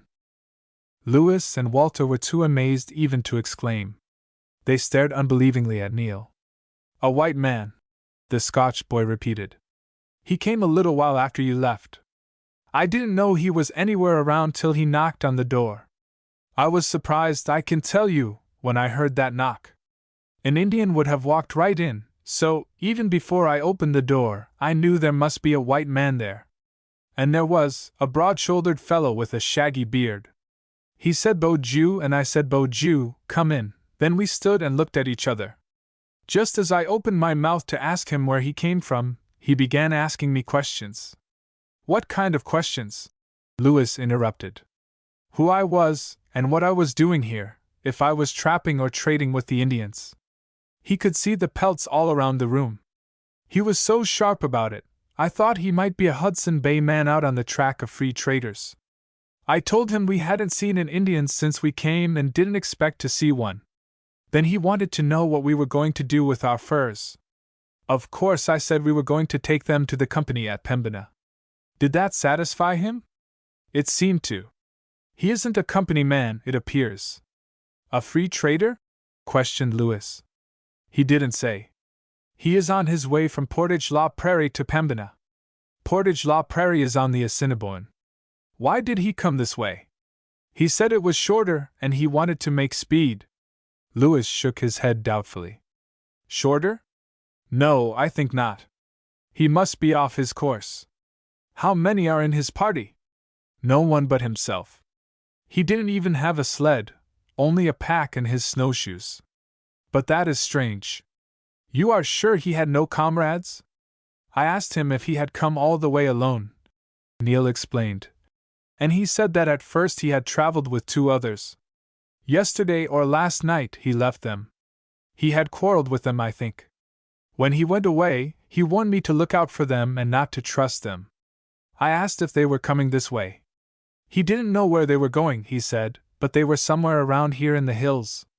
"What about the painted skull?" inquired Walter. "I told him about our finding it, and the tracks. He said the other fellows put the skull there. One of them is in Assiniboine." Walter was puzzled. If that is true, if those men really did that, they must have reached the hills 2 or 3 days ago. "We found the skull yesterday." "That's so." Neil rubbed his red head thoughtfully. "That rather spoils his story of making speed straight through from Portage la Prairie, doesn't it?" "He lied," concluded Lewis emphatically. "Somewhere he lied, either about himself or about the placing of the skull on the Tête de Bœuf. What was he like, that fellow, and who is he? What is his name? Where does he belong?" "He didn't tell me his name, but he is a Demuron from St. Boniface. He asked so many questions that I didn't think till afterwards that he hadn't mentioned his name." "He asked mine and yours?" "He knew you were not here alone then?" "Oh yes, I told him I expected you 2 back any moment. He kept looking at our furs, and I thought he had better know we were 3 to 1.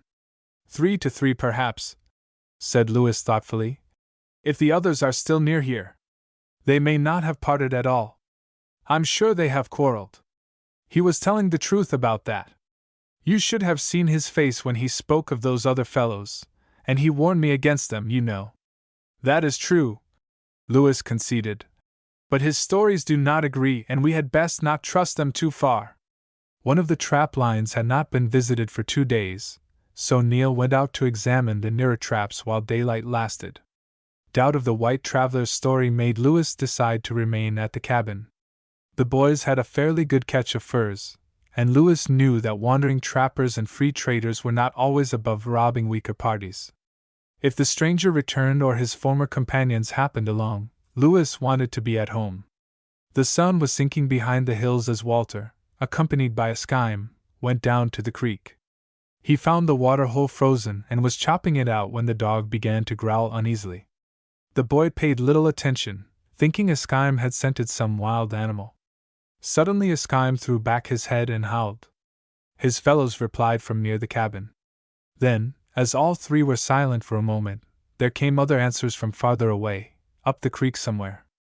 In doubt whether the answering voices were those of dogs or wolves, Walter filled his kettle and hastened back to the cabin. Outside the house, Lewis was trying to quiet his beasts. "We shall have visitors soon," he announced. "You heard?" "Yes, but I wasn't sure whether they were dogs or wolves." "Dogs," Lewis asserted confidently. "Those men have heard ours. They will come this way." Lewis and Walter tied their dogs at the rear of the cabin, and lingered outside, watching for the strangers. It was not long before a howl from the opposite direction, together with the voice of a man shouting, as he belabored some unfortunate beast, announced the arrival of the visitors. Through an opening in the woods, into the cleared space before the cabin, came a tall fellow in buckskin leggings and blue capote, the hood pulled low over his face. He was followed by 2 lean, shaggy dogs drawing a toboggan. It flashed into Walter's mind that these were the very men and sled he had seen upside down against the sky during the mirage. "Bo Jew!" called Lewis in a friendly tone, as a second man appeared and the sled came to a halt. "Bo Jew!" returned the tall fellow in a deep voice. At the sound of that voice, Walter started with surprise. The newcomer pushed back his hood, and the boy found himself gazing into the face of the half-breed voyageur Murray. The sun was down behind the mountain, but even in the waning light, there was no mistaking that face, that dark, aquiline, beardless, hard, cruel face that he had seen day after day during the long journey from Fort York to Fort Douglas. If Murray recognized the 2 lads, and he must recognize them, Walter knew, he made no sign. He merely stood impassive, looking at them, until Lewis recovered his wits sufficiently to act the host. Under the circumstances he could do no less, even though the guest was an unwelcome one. After all, there had been no open breach between Murray and the boys, and what had happened at Pembina was not their business. It would be better to show no knowledge of that affair. At Lewis's invitation, the newcomers entered the cabin and were given the stools by the fire. They had unhitched their dogs from the sled and tied them to a tree to keep them from Lewis's beasts, but Murray was hardly seated when the noise of battle sounded from without. Lewis ran out and Murray followed to find that one of his dogs had broken or gnawed off his rawhide rope and was engaged in a fight with the skime who had broken his rope also. The beasts were separated. Murray's dog, after being well beaten by his far from merciful master, was tied more securely, and a skime was taken into the cabin. Walter was already getting the evening meal, which, as a matter of course, the visitors would share. The second man, it was evident, was not the one who had been with Murray at Pembina. This fellow was an Indian, a young man, slender, well-built, but insignificant beside the black Murray. He understood scarcely a word of French or English, and spoke only when addressed in his native Assiniboine. It seemed to Walter, as he covertly watched the two, that the young Indian was completely under Murray's domination, and stood in fear or awe of him. Before the meal was ready, Neil returned. He had heard unfamiliar dog voices, as he approached the cabin, and had seen the loaded sled before the door, so he was not surprised to find strangers sitting by the fire. He it was who first mentioned the visitor that had come earlier in the day. "I suppose," he said, You two are the ones that fellow was traveling with. Murray grunted in assent. After a moment he asked, How long ago he here? He grunted again at Neil's reply. The warm meal, eaten for the most part in silence, seemed to thaw Murray's sullenness somewhat. Suddenly he began to talk, his usual mixture of bad English, worse French, Cree, and Dakota. Like the Demuron, he asked questions about the boys' trapping, and inquired if they had seen any Indians and had done any trading. Questioned in return, his replies were brief and evasive. He and Callback had been to the west. They had come back to the hills expecting to meet a band of Assiniboines. We waited, he said, but the Assiniboines not come. Walter and Lewis were not surprised to learn that Murray's former companion was Fritz Callback. They had guessed that already. It was here at the mountain you expected to meet the Assiniboines? Lewis inquired. Murray shot a keen glance at him, and nodded. Then you camped near here for several days? Persisted Lewis. To the north, other side Tête de Bœuf. You left the fresh buffalo skull on the mountain? Put in Neil. Murray silently pointed to his Assiniboine companion, who apparently understood nothing of the conversation. Then the half-breed asked abruptly, Who told you that? Callback? We found the newly painted skull and your tracks, said Neil. I spoke to him this morning about them, and he said you put the skull there. Le Marin Noir's face had darkened at every mention of the Demuron. He demanded savagely, What else he tell you? And before Neil could answer, added a string of violent abuse of his former companion. Callback told me nothing. The boy hastened to reply. Nothing except that he had been traveling with you, but had left you and was going on alone. He seemed to be in a hurry. Murray's eyes were fastened on Neil's honest, freckled face. His only reply was an abrupt grunt. He turned to Lewis. You stay here long? I sell you bag pemmican, good pemmican for furs. Lewis ignored the question. We thank you for your offer, he said, but we have no need of pemmican. We have plenty of food. This was not strictly true, but he wanted no dealings with Murray. Murray cast a look about the cabin, dimly lighted by the fire on the hearth. We go now, he said abruptly. You're not going on tonight? Neil asked in surprise. You are welcome to spread your blankets here by the fire. Lewis added he would not break the rules of hospitality even though he felt the guest to be an enemy. Murray did not even thank him. The moon is bright. We go on. The Indian had risen and moved towards the door. Murray pulled on his capote and looked up at the bark and pole roof. An evil smile showed his strong, yellow-white teeth. It burn? He inquired. You set it on fire, accused Lewis. Murray grinned mockingly. Not me, Callback. But why did he want to burn the roof off? Cried Walter. Why leave a cabin for other traders? Murray spoke contemptuously. Undoubtedly he felt contempt for Walter's innocence. Only the roof burn well, he added. His left hand on the door latch, he turned and held out the right to Walter. The Swiss boy, surprised at this courtesy from the man he had believed an enemy, could not refuse his own hand. Murray's sinewy fingers clasped it firmly for an instant. A scratch in the palm, a deep scratch made by a rough splinter of wood when Walter was renewing the fire before supper, tingled sharply with the pressure. Beau Dieu, said Murray, and opened the door and went out. The Assiniboine repeated the words and followed. In a moment both were arousing and harnessing their dogs. The men's shouts, the whines and howls of the tired beasts, lashed and beaten to force them to speed, could be heard long after men and sled had disappeared into the woods and the night. 24 A sore hand. Now we know it was Murray and Callback who camped here the night before we came, said Lewis, after the guests were gone. Then they tried to burn this old cabin so no one else could use it. That is a trick of rival traders to make each other as much trouble as they can. The Northwest Company used to destroy Hudson Bay houses whenever they got a chance, put in Neil.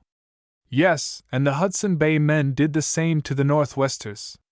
That was a queer way to try to burn a house, though, Neil remarked. To begin at the top. Callback must have had to clean off the snow before he could set the fire. Perhaps it was Callback who cleaned away the snow, But I think the plan to burn the cabin was as much Lemuri's as Kalbaka's, Lewis asserted. I believe they tried to start fire in other places as well as the roof. At the back there is a place where a fire has burned close to the wall. The logs are charred and black. They started several fires, I think, but they did not stay to watch them. As Lemuri said, only the roof burned well. What do you think, Walter? Walter had scarcely been listening. He was examining his right hand, which still smarted. Raising his head at the question, he replied carelessly. About the fire? They set it, of course. Lucky for us it didn't burn better. He looked again at his stinging palm. I wonder if Murray ever washes his hands. The dirt came off on mine. It makes this scratch sting. Let me see. Lewis seized his friend's hand, turned the palm to the firelight, and bent over it. That is no dirt, he exclaimed. It is sticky, a gum of some sort. You say it was not there before Murray shook hands with you? And now it hurts? My hands were clean. I washed them before we began to get supper. That scratch certainly does hurt, much more than it did at first. Put some water on the fire, Neil, just a little, to heat quickly. We must do something for this hand. Lewis spoke anxiously. Lemuri has tried to poison you, Walter. Perhaps I can suck it out like snake venom. Without hesitation he put his lips to the scratch and sucked.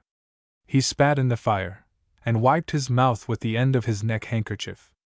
The gum is too sticky, and we have nothing to draw the poison out, no salt pork for a poultice. Make the scratch bleed, suggested Neil. Open it with your knife. This black stuff must be cleaned off first, objected Walter. Cold water made no impression on the sticky substance that smeared Walter's palm. Lewis tried to scrape away the gum, then he sucked the scratch again. But he had to wait for hot water to really dissolve the gummy stuff and cleanse the hand. When every trace of black had been washed off, Lewis drew the sharp point of his knife along the scratch, making a clean cut, deep enough to bleed freely. In those days little was known about antiseptics. All three boys, however, were familiar enough with the treatment of snake bites to understand that poison must be drawn out as speedily as possible, either by sucking the wound or letting it bleed freely. They knew also that a clean wound was apt to heal more readily than a dirty one. Even the Indians recognized that fact, though their ideas of cleanliness were not much like ours. Lewis would have torn a strip from his handkerchief to bandage the injury, but Walter felt that a colored and not too clean cloth was not the best dressing. He decided to leave his hand unbandaged, letting it bleed as much as it would and the blood clot naturally.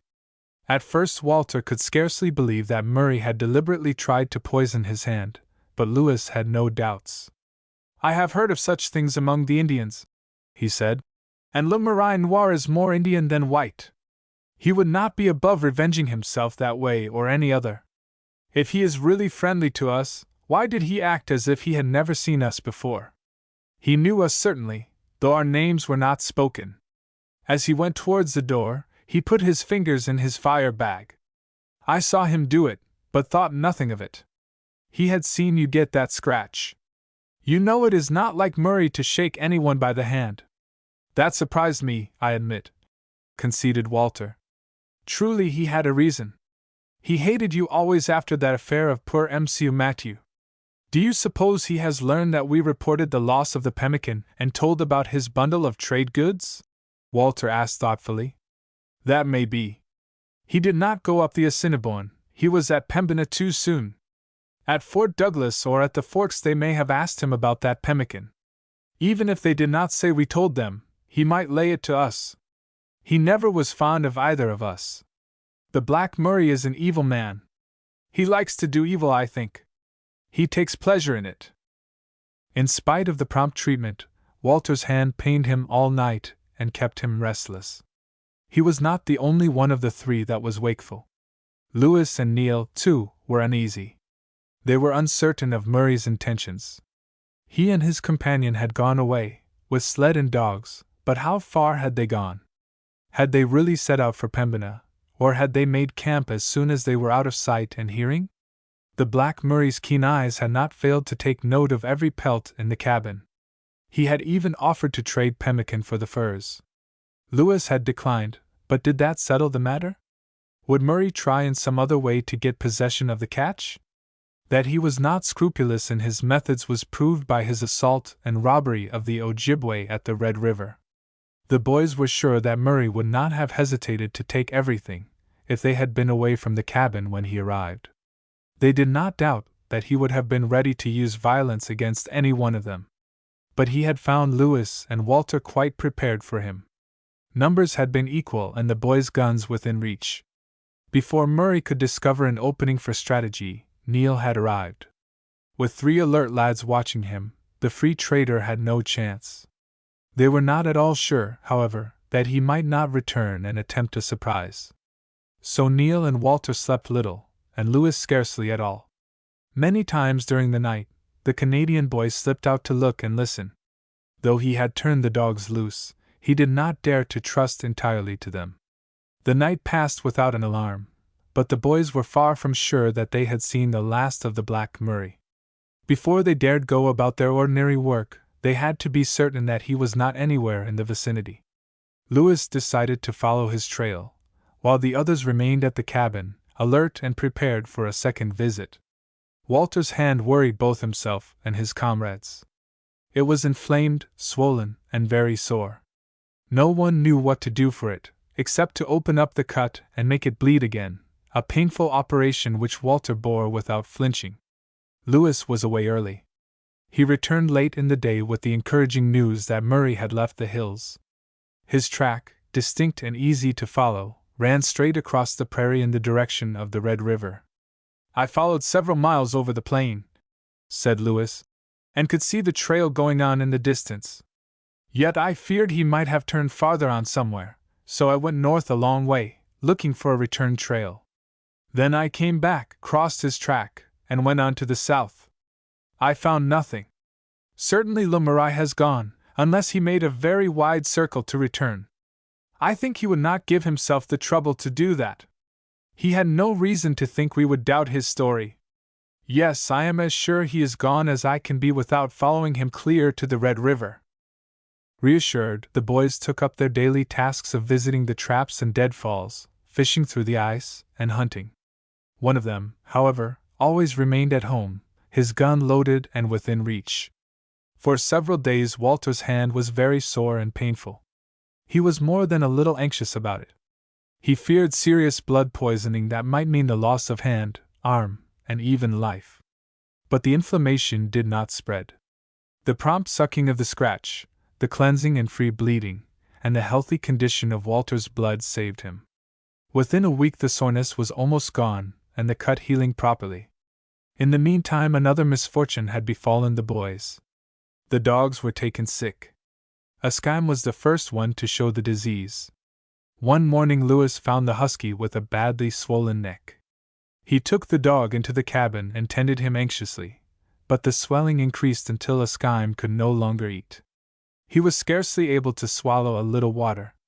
Walter proposed piercing the lumps, and performed the operation with an awl used in sewing skins. The swellings discharged freely, and Askeim, able to swallow, began to improve. The other dogs had already shown signs of the same trouble. Grey Wolf had only a slight attack, but the brown animal was very sick. Lancing the lumps on his neck did no lasting good, and in spite of the boys' efforts to save him, the poor beast died. Luckily Askeim and Grey Wolf recovered completely. How the dogs got the disease was a mystery. Murray had had no opportunity to poison them. Possibly the wolf-like animal that had broken loose and attacked Askeim had given the infection to him, or the husky and his fellows might have caught it from some wild beast they had killed and eaten. 25 The travelers without snowshoes. After the wolverine was killed, trapping had improved for a time.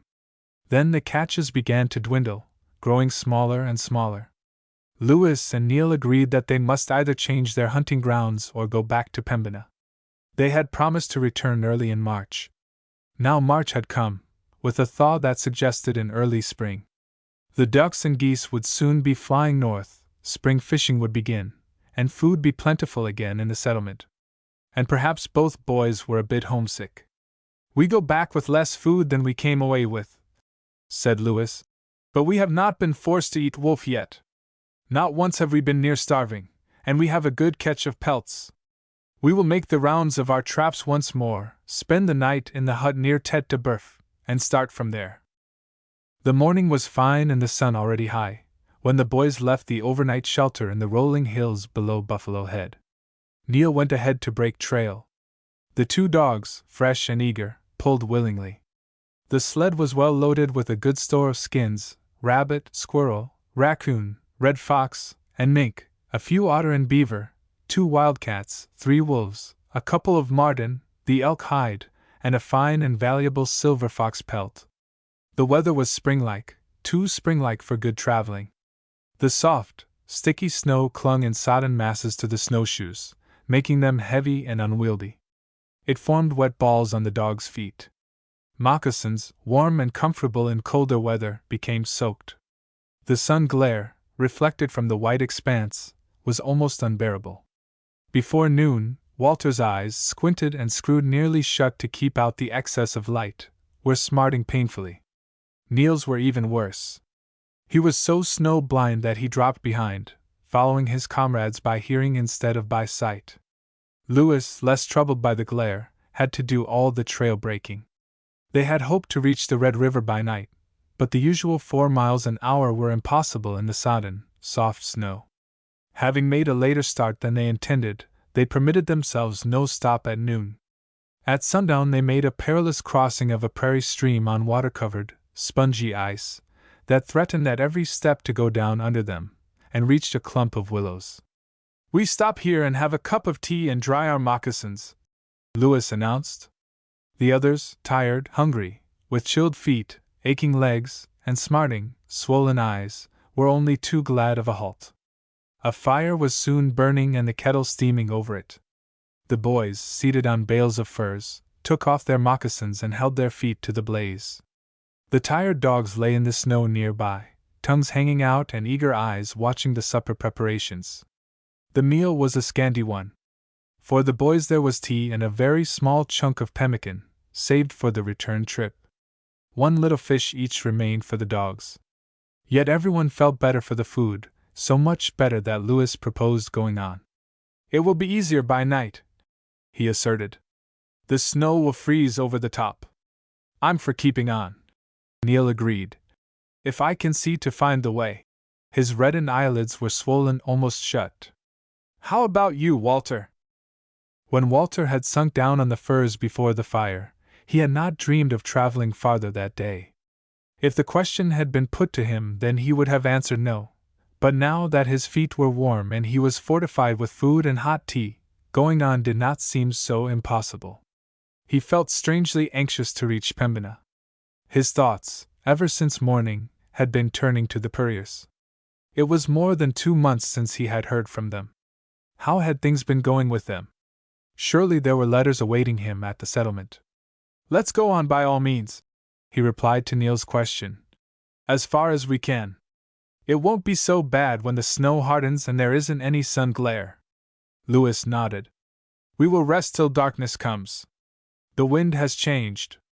It will soon be much colder, I think." There was no doubt that the weather was turning colder. Thawing had ceased with the setting of the sun, and the wind came from the northwest. By the time the journey was resumed, a crust had formed on the snow.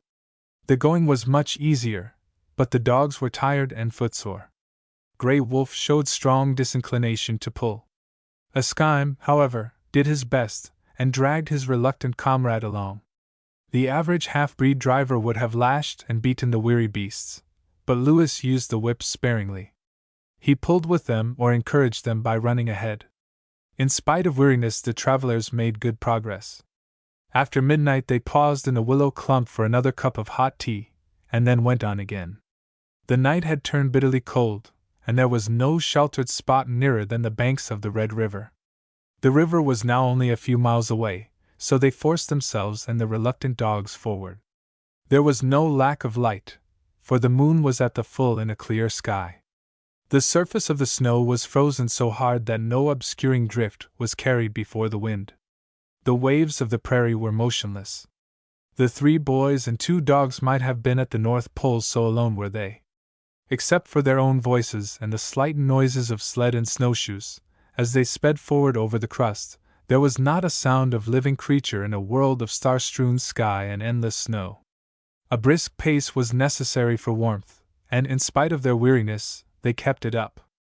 Reaching the woods bordering the river, they made their way among scattering, bare-limbed trees, creaking and clashing in the wind. In search of a sheltered camping ground, they descended a stretch of open slope to an almost level terrace about a third of the way down to the stream. And there they came upon the trail of human beings. Stooping to examine the tracks, Louis gave a low whistle of amazement. "My foi, but this is strange! Those men had no snowshoes. Why should anyone travel without them at this time of year?"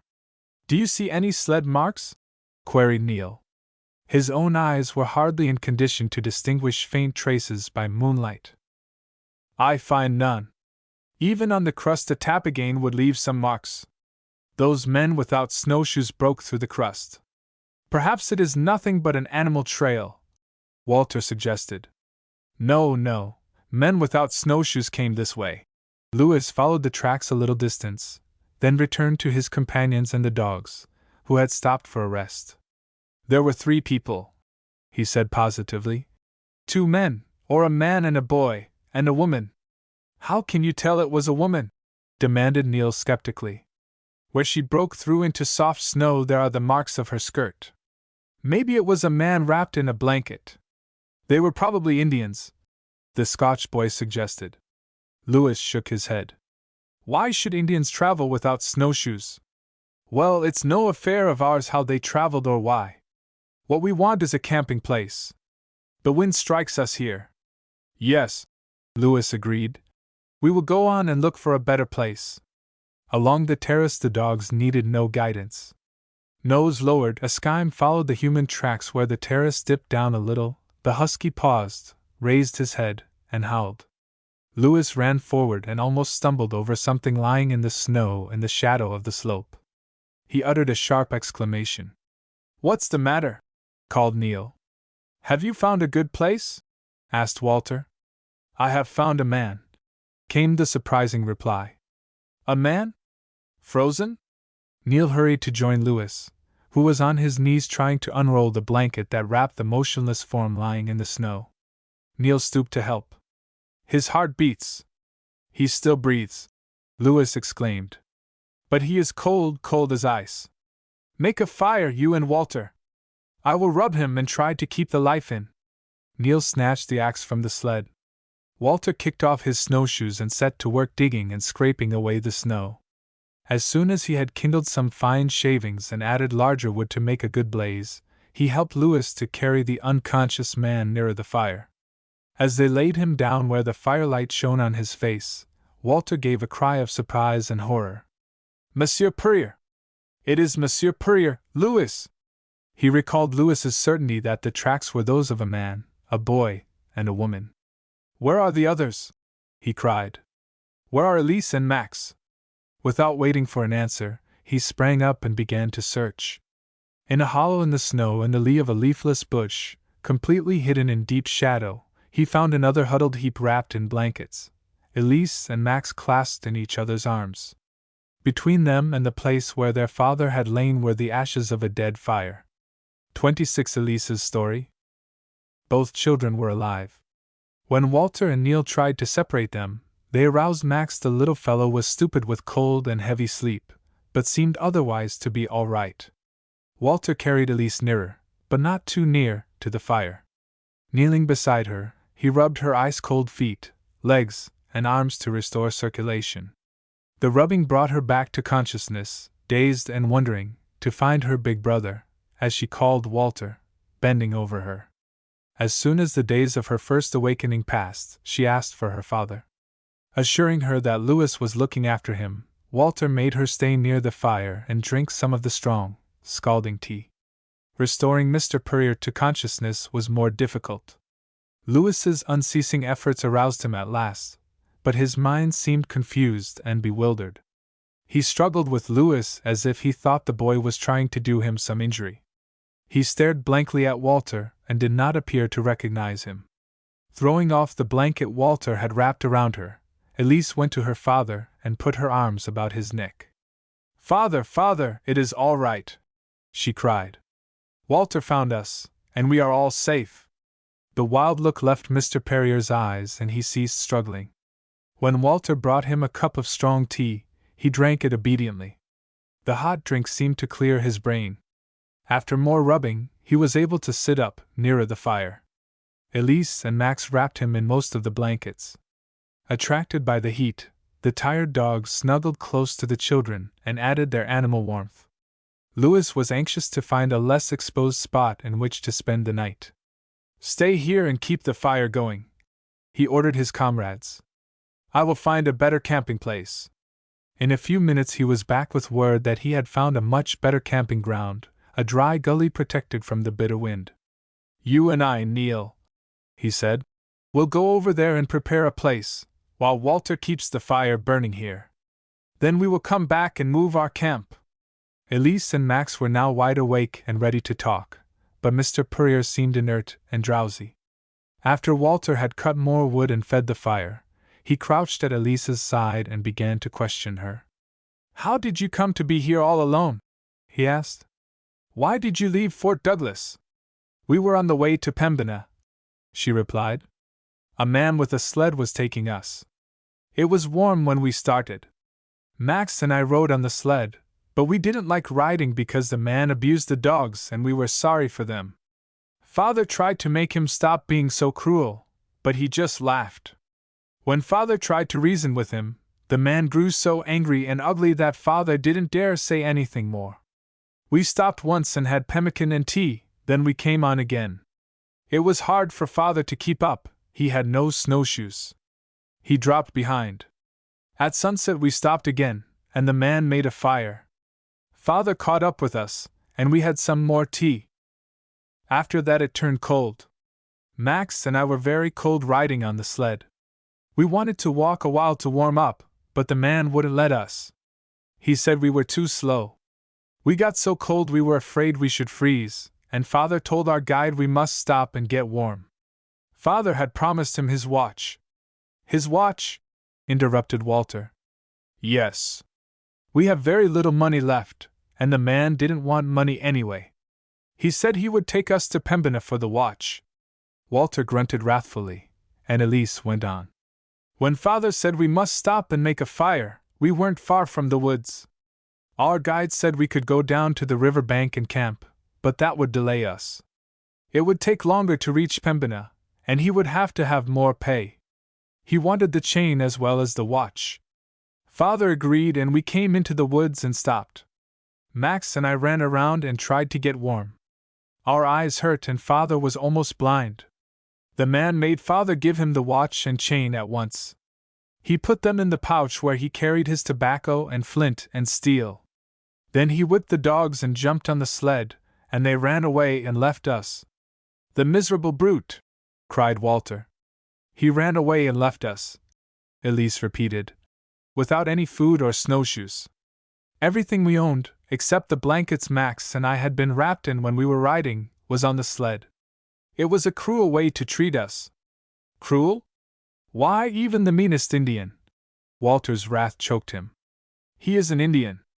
They call him a Bois Brûlé, but he looks just like an Indian. No one but a savage could be so cruel. He's worse than a savage. He must be a fiend. Why did Callback let you come with such a fellow?"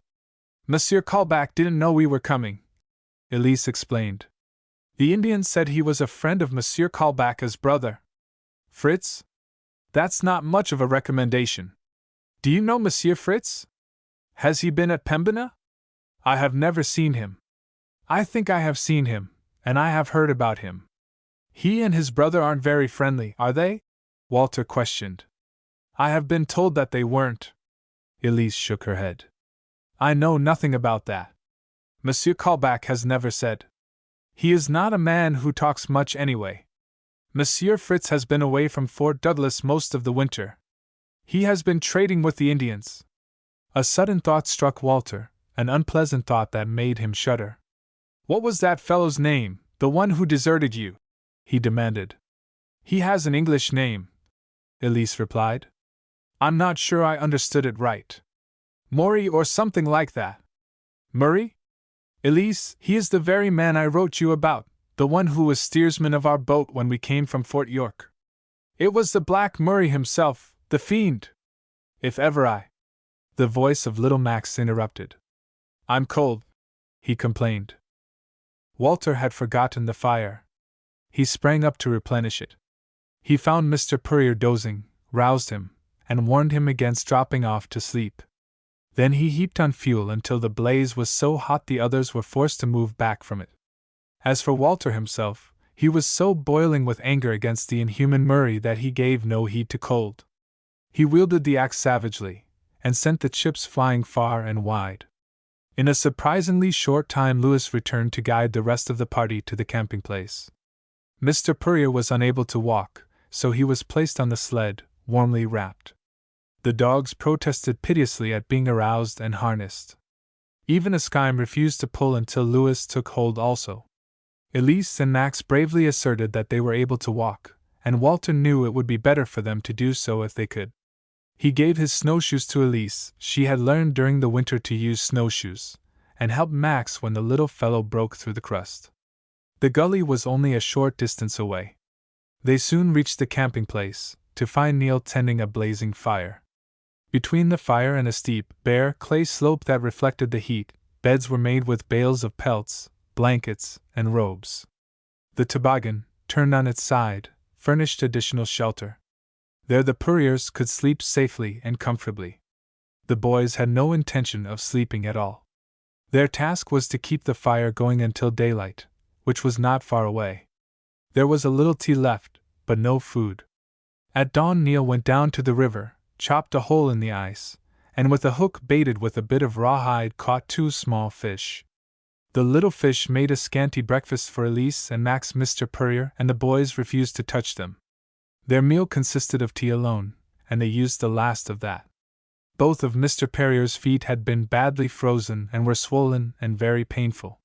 He was placed on the sled again, and Elise and Max took turns riding with him. To make room for the passengers, part of the furs were taken off and made into packs, which the boys carried on their backs. Even then, the load on the sled was a heavy one for 2 tired, hungry dogs. 1, and sometimes 2, of the boys had to help pull. By way of the gully they left the river bank and went up to the prairie. There they found and followed a well-defined trail, the usual route between Pembina and Fort Douglas. More than one dog train had traveled that way since the last fall of snow. The morning was cold and the crust firm, but the party had to make the best possible speed before the sun softened the surface.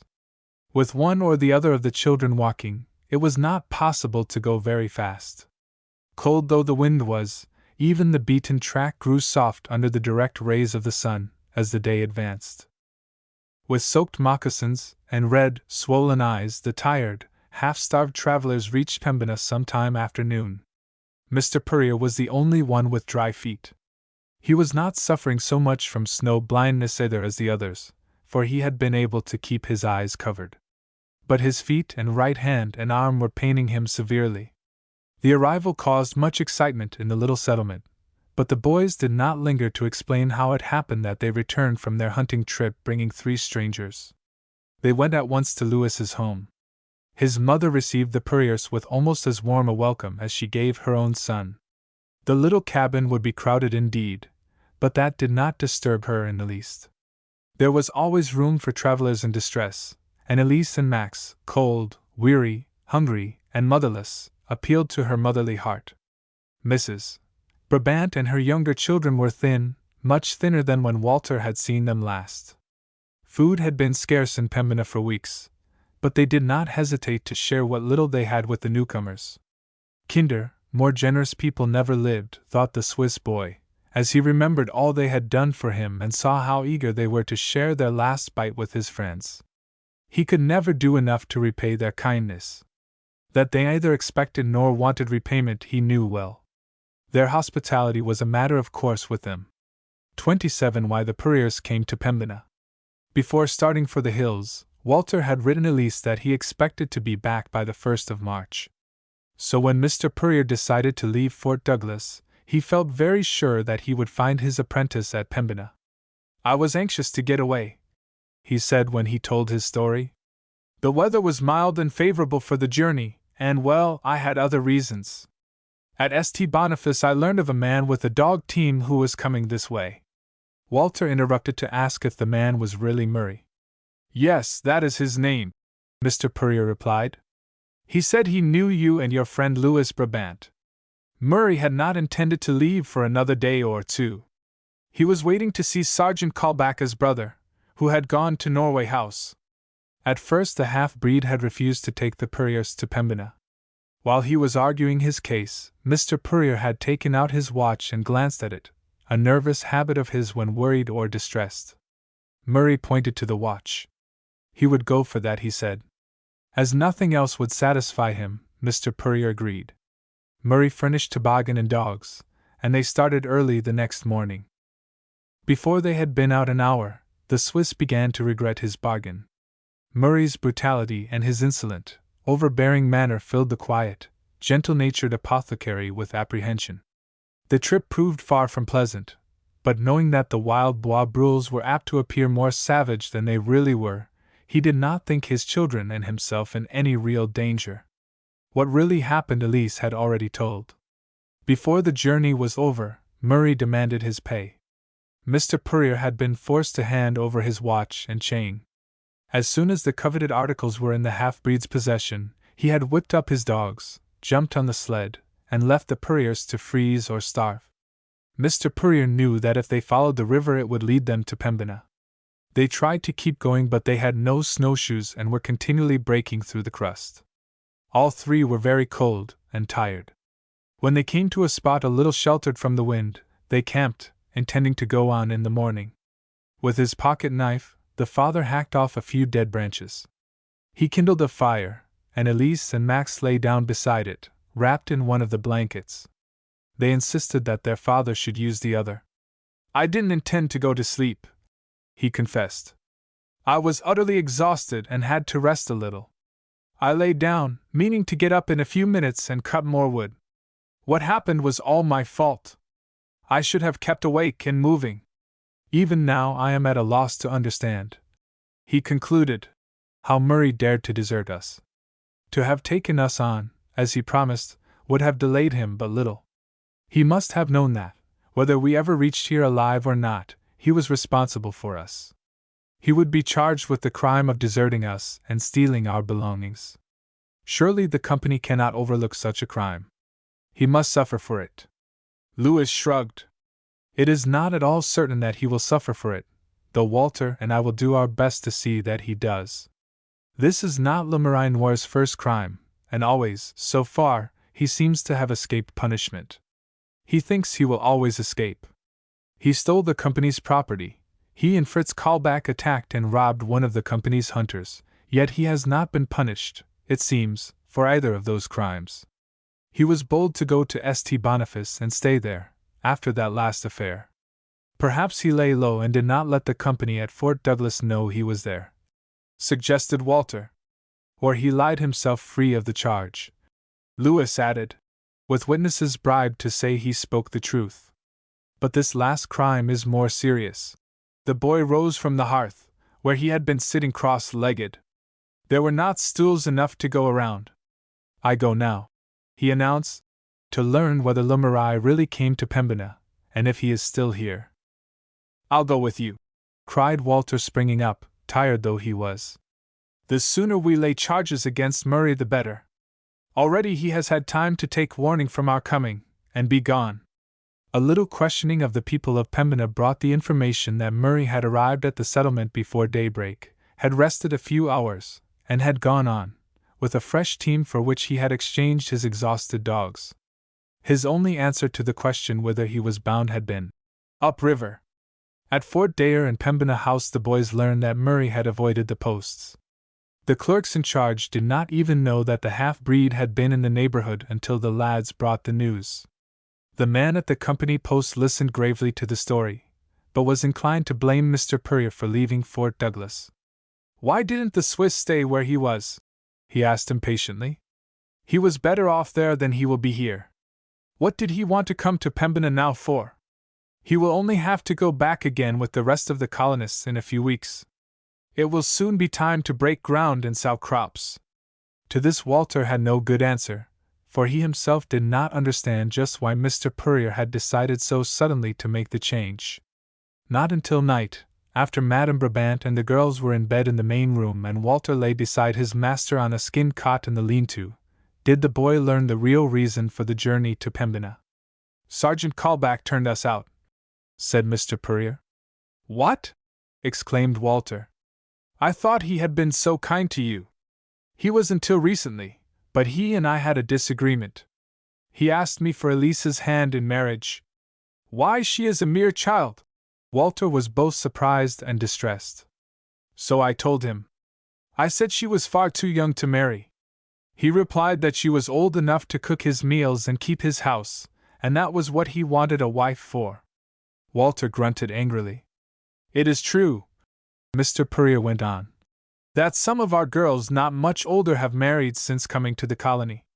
You know the company encouraged young women to come over because wives were needed in the settlement, especially by the Demurons.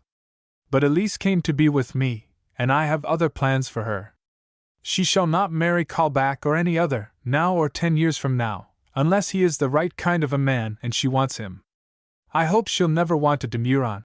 The thought of his little sister married to one of that wild crew horrified Walter.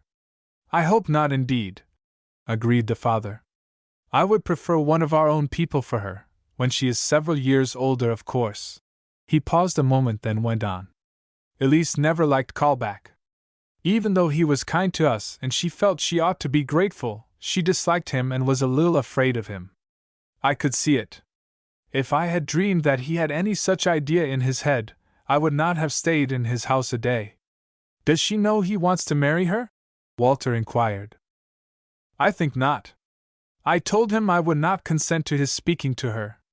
He declared he would do as he thought best about that, but he has had no chance. We left his house that very day." "Did he really turn you out?" "It amounted to that. He was angry at my refusal to consider his suit. He said he was willing to wait a year if, at Easter, Elise was formally betrothed to him. When I would consent to no betrothal, he said that we could not stay in his house longer unless she was promised to him. I have been working at the buffalo cloth mill, and have been paying him what I could for our lodging, and Elise has done all the housework. Yet he spoke as if we were beggars. I answered that we had no wish to remain in his house. We went to a neighbor, Mary Ann Scheidecker she was before she married. I told her, as I told Elise, that Callback and I had quarreled.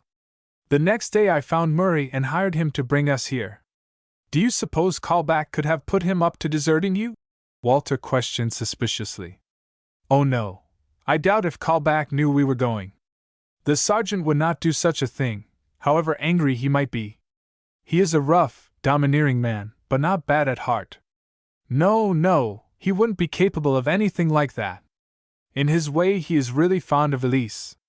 I think he would be as kind to her as he knows how to be, but he is not good enough for her, and she is far too young." "She certainly is," Walter agreed emphatically. It would be years yet before little Elise need think of such things, the boy decided. Then perhaps he would have something to say about the matter. The idea had never occurred to him before, but why should he not marry Elise himself some day? What other girl was there in the new land or the old to equal her? Of course it would be years from now, but in the meantime he must keep guard over her and see that no Demuron, or Scotchman, or French Bois Brule tried to take her away. None of them should bother Elise if he could help it, and he thought he could. It was with a new and not unpleasing sense of responsibility that the boy fell asleep that night. 28. The land to the south. Pembina seethed with indignation when the Purrier's story was told. The Swiss, who were all undergoing their share of suffering, sympathized warmly with their country folk. Though still prejudiced against the new colonists, the Scotch and Irish settlers had nothing but condemnation for the rascally half-breed Murray. Many of the Bois Brules of Pembina had bitterly opposed the Selkirk settlement, and some had joined with the Northwesters in driving out the colonists. Since the union of the two companies, however, most of the enmity had evaporated. Walter had received only the kindest treatment from the French mixed bloods. Now there was not one to defend Murray in his heartless desertion of helpless travelers. So strong was the feeling against the treacherous voyageur that if he had been in Pembina when the Purriers arrived, he would scarcely have escaped with his life. Though he had been gone several hours, a party of armed men went out to search for him. Uncertain whether he had told the truth when he had said he was going up river, they scoured the country for miles to the east and west as well as to the south. They did not overtake him. He had too long a start. Murray was not well known in Pembina. He had never lived there nor at St. Boniface. No one in either settlement knew much about him. The spring after the killing of Governor Semple, the tall voyageur had come down the Assiniboine from the west with a brigade transporting furs to York Factory, and had remained in Hudson Bay service. It was said at that time that he was the son of a free trader of mixed Scotch and Cree blood. The elder Murray had wandered far, so it was said, and had taken a wife from among the western Sioux. If this story was true, Murray could not be more than 1/4 white and was at least half Sioux. The Indian blood in the Pembina half-breeds was chiefly Ojibwe and Cree. The Sioux were the traditional enemies of the Ojibways and the Crees. To the people of Pembina, Murray's Sioux blood did not endear him. There was not a man to find excuse for behavior of which few full-blooded Sioux would have been guilty. It was some time before the Purrier family recovered from their terrible experience. The frost bites Elise and Max had suffered were so severe that the outer skin of their cheeks, noses, hands, and feet peeled off in patches, leaving sore, tender spots. Their father was in a far worse condition. His feet and ankles, his right hand and arm, were badly swollen and inflamed and very painful. It was weeks before he was able to walk or to use his right hand. Had the boys failed to give him prompt treatment when they first found him, he would have frozen to death. Realizing what might have happened if they had camped on the prairie that night, instead of pushing on to the river, Walter felt that he and his companions had indeed been guided to the rescue. The little settlement had passed through hard days while the three boys were in the hills. Food had been very scanty. The buffalo had been far away, and following them in the deep snow next to impossible.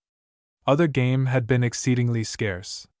Even the nets set under the ice of the two rivers had yielded little. The Bois Brules and the older settlers had fared better than the Swiss. Though the rations had been slender, neither the Brabants nor the Mackays had been entirely without food. The Swiss had suffered severely. Johann Scheidecker told Walter that at one time his family had not had a morsel to eat for 3 days. At Fort Douglas conditions had been even worse than at Pembina. By February most of the settlers were on an allowance of a pint of wheat or barley a day, which they ground in hand mills or mortars. Soup made from the grain and an occasional fish were all they had for weeks at a time. Though their fare had been meager enough, the Purriers, in Sergeant Kalbaka's care, had fared better than many of their country folk. They had never been quite without food. With the coming of spring matters improved at Pembina. When the ice in the rivers began to break up, wildfowl arrived in great flocks. Almost every night they could be heard passing over. By day they alighted to feed along the rivers and in the marshes. Every man able to walk, every boy large enough to carry a gun, shoot an arrow, or set a snare, and many of the women and girls, hunted from daylight till dark for ducks, geese, swans, pelicans, cranes, pigeons, any and every bird, large or small, that could be eaten. The buffalo also were drawing nearer the settlement. Following the herds over the wet, sodden prairie was difficult, even on horseback, but a skillful hunter brought down a cow or calf now and then. The lucky men shared generously with their neighbors. Lewis and Walter had no time for long hunting trips. Both had obtained temporary employment at the company post. Indian and half-breed hunters were bringing in the winter's catch, and the two boys were engaged to help with the cleaning, sorting, and packing of the pelts. The post was a busy and a merry place those spring days. The men worked rapidly and well, but found plenty of time for joking, laughing, singing, and challenging one another to feats of strength and agility. After the cold and hardships of the winter, the spring fur packing was a season of jollity for the voyagers. Walter and Lewis enjoyed the bustle and merriment, while they worked with a will. The skins were thoroughly shaken and beaten to free them from dust and dried mud. Then they were sorted, folded to convenient size, and pressed into packs by means of a wooden lever press that stood in the post courtyard. Each bundle, about 90 pounds weight, of assorted furs was wrapped in a strong hide. In every package was a slip of paper with a list of the contents. To the outside was attached a wooden stave, with the number and weight of the pack, and the name of the post. The numbers and lettering were burned into the wood. Because he wrote a good hand, Walter was able to help the overworked clerk with these invoices and labels. He did a share of the harder physical work as well. The Swiss boy was heartily glad of employment. His wages, in Hudson Bay Company paper money, were exchanged for food and ammunition, and clothes for Elise, Max, and himself. The Purriers needed his help sorely. They had reached Pembina destitute. When they had left Switzerland, they had been well supplied with clothing. They had also brought with them the apothecary's herbs and powders and such household goods as they were permitted to take aboard ship. In the crowded open boat in which they had come from Fort York, there had not been room for all their belongings, so some had been left behind. Nearly everything else had been lost in the wreck on Lake Winnipeg. The little that remained had been on the toboggan that Murray had run away with. Every cent of Mr. Perrier's money, as well as the Hudson Bay paper he had received for his work at the buffalo wool factory, had gone for food and other expenses during the winter. Even his silver watch and chain he had turned over to Murray. Father and children had nothing left but the worn clothes they were wearing, 2 blankets, and the few packets of medicinal plant seeds the apothecary carried in his pockets. He must begin all over again, and on credit at that. Mrs. Brabant's sympathy for the unfortunate family was genuine and warm. They crowded her house to overflowing, but she would not hear of their going elsewhere. Indeed, there was no other place for them to go but Fort Dare, and the fort was too well filled for comfort. It was hardly worth while to attempt building a new cabin, if they were to return to the Selkirk settlement in a few weeks. Were they going to return to the settlement? That was the question that troubled Mr. Purrier and Walter. It led to many debates, as the two families sat around the fire after the evening meal. There was that 100 acres of land to be considered. A vast estate it seemed to the Swiss apothecary. The promise of that great tract of land had dazzled him when he first talked with Captain Mai in Geneva. Since his coming to the new country, however, the 100 acres of unbroken prairie had grown less alluring. He had learned that not one of the older colonists had been able to cultivate more than a few acres. He had no farming tools and he could obtain nothing but hoe and spade at the colony store. There was not a plow to be bought for credit or cash. Breaking tough prairie sod with hoe and spade would be slow and painful toil for Walter and himself. Because of the depredations of the locusts, seed grain was very scarce. The little Mr. Purrier might buy would be high in price. From his first crop he would have to pay for seed as well as rent for the land. If he did not succeed in raising a crop, if the grasshoppers came again and destroyed it, he would be far in debt to the colony, with no immediate hope of getting out. Already he had learned to his cost that prices were high at the colony store, and that bills were sometimes rendered for things that had not been bought. In the end he might easily lose his land and have nothing to show for his labor. The prospect was not bright. Hopeful though he was by nature, he doubted his ability to make a success of farming under such discouraging conditions. Walter was strongly against returning to Fort Douglas. It would be better to remain where they were, he argued, and trust to making a living, as the Bois Brules did, by hunting, fishing, and planting a small garden. Perhaps the company would let Mr. Purrier have his 100 acres in the neighborhood of Pembina. Both Louis and Jean Lagimeniere, who was consulted, shook their heads at the latter's suggestion. Pembina was included in Lord Selkirk's grant, but the real colony was established at and near Fort Douglas. It was there that the land was allotted. They thought it unlikely that Mr. Purrier could obtain his anywhere else. In any case, there would be the same difficulty about tools, seed, supplies, and rent. And so the argument went on. In the meantime, spring had come in earnest. The ice was gone from the rivers. Birds were nesting in the woods, in the marshes, and on the prairie, according to their habit. As the rivers subsided from flood stage, fishing was resumed and yielded good results. The snow had melted from the prairie, though it still lingered in shaded places in the woods and along the river banks. The burned stretches showed new green. The sun was drying up the excess of moisture that had turned the prairie into ponds and spongy expanses and had converted the rambling paths and cart tracks of Pembina into sticky mud.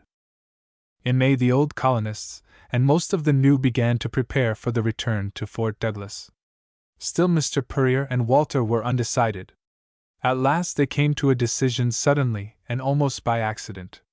Through Lagiminier, Mr. Purrier met a man named St. Antoine who had traveled more widely than most of the Pembina mixed bloods. 2 years before, he had been far to the south and east with Laidlaw, the colony superintendent of farming, when the latter had gone to Prairie du Chien on the Mississippi River for seed grain.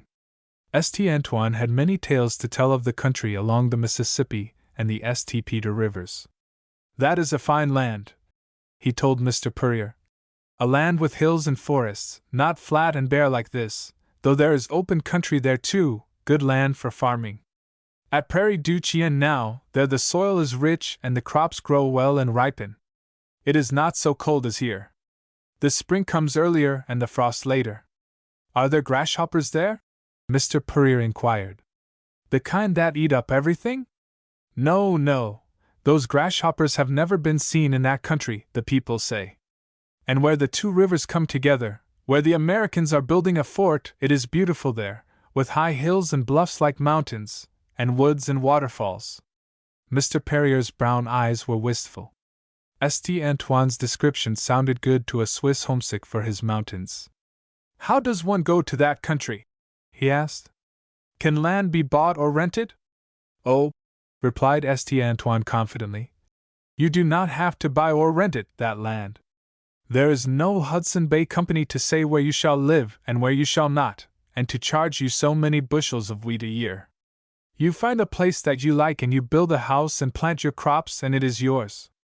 That is the way folk do on the east side of the Riviere Mississippi. On the west side the American government does not want people to settle. That is Indian country. You may live there if you are a trader. But there is plenty of land on the east side, fine land too. Sometime I am going back there to stay, when I get old and want to settle down." St. Antoine's tales took hold of Mr. Purrier's imagination. The more he thought of that country to the south and east, the more he wanted to go there, and the less he wanted to return to Fort Douglas. He told Walter and Louis, and they too talked to St. Antoine, who fired their imaginations as he had fired the older man's. It did not take Walter long to decide what he wanted to do. The question was, how were they to get to the Mississippi? It would be a long journey, hundreds of miles, by cart and horseback through the country of the Sioux. But it could be done, of course. It had been done a number of times. The previous summer's threats of trouble with the Sioux had come to nothing. Yet the trip might be a dangerous one for a small party.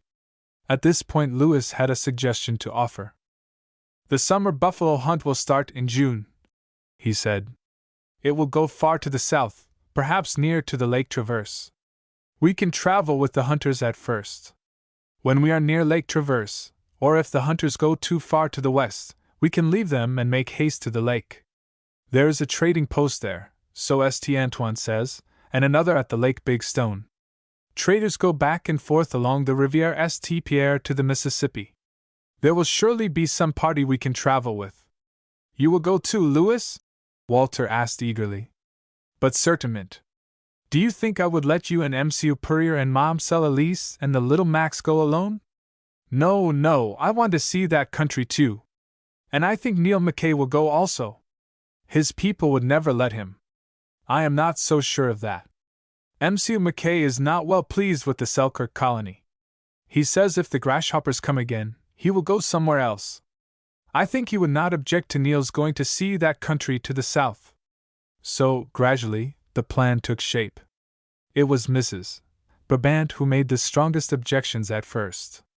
But when Mr. Purrier and Walter finally decided to go, and Louis insisted on going with them, she suddenly made up her mind, much to Raoul's delight, that she and the children would go along. "And if we like that country, Louis," she said, "we will stay. It may be there will be a better chance for you there. If we do not like it, we can come back when some party comes this way." Neil proved eager to go. After some argument, he got his father's consent, with the provision that he was to return to the Red River colony at the first opportunity, before winter if possible. He must learn all he could about that Mississippi country, his father said. If the crops should fail again, it might be that the Mackay family would have to leave the Red River for good. The Northwesters could not drive the stubborn Scot to give up his land, but against the locusts he could not contend forever. 29. The coming of the Sioux. Early in May, the Puryear family said goodbye to their countryfolk who were returning to Fort Douglas. Some of the Swiss tried to dissuade Mr. Puryear from going farther into the interior. Others talked of following later if things did not turn out well in the colony. A short time after the Swiss left, something happened that threatened to upset all Mr. Puryear's plans. A party of men returning from a buffalo hunt brought disquieting news. They had met an Ojibwe scout who had told them that a large body of Sioux were on the march towards the settlement.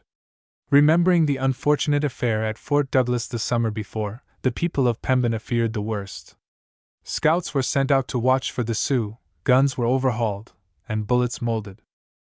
In the midst of the preparations for defense, 2 boats arrived from down river, bringing reinforcements. Rumors of the approach of the Sioux had reached the governor, and he had sent a detachment of demurrons and voyageurs to meet the Indians and prevent them from going on to Fort Douglas.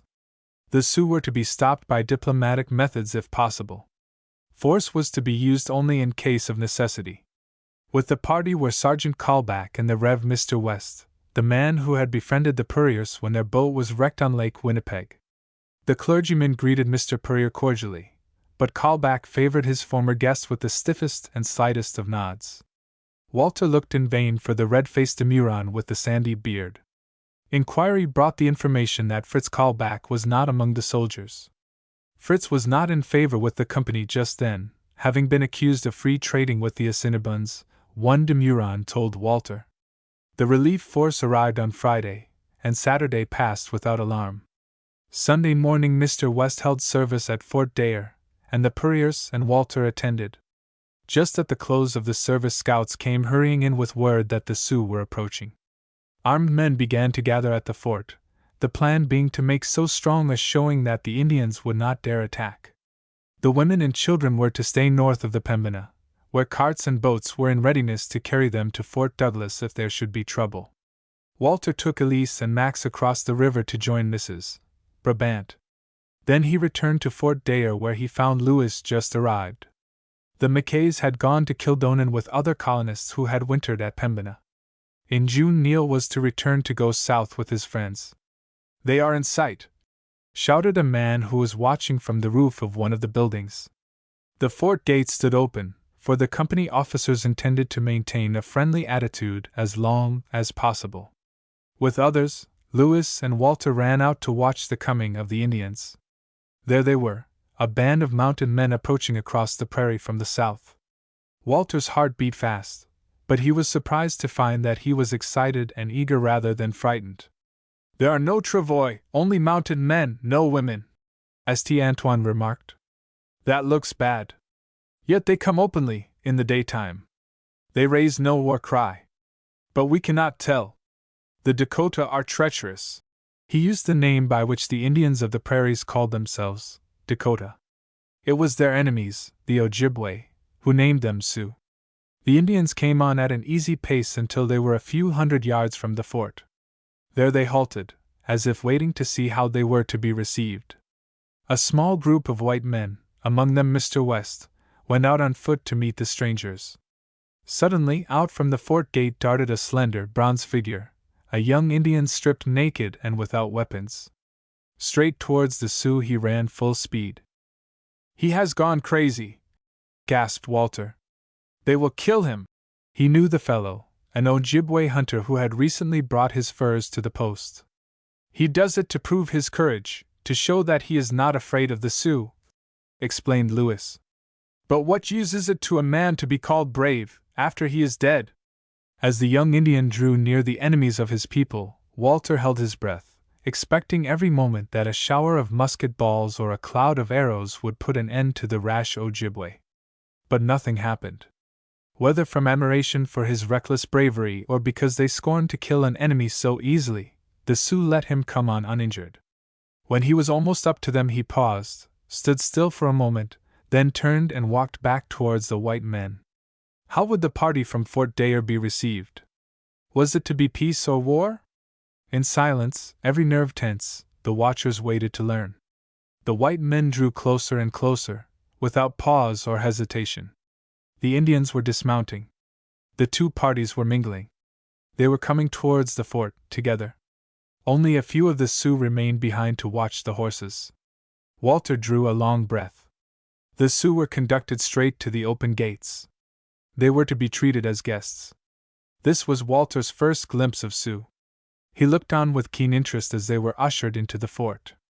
They were manly-looking fellows, these Dakotas.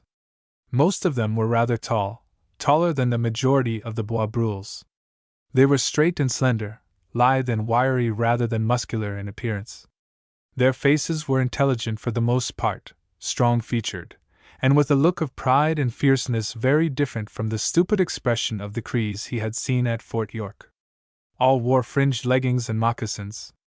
The bodies of some were bare to the waist, while others were clothed in shirts of deerskin or calico, or wrapped in blankets or buffalo robes.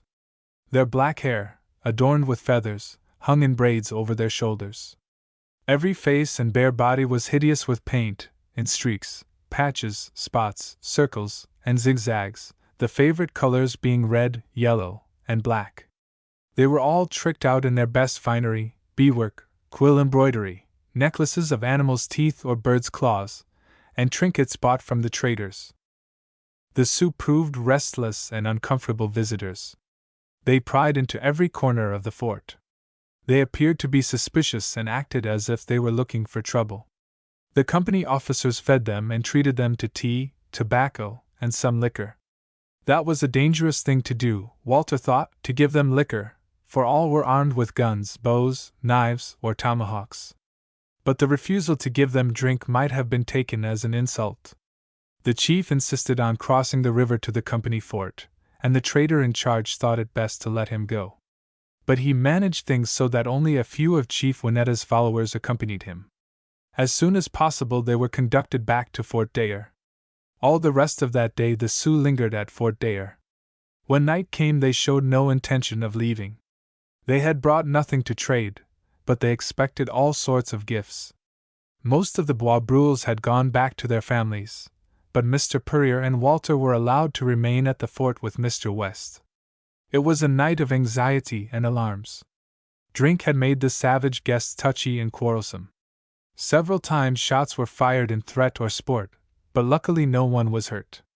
The arrival of 3 Assiniboines, who said they had come to smoke the peace pipe with their ancient enemies, did not help matters any. About 11 o'clock shouts and war whoops from outside the walls roused everyone. Thinking that the attack had begun, Mr. Purrier and Walter rushed out of the house where they had withdrawn to keep out of the way of quarrelsome Indians. They found that the Sioux, instead of attacking, were leaving the fort in haste. There had been a fight between a Dakota and an Assiniboine. The Dakota had shot the Assiniboine and scalped him, the fallen man's 2 companions had fled, and some of the Sioux had started in pursuit. Chief Winnetta had been overbearing and truculent enough himself, but he apparently did not want a general fight. Winnetta was no fool. He probably realized that the white men and Bois Brules of Pembina were too strong for him in numbers and too well prepared for trouble.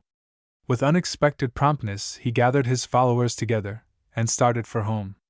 Before midnight the whole band had disappeared in the darkness, riding south. XXX with the buffalo hunters. If the visit of the Sioux had resulted in hostilities, Mr. Purrier would have been forced to give up the trip to the Mississippi. As it was, the fact that the only hostile act committed had been against the Assiniboines, and that Winnetta and his braves had departed at peace with the white men, went far to convince the Swiss that his little party would have no trouble with the Indians unless they sought it. Louis did not wholly agree with that idea, but he was young, eager for travel and adventure, and willing to take what seemed a rather remote risk. His mother was more doubtful, but if the others were going, she did not intend to stay behind. At first Elise had dreaded a new journey into strange country, but when Mrs. Brabant decided to go, she no longer felt afraid. She did not want to return to Fort Douglas, and she had grown very fond of Mrs. Brabant. Already the Bois Brules of Pembina were growing restless. The coming of spring had stirred the wild blood in them. They were eager to be up and away. Those who had not taken service with the company to go as voyagers to Fort York neglected their primitive gardening to prepare for the great buffalo hunt. They mended harness, repaired old carts by binding the broken parts with rawhide, patched hide and canvas tents, cleaned guns, molded bullets, made stout new moccasins, packed their wooden chests, and overhauled gear of all kinds. The ground around every cabin was strewn with odds and ends. On the first day of June Neil arrived full of enthusiasm, and the little party was complete. A spot on the open prairie to the southwest of the junction of the two rivers had been chosen as a gathering place for the hunters. Early in the morning of the appointed day, the people began to leave the settlement. Most of the hunters were taking their entire families along. The clumsy, squeaking, two-wheeled carts, drawn by wiry ponies, were crowded with black-haired, dark-skinned women and children or piled high with household gear and equipment. Lewis's one horse and cart were not enough for the Brabant Purrier party, so he and Walter had built another vehicle. Neil furnished 2 ponies, and Lewis had traded his toboggan and Grey Wolf for a fourth. A Skime was to go with him. He would not part with the husky dog. At the women's suggestion, the Brabant, Purrier, and Lagiminier families selected a spot a little distance from the main camp. There they unhitched their ponies, and stretched their tent covers from cart to cart. "There will be much drinking in the camp tonight," Lewis explained to Mr. Purrier, "to celebrate the beginning of the hunt, and much noise and gaming, and probably fighting. Since we do not wish to take part in all that, we will camp by ourselves. This is a better place for the women and children." The wisdom of this plan soon became evident. Long before midnight the big camp had grown uproarious. When an unusually loud outburst of noise was followed by the sound of shots and frantic yelling, Mr. Purrier raised himself on his elbow to listen. He was sleeping on the ground underneath one of the carts. "I'm afraid we have made a mistake," he said anxiously to Walter lying next him. "We cannot travel with that wild crew. It will not be safe for the children." Lewis, on the other side, overheard the words, and hastened to reassure the Swiss. "You need not fear, Monsieur Purrier. They will be all right after the liquor is gone. I think they will finish it tonight. They cannot get more till they return. Our people are seldom quarrelsome except when they have liquor. Once the hunt makes a start, the leaders will keep good order. The rules are very strict. They are rough and wild, my people, but they are not unkind. Mamselle Elise and my little sisters will be quite safe." The hilarity continued through most of the night, but before sunrise quiet had descended on the circle of carts and tents. Flasks and kegs were empty, and most of the roisters were sleeping. They remained in camp all that day. By the time the caravan was in motion the following morning, all were sober and more than ordinarily quiet. Some had good reason to be morose, having gambled away their guns, horses, and carts while under the influence of liquor. Several had received knife or gunshot wounds in the quarrels that resulted. "It is always so that the hunt begins," said the Canadian Lagiminier, with a shake of his head. "Liquor and gambling, they are the twin curses of the Bois Brule. Those 2 things are the cause of most of his troubles." It was surprising how quickly camp was broken, and the long train got under way at the cries of "Marquez donc!" The guide rode ahead.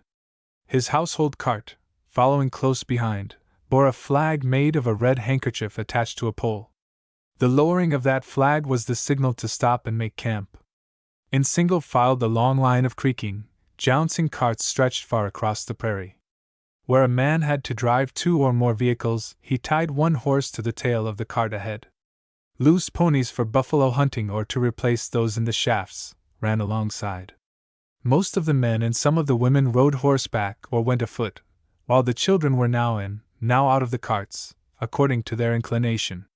The bright colors of the Bois Brule's dress, and the red and yellow ochre with which many of the carts were painted, gave a gay appearance to the cavalcade, but the screeching and groaning of the ungreased axles was anything but a merry sound. The discordant rasping and squawking tortured Elise's ears and set her teeth on edge. Because they had camped separately, the Brabant Purrier party was at the very end of the train. Mr. Purrier was mounted on one of the 4 horses, while Walter, Neil, and the 2 Brabant boys took turns riding another. Most of the time Louis walked beside the front cart, or sat on the shafts, one of the other boys accompanying the second. Mrs. Brabant, her 2 daughters, Elise and Max, rode in the carts, getting down now and then to walk for a while. The rate of travel was slow, less than 12 miles being made the first day. Thereafter the day's march averaged nearly 20. It was with some apprehension that Mr. Purrier watched Louis and Neil wheel the 2 carts into the place assigned them in the circle that night. Walter, who had lived longer among the Bois Brules, was less troubled. Louis had assured him that everything would be all right, and Walter did not doubt his friend's judgment. Everything, but the mosquitoes, was all right that night and every night that the Brabants and Purriers camped with the hunt. Rough and noisy the hunters and their families were, but good-natured and kindly enough. They shouted, laughed, and sang, fiddled and danced, told stories, played cards and other games by the light of their fires, but there was little quarreling and no fighting. Within 2 hours after sunset, all had settled down for the night, and the camp lay quiet and sleeping. The sun rose early those June mornings, but before it appeared above the horizon, the camp was astir. In an astonishingly short time the train was in motion again. The route was to the west of the Red River in what is now North Dakota. There were swampy stretches to cross, still wet enough to make traveling difficult, then drier ground and better going. On every side lay flat, open country, broken here and there by small groves or thin lines of trees along the streams. The prairie was green with new grass, and dotted everywhere with the pink and white and yellow and blue of wild flowers growing singly or in masses. Elise and the Brabant and Lagiminier girls delighted in picking the sweet, pale pink wild roses and decorating themselves and the carts. Mrs. Brabant warned them to look out for snakes, and Louis armed each with a stout stick. At the warning rattle, Marie Brabant and Rain Lagiminier would search for the snake and kill it. But little Jean and Elise, who had not grown used to prairie rattlesnakes, ran back to the carts in fright. Snakes were not plentiful, however. Far more troublesome were the mosquitoes that rose in clouds after the sun went down. On still nights the buzzing, stinging insects were a continual torment. Smudges were kindled everywhere within the circle of carts, but Elise and Max could find little choice between the stinging pests and the choking smoke. Mr. Purrier and Walter marveled at the control the leaders of the hunt exercised over the wild crew. The hunters had chosen a chief and several captains, who formed a governing council, and each captain had a number of men under him to act as guards and police. When the guide lowered his flag, every cart took the place assigned it in the circle, shafts outward. The captain and men on duty were responsible for the order and good behavior, as well as the safety, of the camp. The rules adopted by the council were much the same on all the hunts. Scouts were sent out each day to look for buffalo, but must not frighten them. No one was allowed to separate from, or lag behind the main party without permission, or to hunt buffalo independently. The most serious offenses were thievery and fighting with guns or knives. Punishments ranged from cutting up a man's bridle or saddle, if he had one, to driving the guilty person from camp. Knowing that the penalty would be swift and severe, even the boldest seldom ventured to break the laws. For several days no buffalo but a few scattered individuals were seen. When the beasts caught scent or sound of the caravan, they were off at an awkward gallop. They seemed to move slowly, but really made good speed. It was Elise's first sight of live buffalo, and she thought them very ugly creatures, with their great shaggy heads and clumsy movements. Late one afternoon the line of carts wound down the bank of the Turtle River to a ford. Long before the rear of the caravan reached the stream, exciting news had been carried back from mouth to mouth. "There are buffalo ahead," one of the Lagiminier boys called to Neil, who was driving the first of the Brabant Purrier carts. "A great band has been across the ford, and not long ago, they say." A great band it must have been. The hunting party had left a plain and well-trodden trail down the bank, and roiled, muddy water at the crossing. But no cart train running wild could have so ravaged the country. Far on either side of the ford, the willows and bushes were torn and trampled. From many of the trees the bark was rubbed off or hanging in shreds. The grass was worn away. The mud along the margin was trodden hard by thousands of hoofs. The devastation was fresh. Would the hunters chase the buffalo that night? Walter hoped so, though the sun was setting when the last cart crossed the ford. The chief of the hunt said no, however. Any attempt to pursue buffalo in the darkness would probably result merely in frightening them away. Moreover, the horses, even those that had been running loose, were weary from a 20-mile march. Real buffalo country had been reached. If the hunters missed this particular band, there would be others. So camp was made as usual, but the horses were picketed within the circle, instead of being hobbled and turned loose to feed. Time would be saved by having the mounts handy in the morning. There was another reason for keeping close watch of the ponies that night. Where there were buffalo, there were likely to be Indians. South of the Turtle River was debatable ground between Sioux and Ojibwe, and the Sioux were notorious horse thieves. It was plain that the buffalo were not many miles away. All that night their lowing and bellowing could be heard almost continuously. The country must be full of them, Walter whispered to Neil, as they lay side by side. Aye, it's a big band. There'll be grand sport in the morning, was the sleepy reply. 31 The charging buffalo. Scouts went out at dawn, and were back again before the camp had finished breakfasting. Their report made the hunters hasten preparations. Already the question as to which ones of the Brabant Purrier party should take part in the hunt had been settled. Only 2 horses were available. Lewis's new one had gone lame, and one of Neil's was not a good buffalo pony, being gun-shy and easily frightened. Neither Mr. Purrier nor Walter had ever hunted buffalo, while Lewis and Neil were skilled in the sport. So it was right that the latter 2 should go. Walter was disappointed, of course. He would have liked to take part in the hunt. But he comforted himself with the thought that there would be other opportunities.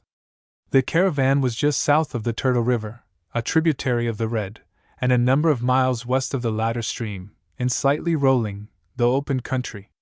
A low, irregular ridge shut off the view to the south and hid the buffalo. After the hunters got away, the women, children, and few men who had remained behind, started on, with the carts.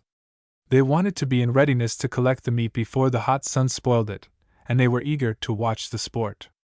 This time the carts did not move single file, but jounced over the prairie in any order their drivers saw fit. Walter and Raoul were as anxious as anyone for a view of the hunt. They hitched up Neil's pony and got away as quickly as possible, leaving Mr. Purrier and Mrs. Brabant to follow slowly with the other cart and lame horse. Elise, Marie, and Max went with the 2 boys, while Jean remained with her mother. The boys' cart was among the first to top the rise. The sight revealed almost took Walter's breath away.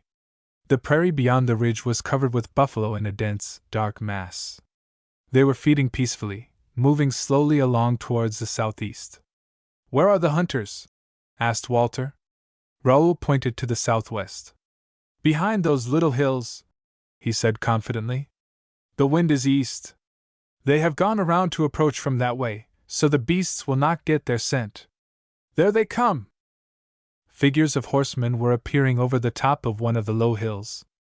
On they came, a long, irregular line, riding easily downhill at a lope. As they reached level ground, they broke into a gallop. The buffalo nearest the hunters were taking alarm. They were crowding forward, the bulls on the outskirts of the herd pawing the ground and tossing their great heads. The horsemen broke into a run. They charged recklessly across the prairie, regardless of gopher holes. Those Bois Brules could certainly ride, thought Walter in admiration. He wondered whether Lewis and Neil were among the foremost. At that distance he could not tell. Suddenly the buffalo everywhere took fright. At a clumsy, galloping gait they were away. They crowded, wheeled, milled, stampeded, hoofs flying, shaggy heads tossing. In a few moments the foremost of the hunters were among them, shouting, yelling, firing, horses plunging and shying. The whole mass was in wild commotion, sweeping on towards the low ridge where the carts waited and the excited spectators looked on. With the thundering of hoofs, the bellowing of the beasts, the shouts and yells of the hunters, the continuous popping of guns, the clouds of smoke and dust lit up by the flashes of firing, the prairie had become pandemonium. Never had Walter dreamed of such a sight. His blood was tingling. He breathed fast and excitedly. Elise stood beside him, her hands clasped tightly together, frightened yet fascinated. Marie and Raoul danced up and down, and little Max sat on the edge of the cart and shrieked at the top of his voice in his excitement. The great band was breaking up into smaller droves and groups. In every direction they wheeled and fled. The hunters, riding recklessly, swaying in their saddles, loading and firing at full speed, pursued them. One group of 6 or 8 frightened beasts was close by, just at the foot of the low ridge. A horseman dashed towards them. Walter had just time to recognize that blue-bonnet redhead, and then, as Neil fired, the little band broke and scattered. One big bull was pounding up the slope, straight towards the cart. Walter was standing on one side, Raoul on the other of the nervous, excited pony, which was pawing, snorting, twisting about in the shafts, alarmed and uneasy at the sight below. It had not occurred to either boy that he would have a chance to do any shooting. Both of the guns were in the cart. When the buffalo charged up the slope, Walter sprang back.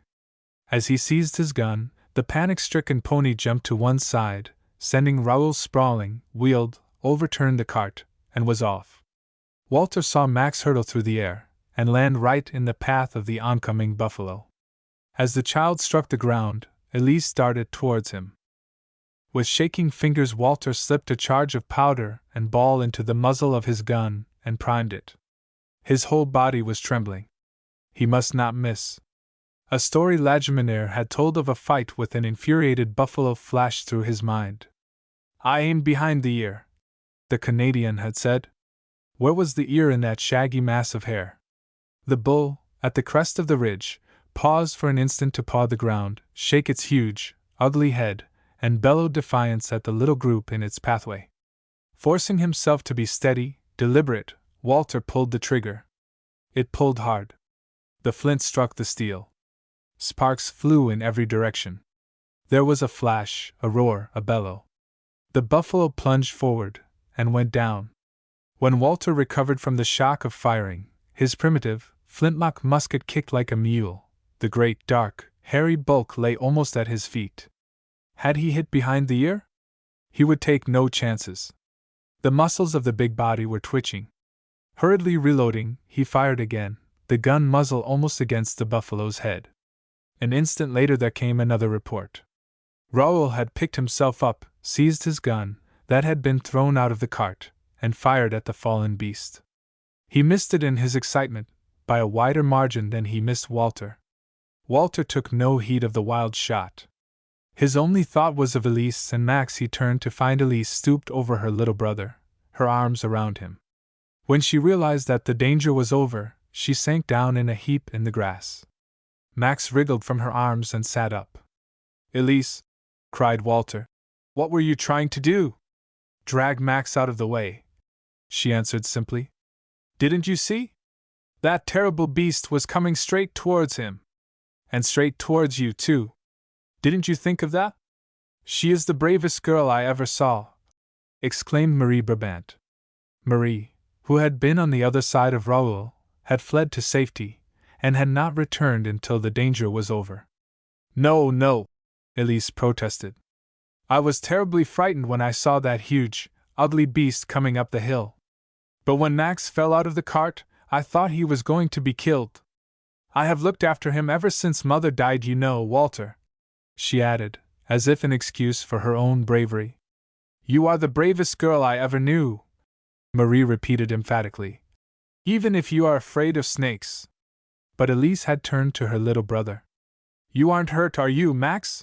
she asked anxiously.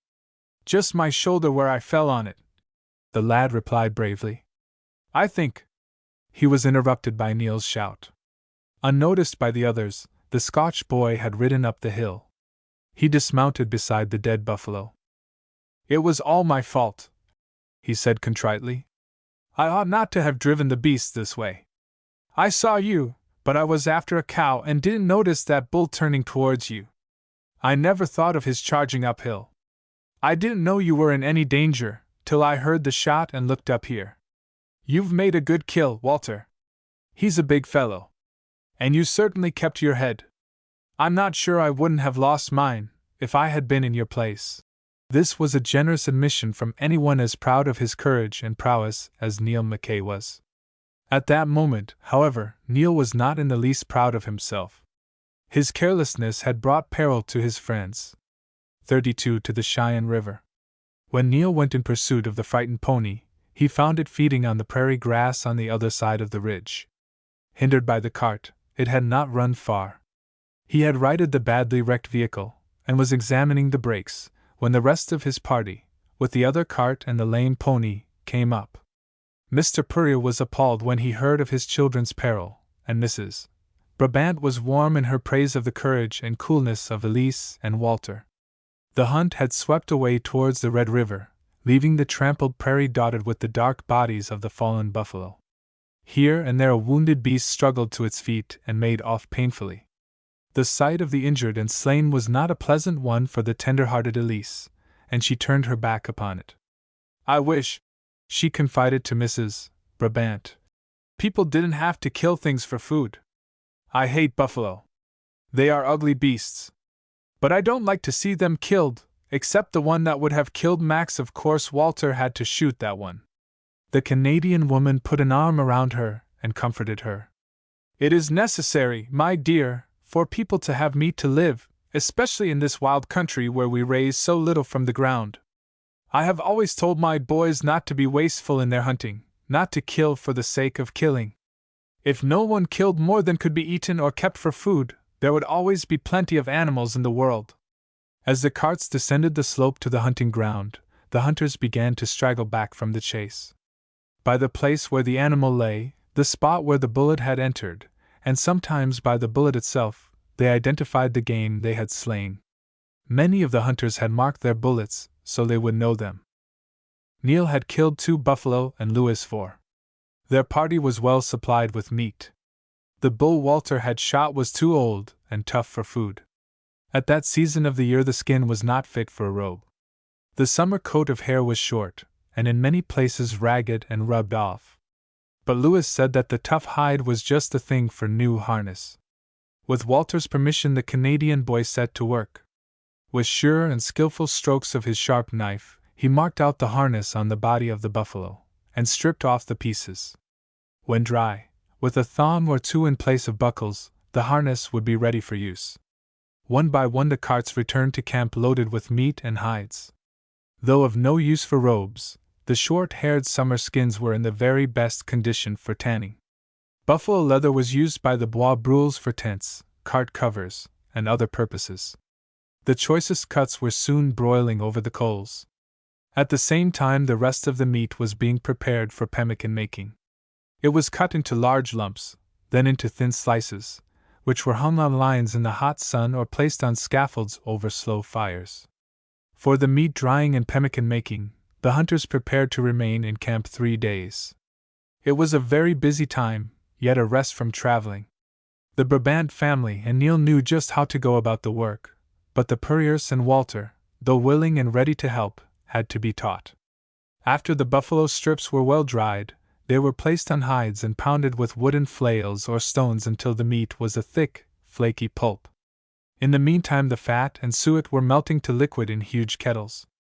Hide bags were half filled with the flaked meat, the melted fat poured in, the whole stirred with a long stick until thoroughly mixed, and the bags sewed up tight while still hot.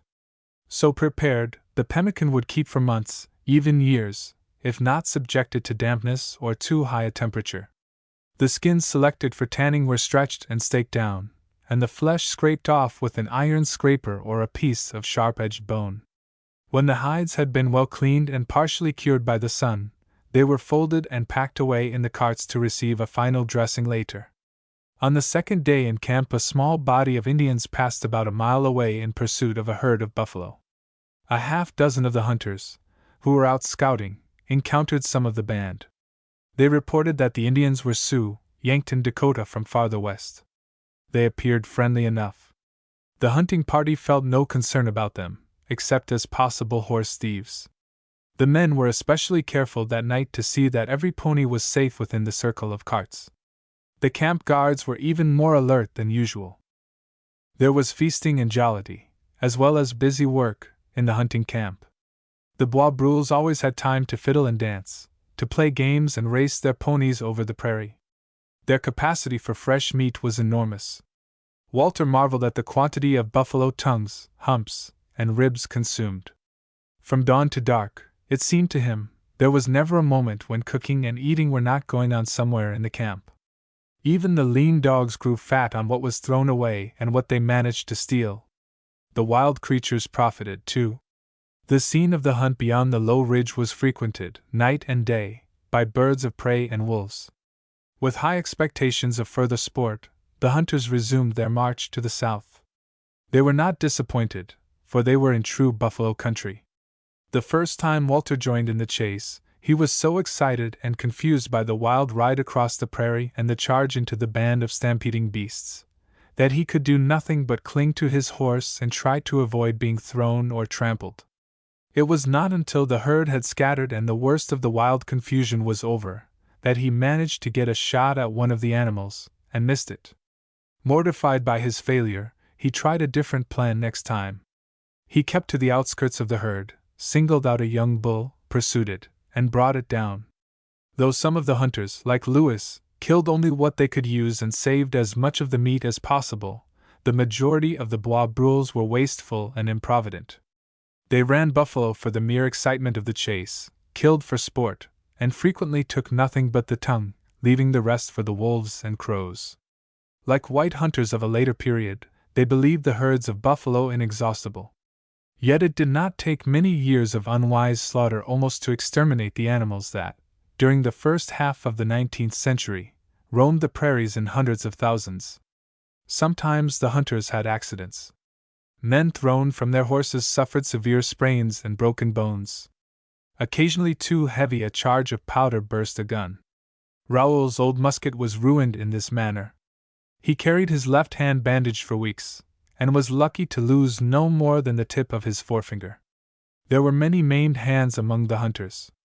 Fortunately, none of the injuries was fatal, though one man was so badly hurt when he was thrown and trampled that he would never hunt again. The Bois Brules were skilled in the rough and ready treatment of wounds, sprains, and broken bones, but not over particular about cleanliness. Their open-air life, however, helped most of the hurts to heal rapidly. Day after day the caravan made its slow and creaking way to the south. Now and then bands of Sioux, out on the summer hunt, were seen. Sometimes Indians visited the camp, with no apparent unfriendly intentions. The savage blood in the Pembina half-breeds was mostly Cree and Ojibwe. But the hunting party was too large and well armed to fear hostility from small, wandering bands of Sioux. Nevertheless, the Pembina men had no intention of penetrating too far into Sioux country. They did not wish to provoke the tribes to unite against them. When camp was made one night on the bank of the Cheyenne River, the chief of the hunt announced that they would go south no farther. July had come. They had been out nearly 4 weeks. The carts were well loaded with fresh and dried meat, fat, pemmican, and hides. On the morrow they would turn, circling to the west a little, and hunting as they went, make their way back to Pembina. They should reach the settlement early in August. This decision meant that if the Brabants and Purriers were to go on to the St. Peter and Mississippi rivers, they must part company with the hunters. That night Mr. Purrier and the boys consulted with Lagiminier, St. Antoine, and others who knew something of the country to the south and east. Lake Traverse, they were told, was only 3 or 4 days' march away. At the lake were traders who would doubtless help them on their journey. Some of the hunters shook their heads at the idea of such a small party traveling alone 60 or 70 miles across Dakota country. There would be grave danger in the attempt, they said, and advised against it. But Mr. Purrier, Walter, and Lewis had not come so far merely to turn back to Pembina. They were bound for the Mississippi and intended to reach it somehow. They might have hesitated to travel alone farther to the southwest, but everyone said that the route to the southeast was less dangerous. The Indians who visited Lake Traverse were in the habit of dealing with traders. In truth, the hunters had neither seen nor heard sign of trouble anywhere. The Indians they had encountered had seemed inoffensive enough. The boys had rather lost their awe of the dread Sioux. They were beginning to believe that the tales of the fierceness and cruelty of those savages were greatly exaggerated. As Neil expressed it, Most of that sort of talk is just an excuse for salter and half-breed cowardice. They have made bogies of the Sioux. I can't see that they are different from any other Indians. I don't believe they dare molest white men. The always hopeful Mr. Purrier was quite sure there would be no difficulty in reaching Traverse. We are not enemy Indians raiding the Sioux country, he argued. We are peaceable white settlers going about our own affairs. Probably we shall meet no Indians at all. If we do, we will treat them in a polite and friendly manner. They are reasonable human beings just like ourselves. They have no reason to harm us, and I don't believe they will try to. We will take care to avoid them anyway, added Lewis, not quite so sure of Sioux reasonableness, but eager to go on. Lewis had hoped to persuade some of the hunters to go to Lake Traverse with the little party. In fact, St. Antoine and another man had half promised. But both suddenly changed their minds. The boys could find no one else willing to leave the hunt for the trip to the trading post. There was nothing to do but go on alone. Before they rolled themselves in their blankets, they had decided to part with the hunters on the following day. 33. A lonely camp. The Cheyenne River, where the night's camp was pitched, should not be confused with the Cheyenne, which is a tributary of the Missouri. Both were named after the same tribe of Indians, who once lived along their banks. To distinguish the two, different spellings of the name have been adopted. The Cheyenne is a much smaller stream than the Cheyenne, and one of the principal rivers that go to form the Red. After a general course to the east, the Cheyenne turns north, and runs almost parallel with the Red, to fall into it at last. The spot where the hunters were camped was only about 10 miles from the Red, but another stream, the Wild Rice, lay between. St. Antoine advised against going directly east. If you go east, he said, you will reach the Rivière Rouge many miles below the Lac Traverse. It is more difficult to cross there. I cannot tell you whether there is a ford or not. But if you keep to the southeast, reaching the river where it is narrow and shallow, you can cross easily. There it is not called Rivière Rouge, but Bois de Sioux. A few miles above where the Bois de Sioux joins the Ottertail, which comes from the east to form the Rio Rivière Rouge, there is a good crossing place. When you are across, turn south and follow the river to the Lac Traverse. The caravan was slow in getting away that morning.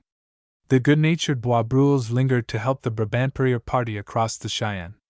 At some time hunters or traders had built a rude log bridge over the deep, muddy stream.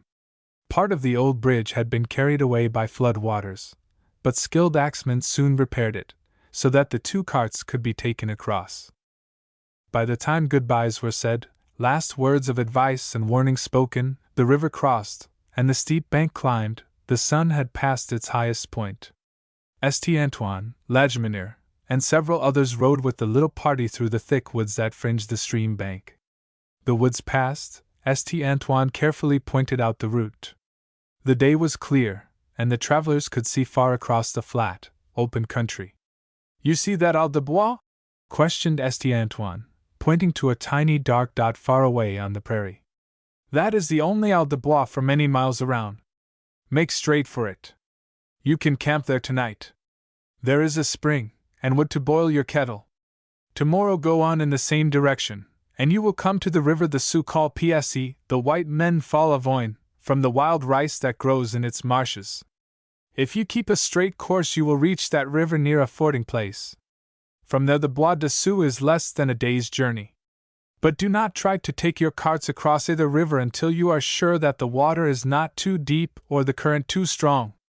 The Bois de Sioux is a small stream and has many shallow places. Go then, and the good God go with you. The hunters turned back, waved a last farewell, and disappeared among the trees. Lewis set his face towards the dark dot far across the prairie. Marquez donc! He cried, and slapped his pony's flank. He was riding ahead as guide, while Neil and Walter walked beside the carts. The stretch of flat prairie between the Cheyenne and the wild rice looked easy to cross.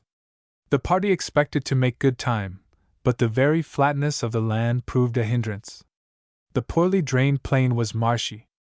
The grass grew tall and coarse, the soil it sprang from was spongy and frequently soft and wet. Stretches of standing water or very soft ground, grown thick with marsh grass and cattails, had to be skirted.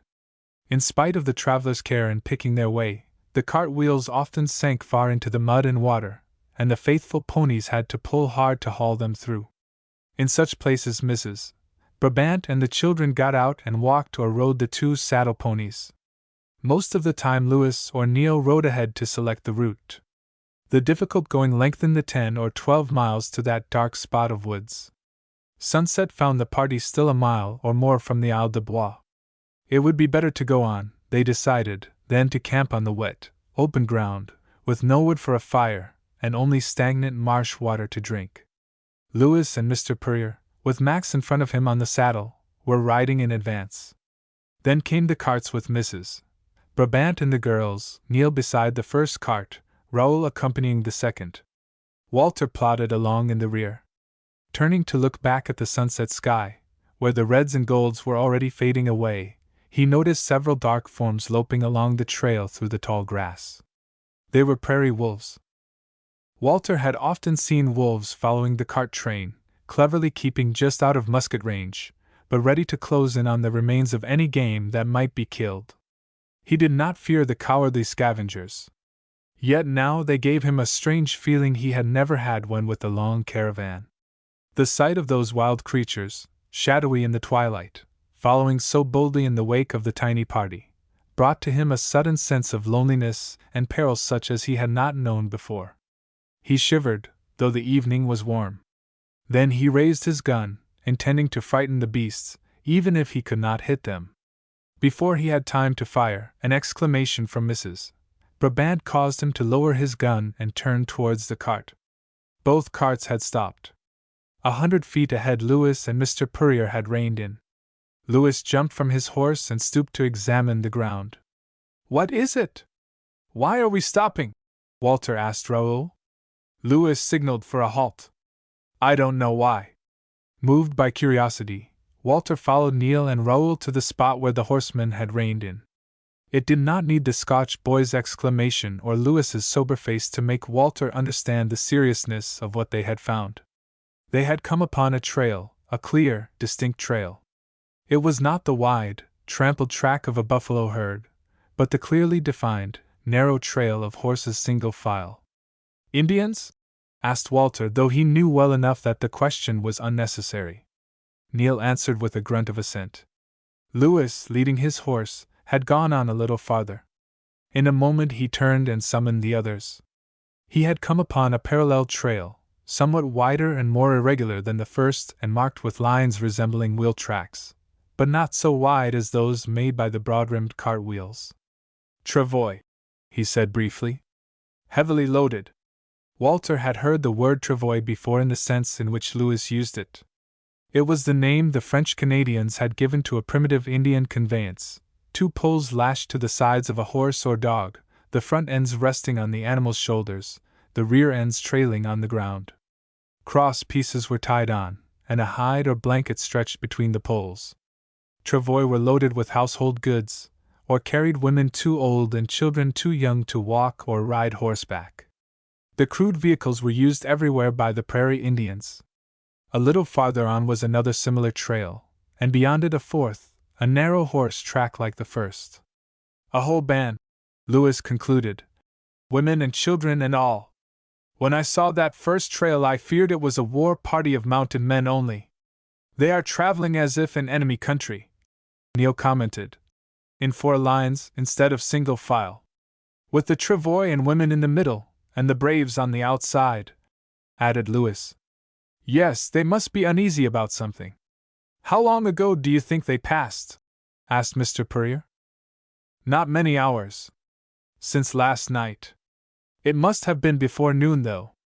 We could have seen them a long way across the prairie. They are far away by now." "Yes. It is good that we did not make an earlier start, and that our trail crosses theirs instead of going the same way," said Neil. "We'd better go on as fast as we can to that clump of trees. Our camp will be hidden there." Somehow he did not feel quite so sure now that Dakotas would not dare to attack white men, especially when the white men had horses to be stolen. Louis climbed on his pony again, and the other boys turned back to bring up the carts. They made the best speed they could through the tall grass and over the marshy ground, but darkness had settled down before they reached the Isle de Bois.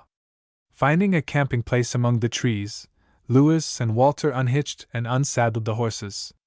Instead of hobbling them and turning them loose to feed, they tied the 4 ponies to trees close to the campfire, where they could browse on tufts of grass, leaves, and twigs. Louis was taking no risk of losing them. In the meantime, Neil was cutting wood, Raoul had kindled a fire, Mr. Purrier had brought water from a rather brackish pool, and Mrs. Brabant and the girls were preparing supper. To Walter, the seclusion and shelter of the grove came as a relief from the open prairie. The cheerful flames of the campfire lighting up the surrounding tree trunks and the cottonwood leaves overhead, the appetizing smell of pemmican heating in an iron pan, raised his spirits. He forgot the following wolves and the Indian trail. The rest of the party also seemed to have forgotten the unpleasant things of the day's journey. Elise hummed to herself as she helped Mrs. Brabant with the simple meal.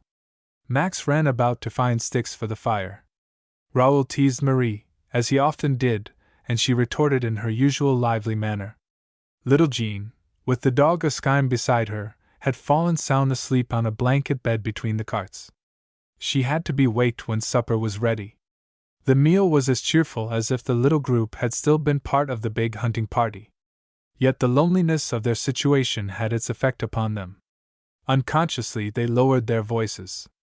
At the slightest sound from beyond the circle of firelight, the stirring of a horse, the breaking of a twig, the rustling of a bush, the cry of a night bird, everyone glanced quickly around. When a screech owl in a nearby tree wailed, they were all startled, then, shamefaced, laughed at themselves. After supper, Mr. Purrier drew Louis aside. "Do you think we ought to stand guard tonight?" he asked in a low voice. "I think it most wise," Louis replied promptly. "We do not wish our horses stolen, if any Indians have seen the smoke of our fire." Including Raoul, who was quite old enough to do guard duty and would have been insulted if anyone had suggested that he was not, there were 5 men in the party. To make up an even number, Mrs. Brabant insisted on taking her turn. It was arranged that Walter and Raoul should keep first watch, Mr. Purrier and Neil second, and Louis and his mother the hours just before dawn. Both the latter knew, though they said nothing about it, that before dawn was the time danger was most likely to come, if it came at all. Mrs. Brabant confessed to Louis that she would not be sleeping then anyway, and might just as well be standing guard. Though they had seen no sign of Indians except the track across the prairie, and seemed to be in no real danger, everyone but the 2 younger children slept lightly and uneasily.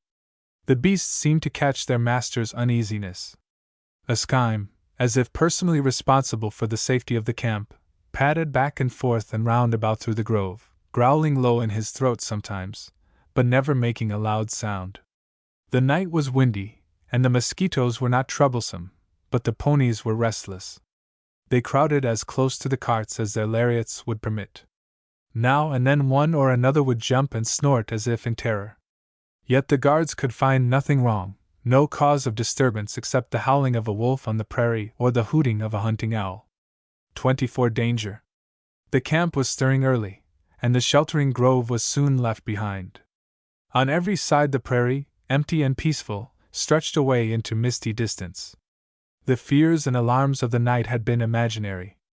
As on the day before, the route lay over flat, poorly drained, often marshy country, where the grass grew tall and rank. By going directly east, the travelers might have reached the Wild Rice River in a few hours, but far from the place where St. Antoine had advised them to cross. Even if they succeeded in crossing, they knew they would lose rather than gain time by going that way. If they went straight east, they would come to the Red River a number of miles below the Ottertail, where the Red was much larger and more difficult to ford.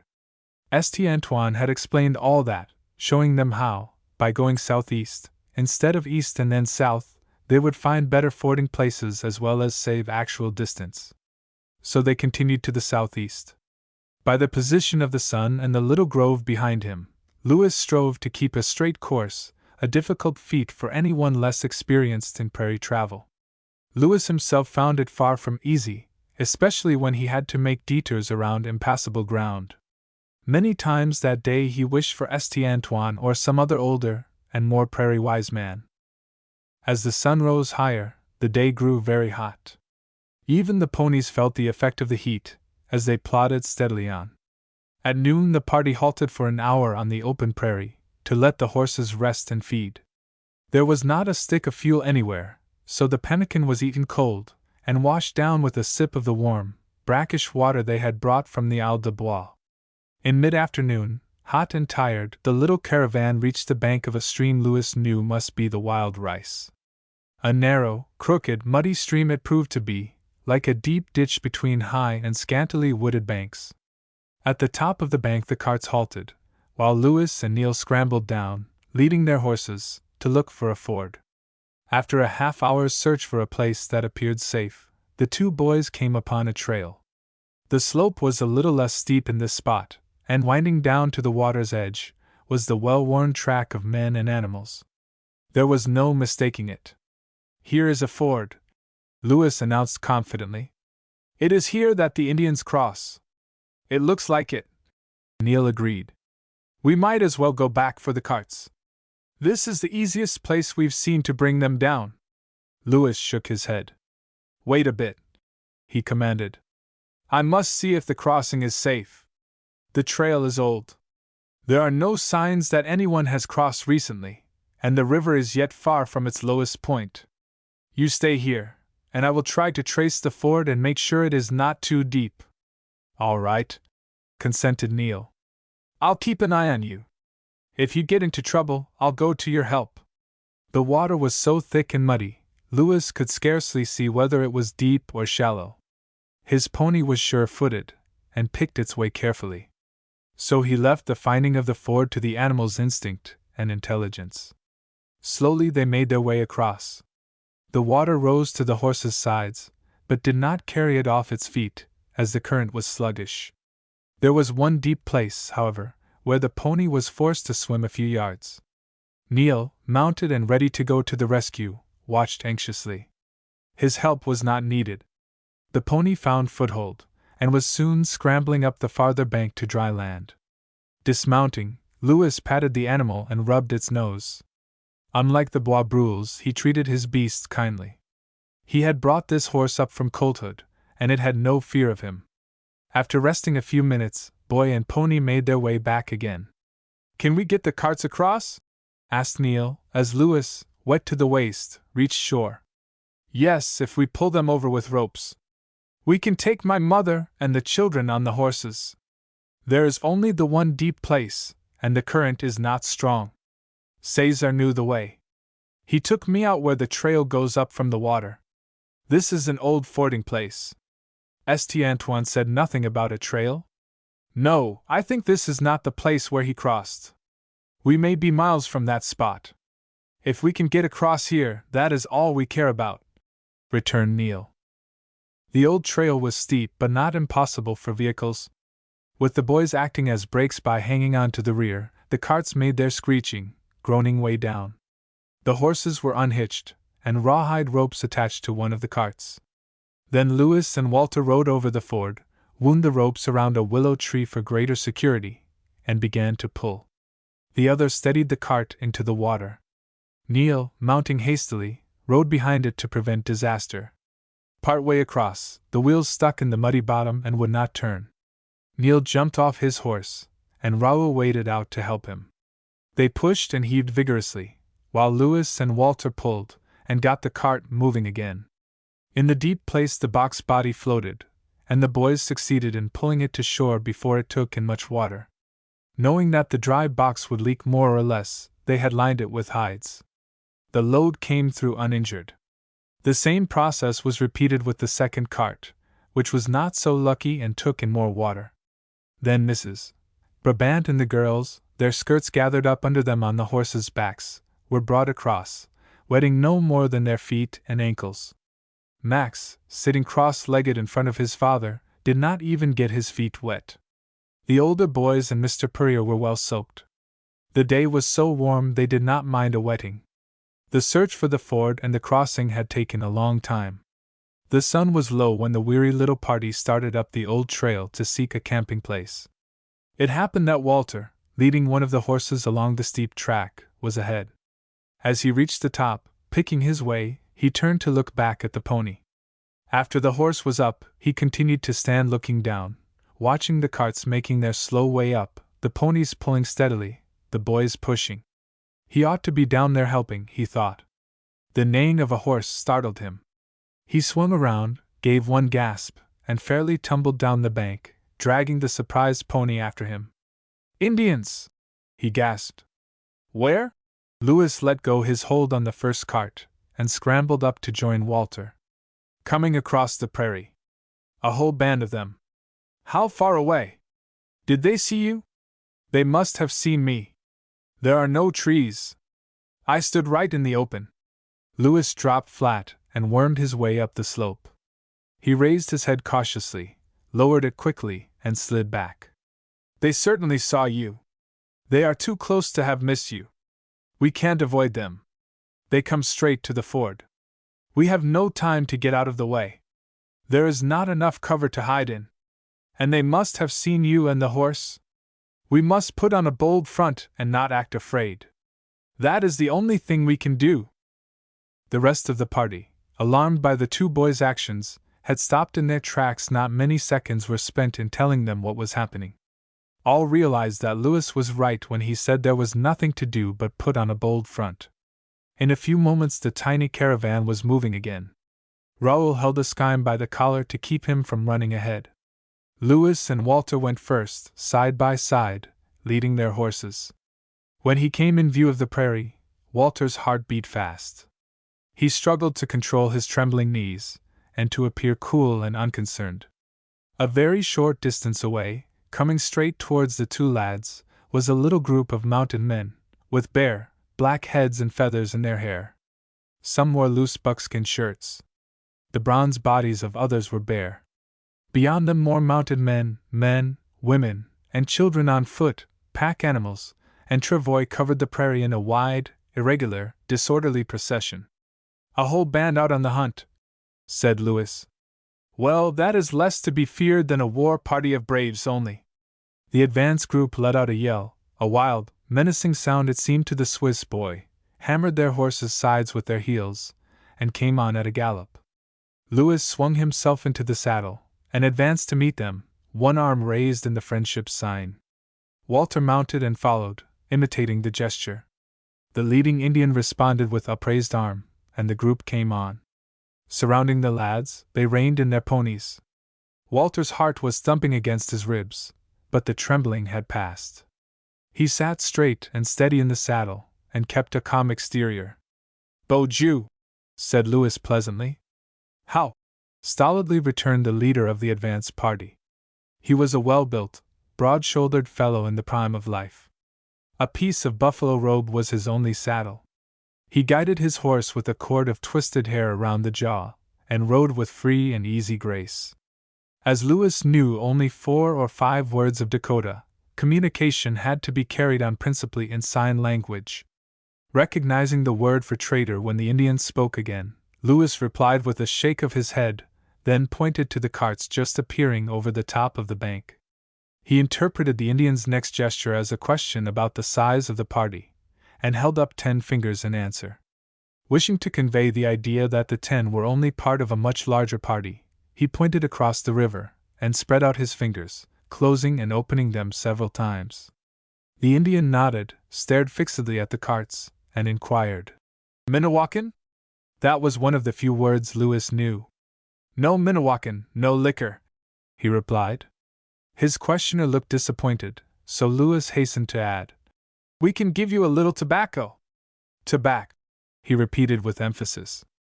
Evidently the Indian had heard the word tobac in intercourse with the traders. He repeated it with a nod and held out his hand. Louis pointed towards the carts, and said quickly to Walter, "Go get some tobacco. It will be all right. We're safe enough for the present." The Indians made no move to hinder Walter's return to the carts. He was back in a few moments with the tobacco, which Louis divided among the group of braves, taking care to give the largest portion to the leader.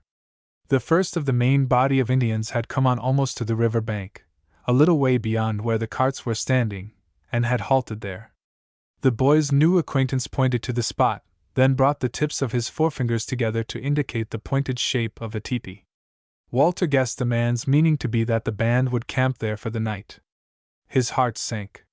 He had been hoping that the Indians would go on across the river. If Lewis was troubled, he did not show it.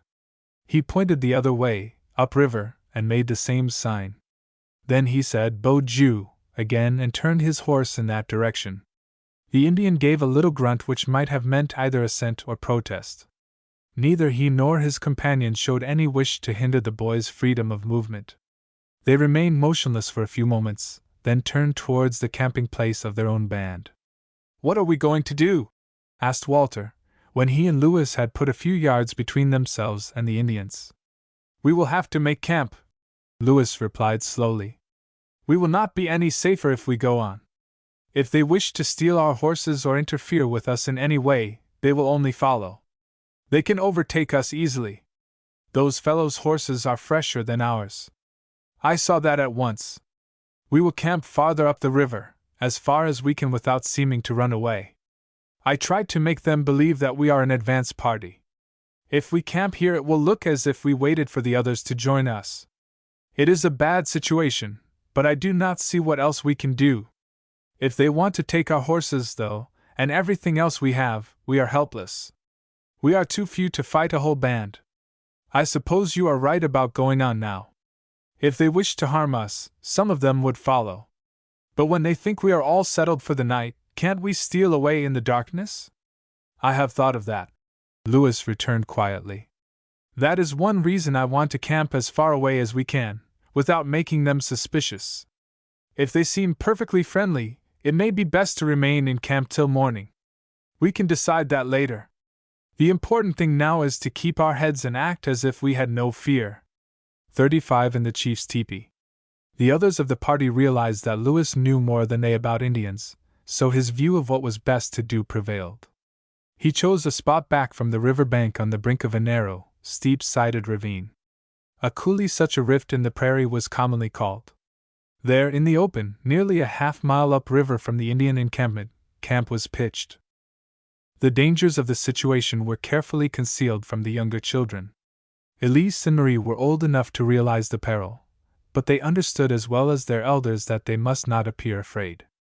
Both girls were frightened, but they tried pluckily not to give way to their fears. Mrs. Brabant set them a good example, going about the camp work in a cheerful, matter-of-fact way.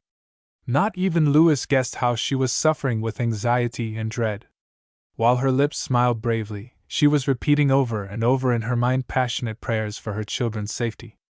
Though he understood less of the danger, and was by nature always hopeful that things would turn out all right, Mr. Purrier too was far from easy in his mind. He regretted sincerely that he had brought Elise and Max on this dangerous journey. Still, as always, he hoped for the best. Of the 4 older boys, Raoul, the youngest and most reckless, was the least frightened and the most thrilled by the adventure.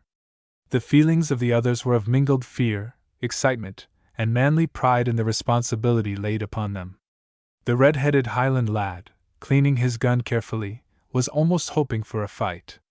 Lewis and Walter, though determined to protect their camp at any cost to themselves if that should be necessary, were racking their brains for ways to avoid conflict of any kind. They must avoid it or their little party would be wiped out. At first the Indians left the white men to themselves. Before the evening meal was over, however, visitors arrived, announced by a warning growl from a skime. Into the firelight stalked the sturdy, strong-faced brave who had led the advance party. He was followed by 2 younger men. Both were slender, wiry fellows, and one was distinctly handsome in a Roman-nosed, high-cheeked, hawk-eyed style. The other was disfigured by a broken and crooked nose. The young men stood impassive, while the elder made a sign of greeting and said "How," in his deep voice. Lewis, who had risen, returned the "How," and motioned the visitors to seats by the fire, the others moving closer together to make room. Foreseeing that there might be guests, Mrs. Brabant had made more tea and heated more pemmican than usual. She helped the guests liberally, and they ate in silence.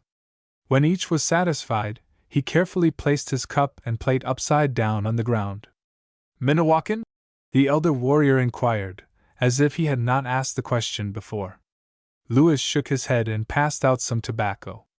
There was silence, while each Indian gravely smelled of his portion and stowed it away in his beaded buckskin fire bag.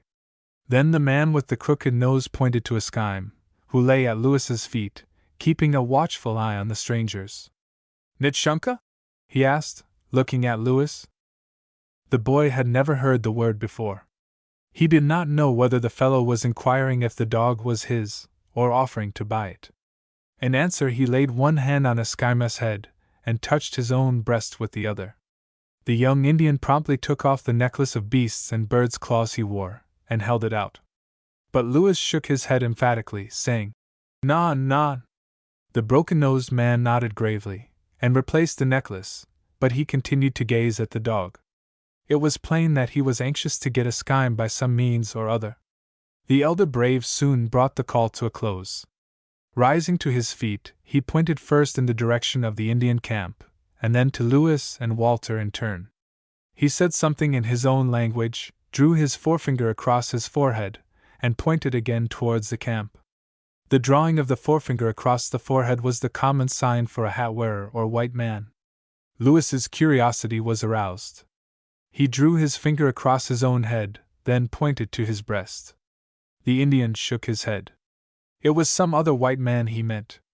Again he made the sign, with his left hand, while he pointed towards the camp with his right. At the same time he spoke the word for traitor. Louis nodded to show that he understood. The Indian gave a little grunt, and once more pointed to the boys in turn, then to the camp. He repeated the hat-wearer's sign and the word traitor. Louis turned to Walter. "There is a white man with that band, a traitor. I am sure that is what this fellow means. And he wishes us to go to the camp and see the man.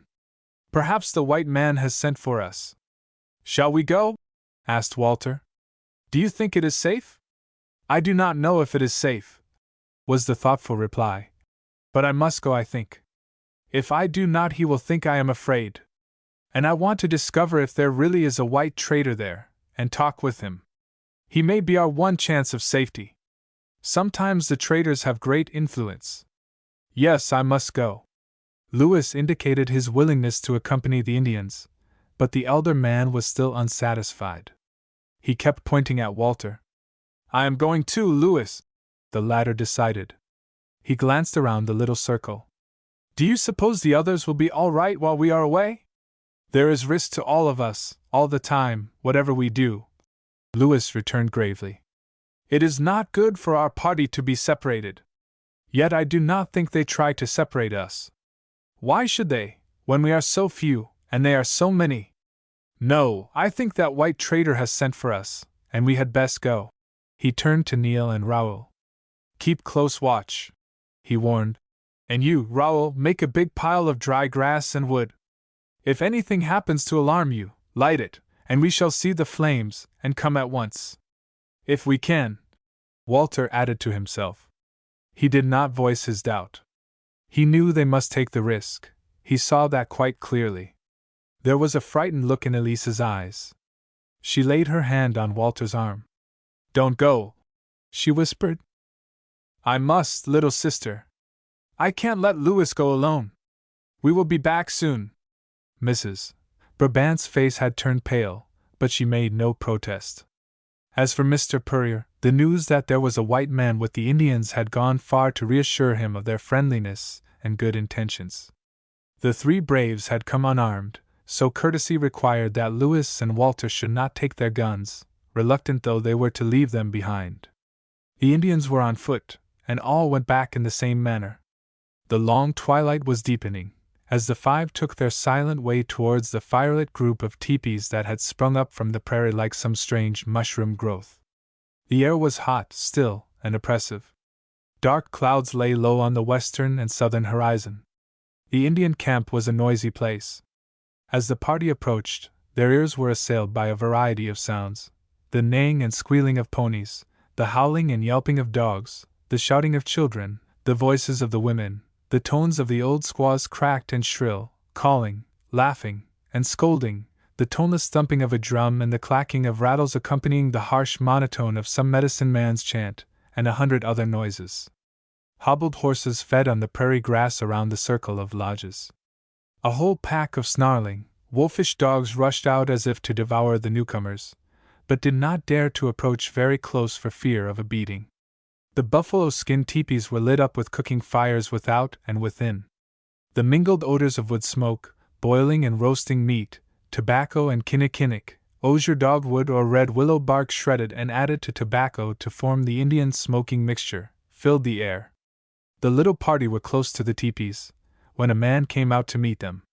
He spoke to the older brave, and an argument followed. Unable to understand the conversation, the boys stood waiting, and wondering what was going on. Evidently the two Indians were disagreeing, but the only words Lewis recognized were Minnewakan and the term for traitor. It was the lad's conductor who yielded at last. He gave a grunt of sullen assent, gestured to the boys to follow the other, turned on his heel, and stalked off. The stranger led the way among the lodges.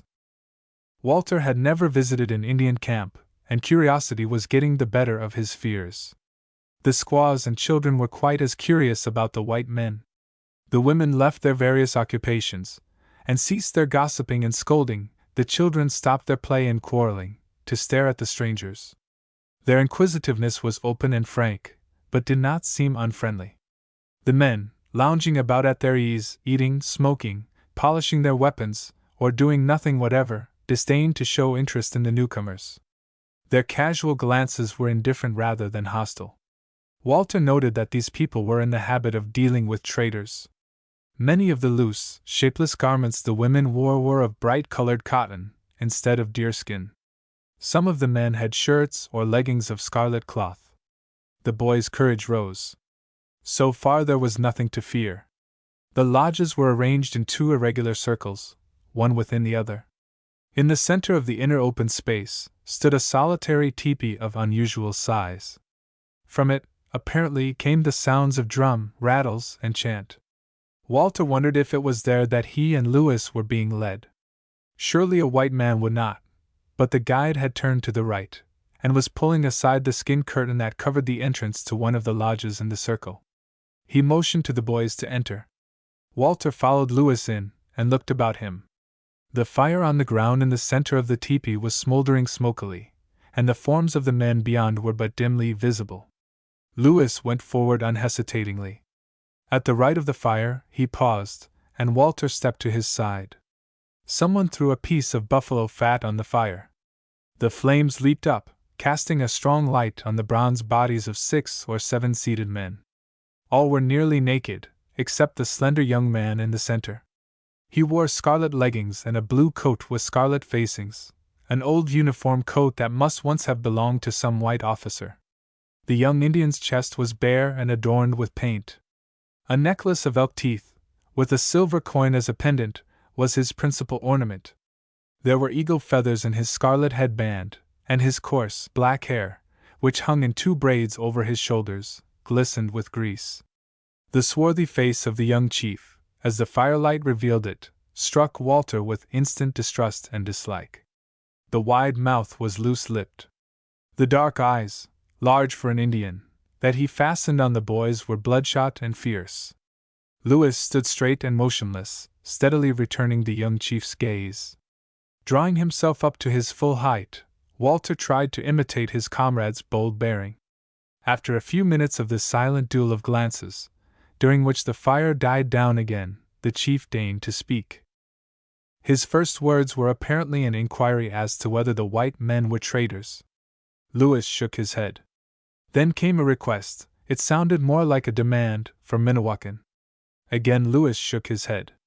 Stepping forward, he offered the chief the gifts he had brought him, a twist of tobacco, a paper of coarse pins, and a piece of scarlet cloth. Though the boys had expected to be led directly to the white trader, Lewis had thought it best to go provided with a few courtesy presents for the head man of the band. The chief accepted the things in silence. On the chance that the fellow or someone of his companions might know a little French, Lewis proceeded to explain that he and his party were peaceful travelers from the Selkirk colony on their way to the trading post at Lake Traverse.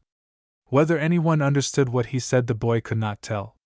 When Lewis had finished, the chief made a speech, a long speech, delivered in an impressive, even pompous manner, with frequent pauses for effect? At each pause, his companions in chorus uttered an approving, "Yo-ho, yo-ho!" That was the way the exclamation sounded to Walter. He could understand nothing of the chief's oration, of course, but he got the idea that the young man liked to listen to his own voice. Among the voices that cried out, "Yo-ho!" there was one deep-pitched one that affected the Swiss boy in a peculiar manner. It sent a sudden chill of fear over him.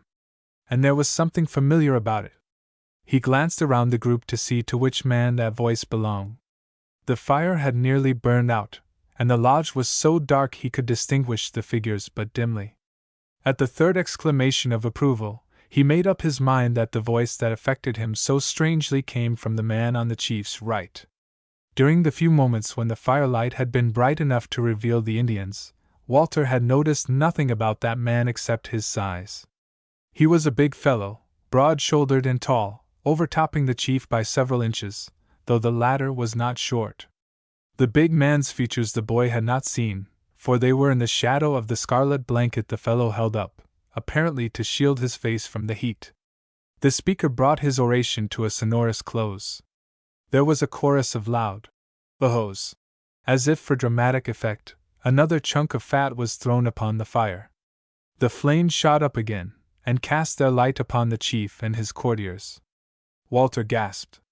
He felt Louis's fingers close upon his arm and gripped it tight, in warning. The blanket no longer concealed the face of the big brave on the chief's right.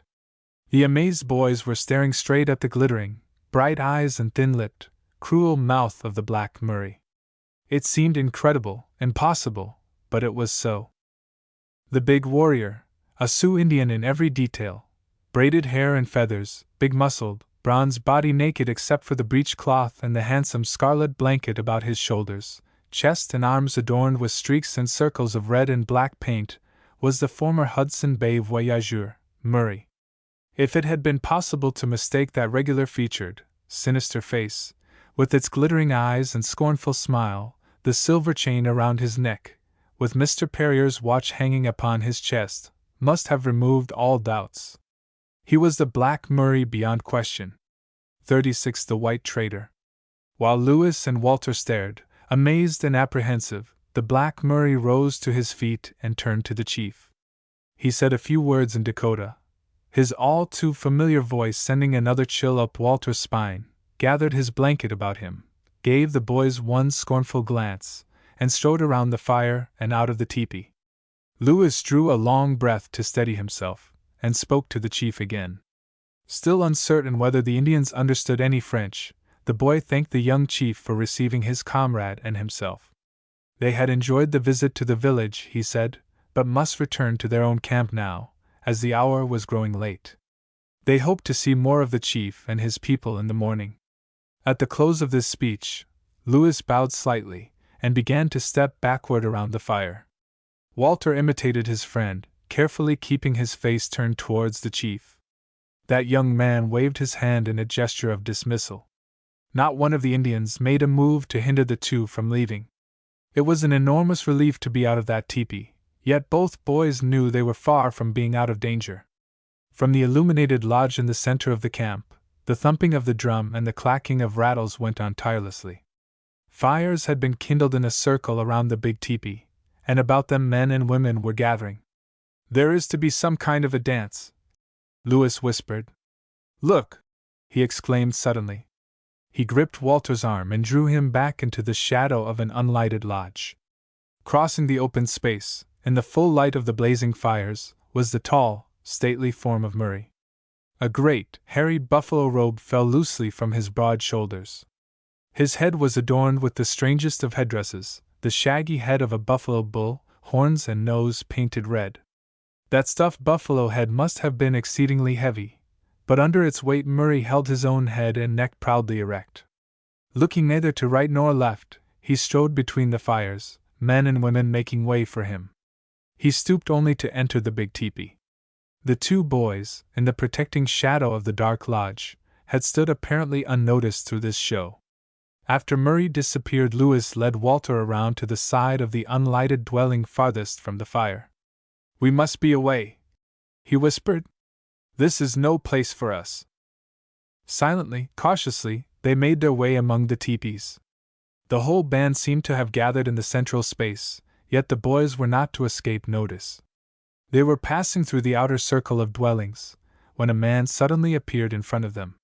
It was the broad-shouldered warrior who had brought them to the camp. He spoke urgently, pointing again and again towards the inner circle of lodges, and making the hat-wearer sign. Louis shook his head.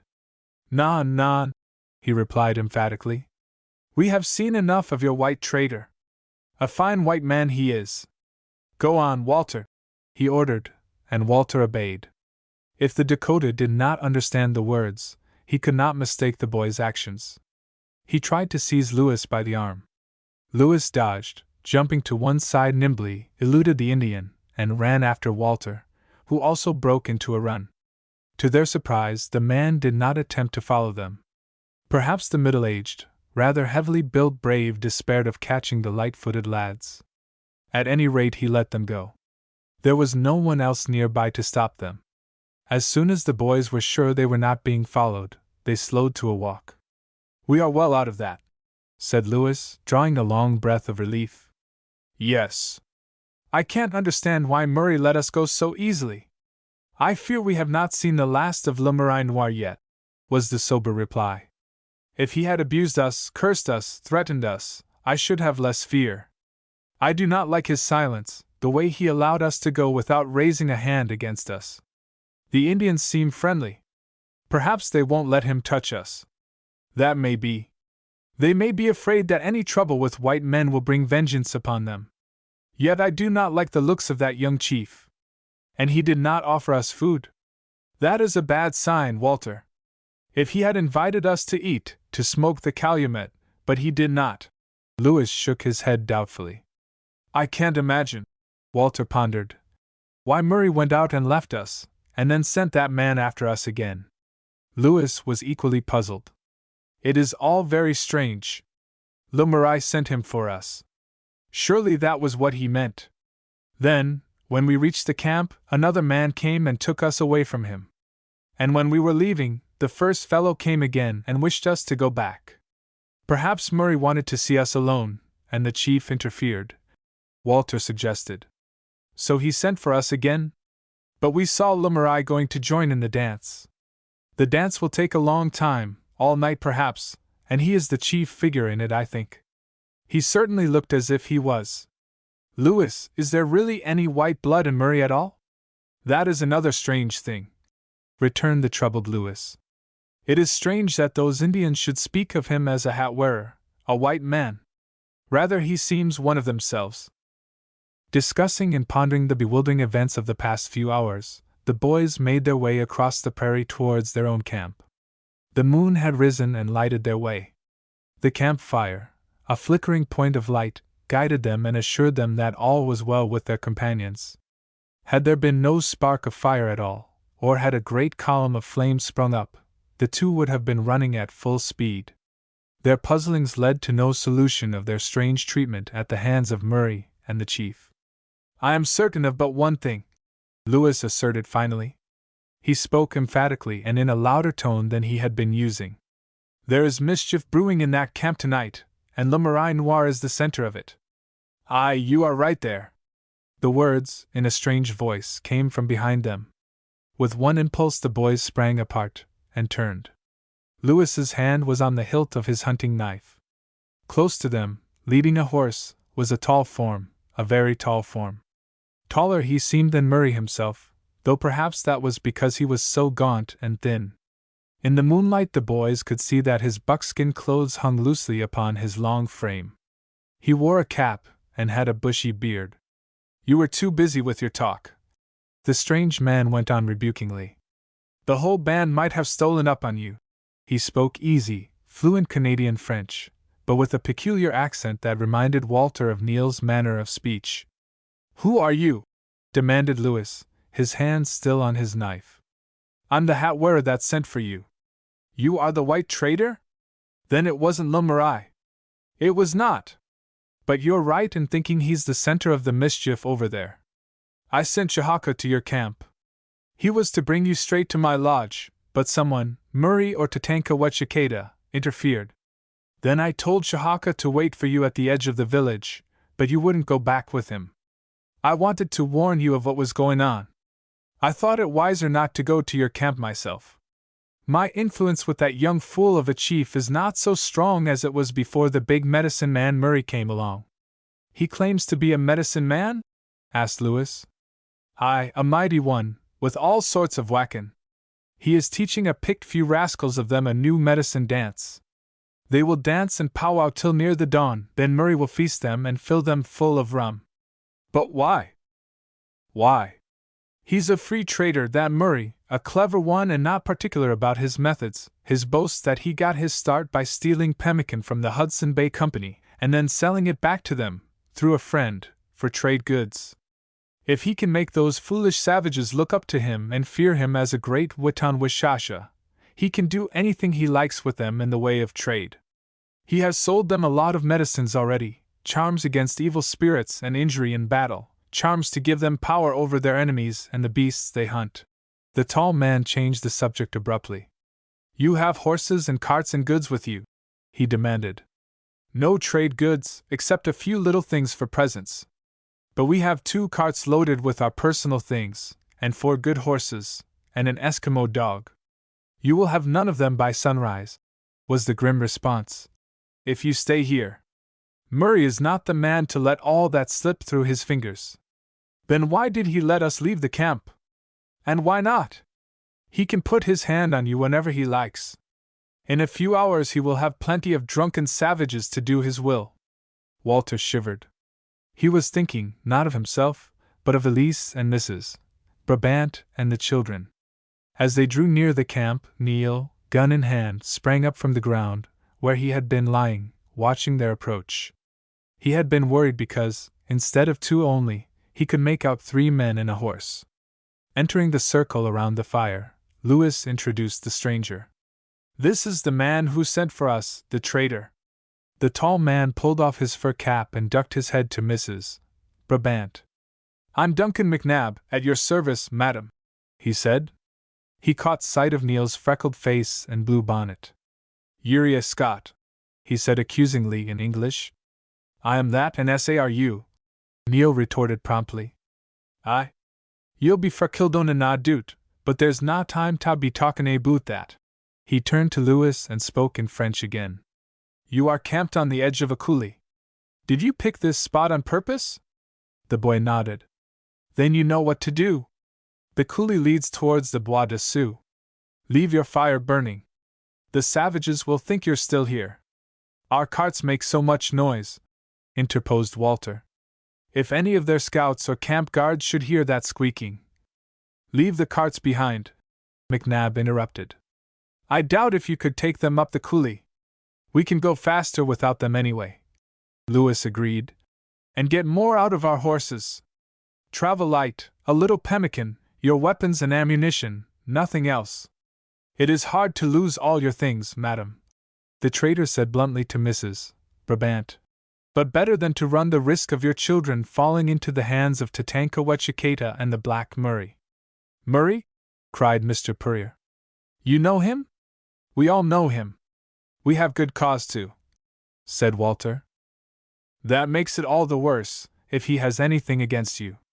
No, don't tell me the story now. We have no time to exchange tales.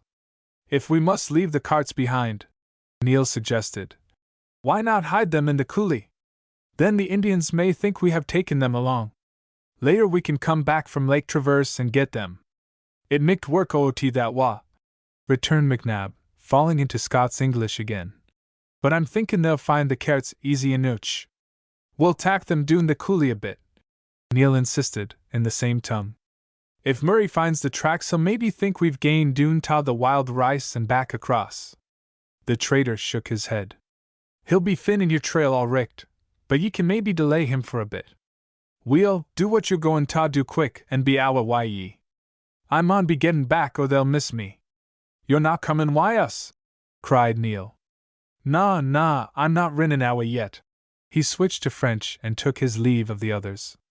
Cross the Bois de Sioux and make speed for Lake Traverse, he advised. Tell Renville I'll be back there in a few days. It was Renville sent me to find out what that rascal Murray was up to. Good speed and God go with you. 37 Flight. Lewis and Walter decided that Neil's plan was worth trying. They muffled the axles of the two carts with strips torn from a ragged blanket, and carefully cased the vehicles over the edge of the coulee. The moon, shining into the rift, lighted them down the steep slope. Along the bed of the shallow brook that ran through the coulee to join the Wild Rice River, they pushed and pulled the carts, and left them well hidden among willows and cottonwoods where the ravine widened. There, said Neil when the job was done. If those Indians follow straight up the coulee after us, they won't find the carts at all. If they come down here and find them, they may think we have gone back across the river. Probably, Lewis returned. They will divide into two parties, one to go up, the other down the coulee. But if they get all our things, they may be content to let us go. Hiding the carts had taken less than a half hour. In the meantime, Mrs. Brabant and the children had gone down into the coulee, Jean and Max stumbling along, scarcely awake enough to realize what was happening. While the horses were being led down, Walter remained behind as rear guard. As he threw a last armful of fuel on the fire, a burst of hideous noise came across the prairie from the Indian camp. Howls and yells, to the thumping of many drums, proved that Murray's medicine dance was in full swing. A picture flashed through the boy's mind, a picture of that central space within the circle of teepees as it must look now, with scores of naked, painted, befeathered savages, stamping, leaping, yelling around the blazing fires. There was no time to lose. Mrs. Brabant was impatient and anxious to be away. She had made no protest at leaving the carts behind. All her household belongings were in them, but what were blankets and copper kettles, and the precious wooden chest of clothing and little things, compared with the safety of her children? She and little Jean had been placed on one of the ponies. There were only 4 horses for 10 people. Mr. Purrier took Max with him on another, and the remaining 2 were given to Elise and Marie. Marie could ride almost as well as her brothers, and Elise had learned since leaving Pembina. It was very dark at the bottom of the coulee among the willows that fringed the stream. Speed was not possible, and the foot travelers could easily keep up with the ponies. Yet there was no doubt in anyone's mind that this was the only route to take. On the open prairie, in the moonlight, they would be plainly visible from every direction. Here they were completely hidden. They hoped to be miles away before the Indians discovered that they had gone. Progress seemed heartbreakingly slow, however, as the little party picked their way up the bed of the brook in the darkness. Lewis, on foot, went ahead as guide. Walter, Neil, and Raoul brought up the rear. The stream was not much over a foot deep at its deepest, with a sticky mud bottom. Luckily the ponies were sure-footed and almost cat-eyed. One or another slipped or stumbled now and then, but recovered quickly without unseating the rider. The night remained oppressively warm. Not a breath of breeze stirred the willows down below the level of the prairie. Pale flashes lit up the narrow strip of sky overhead, and distant thunder rumbled. The coulee grew narrower and shallower. The brook dwindled to a rivulet, the fringing willows were smaller and met above the stream. It was difficult to push a way through. At last Lewis called a halt. "Wait a little," he said. "I will go on and find a way." Strung out along the narrow streamlet, which scarcely covered the hoofs of the horses, the rest waited for his return. The mosquitoes were bad, and the tormented horses twisted, turned, pawed the mud, and slapped their tails about. Walter made his way among the willows to Elise's side to be at hand if her mount should become unmanageable. But they exchanged only a word or two. The oppression of the night, and the danger lay too heavy upon them both. After what seemed a long time, Lewis returned. "The coulee ends a little way ahead," he reported. "The stream comes from a wet marsh that we must go around. I have found a place where we can climb the right bank." Without further words, he took hold of the bridle of his mother's horse and led it through the willows and up a dry gully. The gully was one of the channels by which the marsh waters, during spring floods and rainy periods, found their way into the coulee. The prairie at the head of the gully was dry in July, the marsh being shrunken to dry weather proportions. There was a certain relief in being up on the open plain again. For one thing, there was more light. The western sky was banked with clouds. Over there lightning flashed and thunder rumbled, but the moon remained uncovered. Looking back to the northwest across the flat prairie, Walter could see, against the dark clouds, the glow of the fires in the Indian camp. A flash of lightning showed the pointed tips of the teepees black against the white light.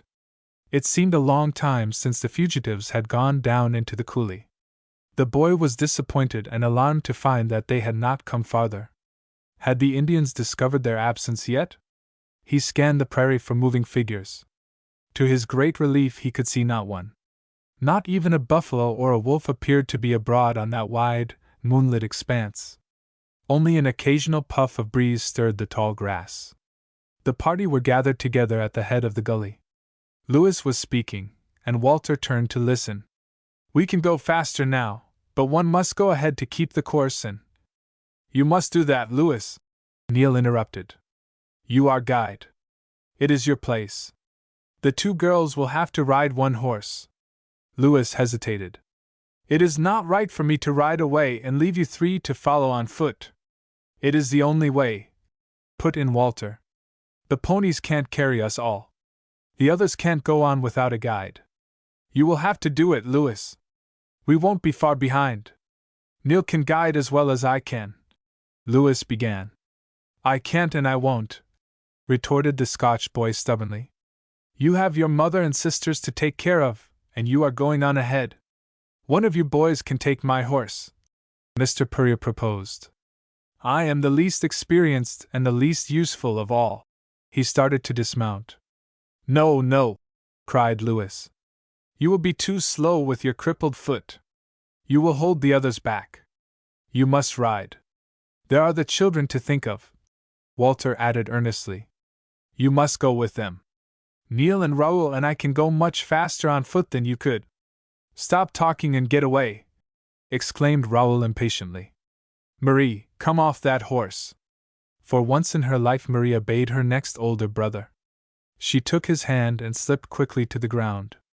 Raoul helped her up in front of Elise.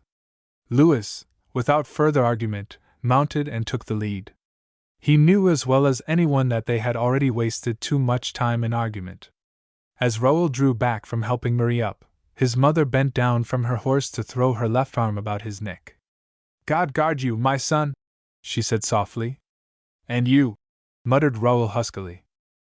At first the lads on foot kept almost at the heels of the ponies. The prairie grass grew high and rank, and there was no beaten path. The animals could not go fast, and all three boys were good runners. But running through tall grass is not like running on an open road or even on a well-trodden cart track. They soon tired, and had to slow their pace and fall behind. The ponies were double burdened and far from fresh, but they were tough, wiry beasts, capable of extraordinary endurance. When they struck firmer ground beyond the marsh, they made better speed. The rear guard fell still farther behind. They tried to keep in the track made by the horses, but it was not always easy to do so, especially when flying clouds covered the moon and left them in darkness. No rain fell, however. The storm that had been threatening for so long was working around to the north. The rumblings of thunder grew fainter, the lightning flashes less bright. Before dawn they had ceased altogether. A fresh, cool breeze sprang up, billowing the grass and putting new life into the tired boys, as they plodded on, carrying their heavy muskets. They no longer tried to run, but they kept up a steady walking pace. Dawn showed a line of trees ahead that did not appear to be much over a half-mile away. Those trees, the boys felt sure, must mark the course of the Bois de Sioux. It was from one of the groves on its bank that the stream took its name. The foot travelers had lost the horse track some time before, but Neil and Raoul had managed, with the aid of the stars, to keep a general course towards the east. The rest of the party were nowhere in sight. Probably they had crossed the river long ago. Though the trees seemed such a short distance away, the sun was rising above them before the lads reached the river. Wet, marshy ground had forced a detour. The stream, where they came out upon it, proved larger and wider than they had expected. "If we cross here we will have to swim," said Neil, as he looked down at the muddy water. "I think we are too far down." See there. He pointed to the opposite shore upstream. Either the river makes a sharp bend there, or another one comes in. It is the Ottertail, suggested Raoul. That must be where the two come together to make the red. It looks like it, Walter agreed. Anyway, this doesn't seem to be a good place to cross. We know nothing about the current. We had better go on up and look for a ford. The boys did not have to go far along the west bank of the United Rivers to convince themselves that the stream coming in from the east was indeed the Ottertail. They could see plainly enough that it was larger than the branch from the south. Single file, with Walter in the lead, they were making their way along the bank opposite the mouth of the Ottertail, when from the willows directly in front of them an Indian appeared. "Bo Jew," he said, and added a few words in his own language. Walter, startled, had half raised his musket, but Raoul, who was close behind him, seized his arm. "That's a Salter, not a Sioux," the younger boy whispered, then answered the man in his own tongue. Neil pushed forward to join in the conversation. He also knew a little of the Salter or Ojibwe language, though he did not speak it so readily as Raoul, who had played with Indian and half-breed lads since babyhood. Walter, unable to understand more than an occasional word or two, picked up at Pembina and among the hunters, stood back and looked on. The sudden appearance of this lone Salter near the southern limits of the debatable ground surprised him greatly. What puzzled him most, however, was the man's familiar face. Surely he had seen that scarred cheek, where the skin drew tight over the bone, before, but where? On the way from York Factory, at Fort Douglas, at Pembina, at the company post when the hunters were bringing in their winter's catch? Then he remembered. It was at the post he had seen the Ojibwe, not in the spring, but in the autumn. This was the hunter who had been beaten and robbed, as he was loading his canoe to return to his hunting grounds at Red Lake. What was he doing here? The Indian was speaking rapidly, in a low voice. Walter caught two words he knew. Marais Noir. Neil swung around, excitement in his eyes. "Walter," he exclaimed, "this fellow says Murray is his enemy. He is after Murray to get revenge." "Is he?" "Yes." Walter did not wait for Neil to finish the question. "He is the man Murray and Fritz Kahlbach attacked. I know that scar on his cheek. At the post they said a grizzly bear once clawed him in the face." "How did he learn that Murray was in this part of the country?" "Ask him." Raoul put the question and translated the answer. "He was at Pembina just after the hunt left. Fritz Kahlbach and two other Demurons were there at the same time. Scarface attacked Kahlbach, but the other fellows separated them. Then Kahlbach declared it was Murray who hit Scarface over the head and offered to put him on Murray's trail. He told Scarface that Murray was near Lake Traverse trading with the Dakotas and pretending to be a medicine man. Some men going from Traverse to Pembina with carts had seen him. So Scarface is trailing him." "Alone?" queried Walter. "No, he has some young braves with him who want to get a reputation by raiding enemy country. They came down the Ottertail River." "Where are they?" "Near here somewhere. I don't know how he learned that Murray was with Tatanka Wechiketa's band, but he knew it before I told him." "Did you tell him that we are running away from them?" "Yes." "Wait a minute." The Indian was speaking. He pointed up the river and his manner was earnest and emphatic. When Scarface paused, Raoul turned to the others again. "He says he has heard that there is a good ford a little way up the river. That is probably where our people crossed. He thinks that Murray and the Sioux will follow the horse tracks to the ford. If Scarface and his braves lie in wait there, they can get a shot at Murray when he tries to cross. They will take us to the ford in their canoes." Before Raoul had finished this explanation, the Indian was showing signs of impatience. He turned now and led the way in among the willows. There, where the river current had taken a crescent-shaped bite out of the mud bank, two birch canoes were pulled up. 5 young braves, arrayed in feathers and war paint, came out from hiding places among the bushes, where they had been waiting for their leader, who had been for a look across the prairie west of the river. They were a wild and fearsome-looking little band. Had the boys not known that they were, for the time being at least, on the Salter side of the quarrel, they might have hesitated to trust themselves with the war party. but they had given Scarface and his comrades information of value, and had nothing to fear from them. 38. The fight at the Bois de Sioux. The Indians wasted few words and little time. Walter and Raoul were assigned to one canoe, Neil to the other. Riding as passengers, they took the opportunity to munch the chunks of pemmican they had brought with them, but had not paused to eat.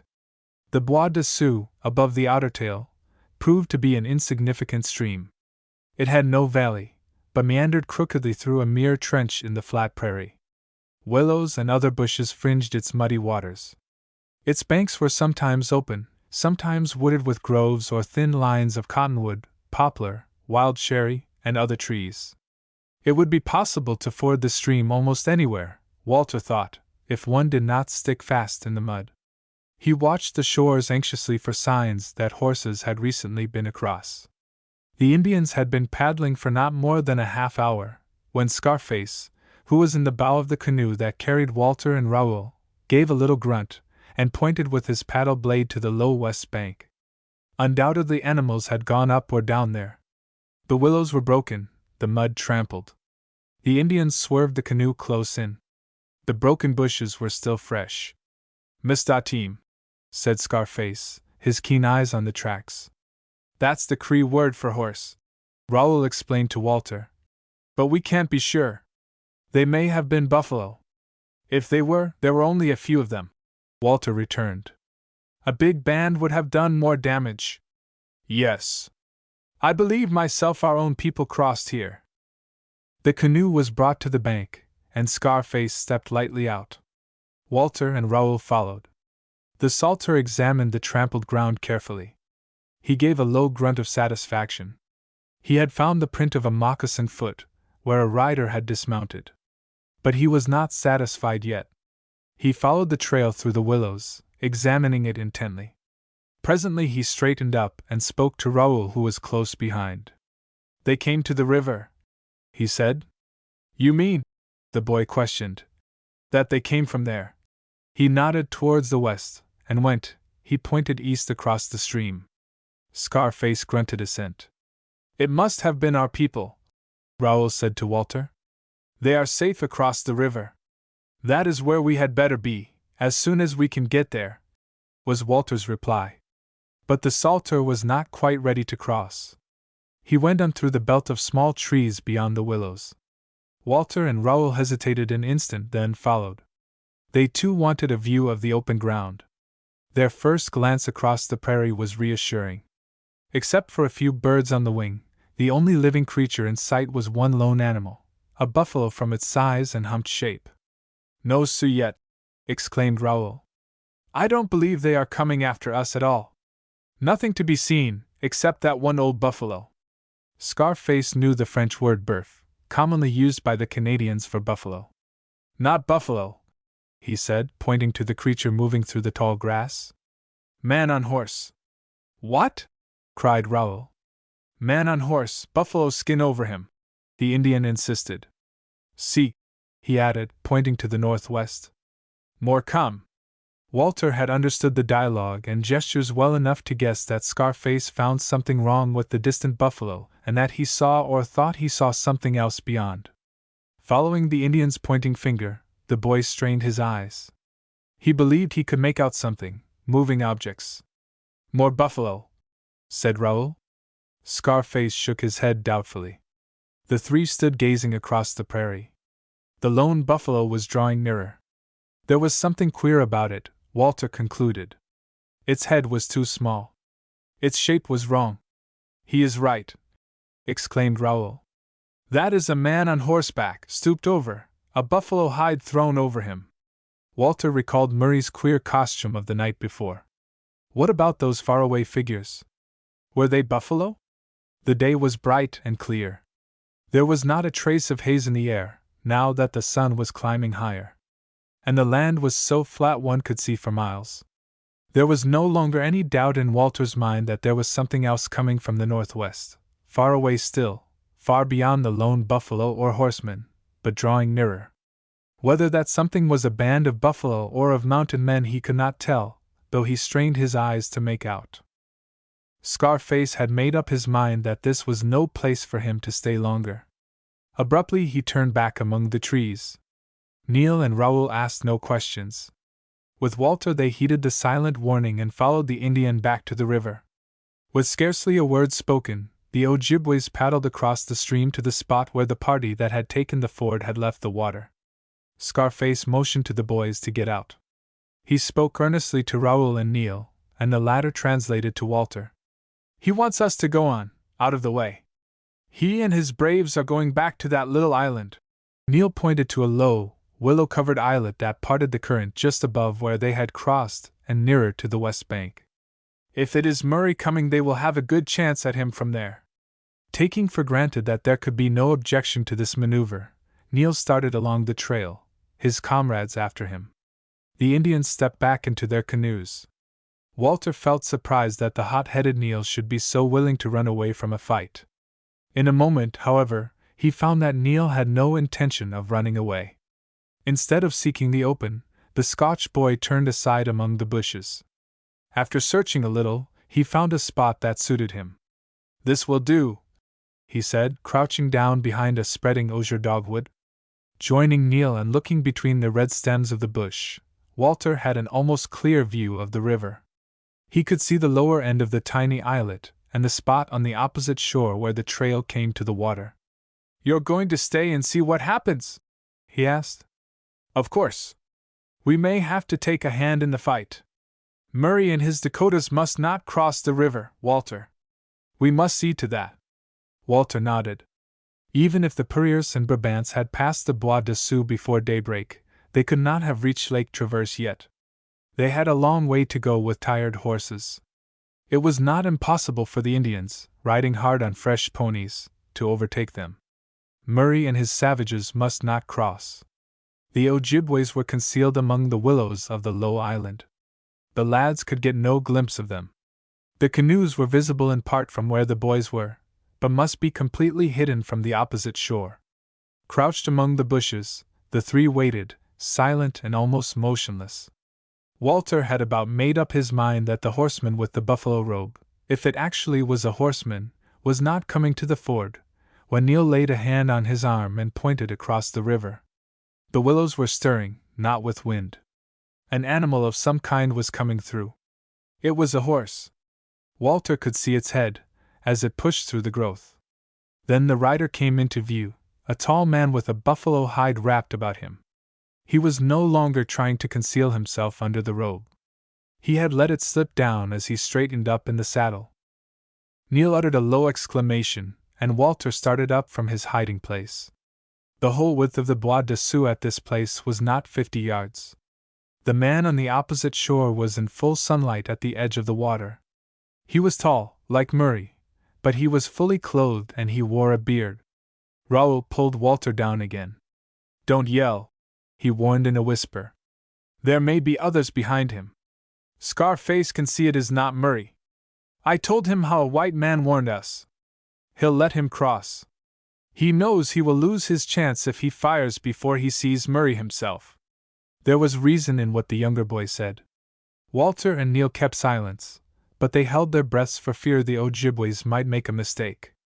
McNabb's horse took to the stream, picking its way carefully. The water was shallow, the current sluggish, and the rider was not obliged to dismount or the horse to swim. Not a leaf moved on the willow-covered islet. Not a sound, except the peaceful twittering of a bird, came from it, as Duncan McNabb, unconscious of any peril from that direction, rode past the tip and on across the stream. Intent upon finding the ford, he did not even glance back, so caught no glimpse of the birch canoes. Before McNabb reached shore, Neil had left his post and slipped through the bushes to meet him. In a few moments he was back again, the trader, without his buffalo robe and horse, following. He squatted down beside Walter and looked at the island and the bark canoes. Neil had told him of Scarface and his companions. "Are the Sioux after you?" Walter whispered. "That I don't know," was the response in French. "I suspect Murray would set them on me if he could. When he and some of the young fools started for your camp this morning, I thought it was time for me to be away. So I took short leave of Chief Tatanka. I struck your trail at the head of the coulee. But they are coming, aren't they? We thought that, "Ah, they're coming on your trail. It was no band of buffalo you saw. I had a buffalo hide over me in the hind quarters of my horse, but I don't know whether I fooled them or no." His keen eyes were fastened on the break in the bushes, watching. Walter asked no more questions. Silence was best. But while he waited, he stole more than one glance at the trader, whose strange appearance had aroused his curiosity the night before. A queer figure indeed was this tall, lank, big-boned man of almost skeleton thinness, seeming to consist entirely of bone and gristle. His name was Scotch, and so was his tongue, but Walter suspected that he was far from being wholly white.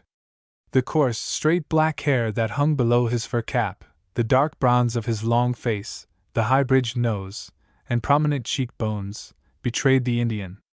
Yet his beard was uneven in color, rusty in places, and the eyes he turned on the Swiss boy were steel gray, startlingly light in his dark face. A singular man surely, with a grim, shrewd face, no longer young, as its many lines and wrinkles betrayed. In spite of the suspense of waiting, Walter found himself wondering about Duncan McNabb and his history. The wait was not a long one. McNabb suddenly raised his head, like a hound listening. Then the ears of the others caught the sounds too, the crackling of twigs, the clatter of accoutrements, as mounted men came through the strip of poplars and willows on the low opposite bank of the stream. Duncan looked to the priming of his musket, and dropped a ball into the muzzle. Walter felt for his own weapon. Even in the midst of his excitement, the thought of shooting unwarned men from ambush sickened him. But if Murray and his Sioux were really on the trail, they must not cross. Fear for Elise and for Louis's mother and sisters steeled the boy's nerves. The willows were moving. A horse's head appeared, then the rider, a slender, bronze figure, brave in red paint and feathered headdress. It was not Murray. He halted at the edge of the water and turned his head to look back. Another horse was coming, a white one. "Himsel," muttered McNabb under his breath. The rider came in view, tall, stately, his painted body naked to the waist, his black head bare. There was nothing about him except his size to distinguish him from any other Indian. The two talked together for a moment. The slender warrior seemed, from his gestures, to object or protest. The waving and rustling of the willows, the sounds that came across the water, proved that other men were following. But the track was narrow, and they were obliged to check their horses until the leaders should take to the water. "How many?" Neil whispered to McNabb. 8 or 10, was the equally low reply. The discussion ended in Murray's going first. When the white horse stepped into the water, a cold shudder passed over Walter. He had every cause to hate and fear the black Murray. He hoped Scarface would not miss.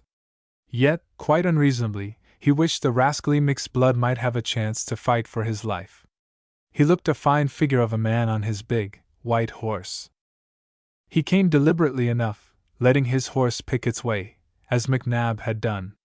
From the willows on the islet there was no move, no sound. He was opposite the tip now. He was past it. He was coming on. Had Scarface weakened? Had he lost his courage? The silence was broken by a sudden menacing sound, not loud but strangely blood-chilling, the Ojibwe war whoop. On the near side of the islet a figure leaped into view. At the same instant, it seemed, Murray swung about on his horse's back, musket raised. He was a breath too late. Scarface had fired. The distance was too short, the target too good for the Ojibwe hunter to miss. Even as his own gun went off, Murray swayed forward. The white horse leaped and plunged. More shots came from the island. Horse and rider went down, and the muddy water flowed over them. On the farther bank, the slender Dakota's horse was hit. As it fell, the man leaped clear, and darted back among the willows. There followed an exchange of shots between shore and islet, without a man visible in either place. Only the puffs of smoke betrayed the hiding places. Gray eyes gleaming, Duncan McNabb turned to Neil. "Get you awa," he ordered. "Ta traverse as fast as your legs can carry ye." "And you?" the boy asked. "I'll o'ertake ye. I'll be seein' the end o' this, ta mak sure there's na followin'. On your wa all o' ye. 39 safe. Not one of the three boys thought of disobeying Duncan McNabb's stern command. On hands and knees, for fear some Indian might catch a glimpse of them and send a shot in their direction, they crawled through the bushes. Not until they were out of sight as well as out of range did they stand upright. They tried to follow McNabb's instructions and make good speed towards Lake Traverse, but all three suddenly found themselves very tired. The night before, after a hard day's journey, they had had not a wink of sleep. It had been a night of continuous physical exertion and intense strain. Then came the meeting with Scarface, and the anxious waiting for Murray and the Dakotas, capped by the excitement of the brief fight. The time had seemed long, yet in reality events had followed one another so swiftly that the sun even now was scarcely more than halfway up the sky. "If I didn't know we were going in the right direction, I should think we were headed north, not south," said Walter, as he plodded wearily along. "It seems as if the sun must be on the way down, instead of up." Neil nodded. "I'm dead sleepy," he admitted, "but we must try to keep on going till McNabb overtakes us." "The firing has stopped," put in Raoul. "The fight must be over. Or else the noise doesn't reach us here." If the fight was over, who had won? The answer to that question might mean life or death to the fugitives. Murray had fallen, but if the Dakotas had destroyed the Ojibways, they might, even without his leadership, cross the river and continue the pursuit. The boys felt they must go on as long as they possibly could. They trudged doggedly on, casting many a glance behind them. At last Neil, turning to look back, gave a cry of joy. A single horseman was on their trail, coming at good speed. He raised one long arm in the friendship sign. The three stopped short and dropped down to rest and let him overtake them. They were almost asleep when he reached them. McNabb reined in his horse and looked down at the weary figures with a grim smile. "Wheel," he said slowly, in his peculiar Scots English with its guttural suggestion of Dakota. "Ye disappeared essay quick I thought the prairie had swallowed ye. Did the Saltas win?" Neil roused himself to ask. "Aye, and Withoot losin' a man. Scarface himself got a shot in the thigh, but it's only a flesh wound. The ither side didna ken the number o' the enemy, and they were mair nor a little upset by Murray's F.A. When they found they couldna drive the Ojibwas fra the wee isle, they turned tail thesel and were awa. If ye can mak it, we'd best be gettin' ta that bit al de bois or yon, where ye can be sleepin' in the shade." The clump of small trees was only a short distance away. There, shaded from the heat of midday, the boys slept, utterly relaxed, until the sun was far on its downward course. Duncan McNabb kept watch. He had had no more sleep than they the night before, but he was more used to going without and needed less than growing boys required. Neil's first words, when he woke to find the sun low in the west, were, "How far have we got to go to Lake Traverse?" "Ta the post 30 mile or mair," was the reply. Neil groaned and stretched. "And we've got to walk it," he muttered. "Weel, ye may be glad ye've got twa sin legs left ta walk it why," McNabb returned with his grim smile. There were no more complaints.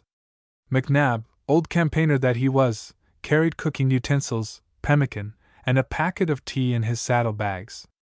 A hot meal put new courage into the lads. Before the sun was down they were on their way again. The night was clear and light, and they kept up a steady pace till midnight. Then they stopped for a brief rest and more tea. Luckily for the boys they did not have to walk the whole distance to the trading post.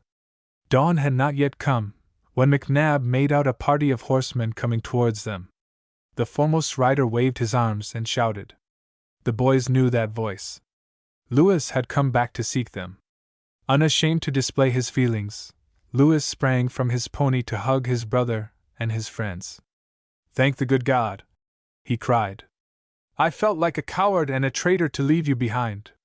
It was the only thing to do." Walter and Neil exclaimed together. "Are the others safe?" "All safe, but we did not reach the fort till after sunset. After we crossed the Bois de Sioux we had to rest our horses a little, and the children slept. We dared not stop long. The ponies did their best, but they could not carry double all the time. My mother and M.C. Purrier and I walked much of the way, and sometimes Marie and Elise walked also." "And you started right back to find us?" cried Walter. I rested a while first, but I could not sleep. Monsieur Renville gave me a fresh horse, and these men offered to come with me. I thought you would follow our trail. If I kept to it, I would find you, if Lemurai had not overtaken you. The Bois Brules from the trading post gladly gave up their horses to the weary boys, and went afoot. So Lake Traverse and the shelter of the Columbia Fur Company's fort was reached at last. There, in one of the log buildings within the stockade on the shore of the lake, the rest of the little party were waiting anxiously. The boys, almost dropping from their saddles with sleep and weariness, were embraced and shaken by the hand, and cried over, and questioned, until the trader, Joseph Renville, intervened. He led them away to bunks where they could sleep undisturbed for as many hours as they cared to. When the boys had had their sleep out, the two sections of the party exchanged stories. Afterwards Duncan McNabb had something to add. He had returned to the Indian camp 2 nights before to find the dance in full swing. Within the medicine lodge, Murray was instructing the chosen initiates in some sort of mystic rites. From time to time one of them would come out to chant, or howl a few words or syllables and to go through the steps and posturings of the new dance. The men around the fires would repeat the lesson over and over, until another of the chosen ones appeared to teach them something new. As near as I could mak oot, said Duncan.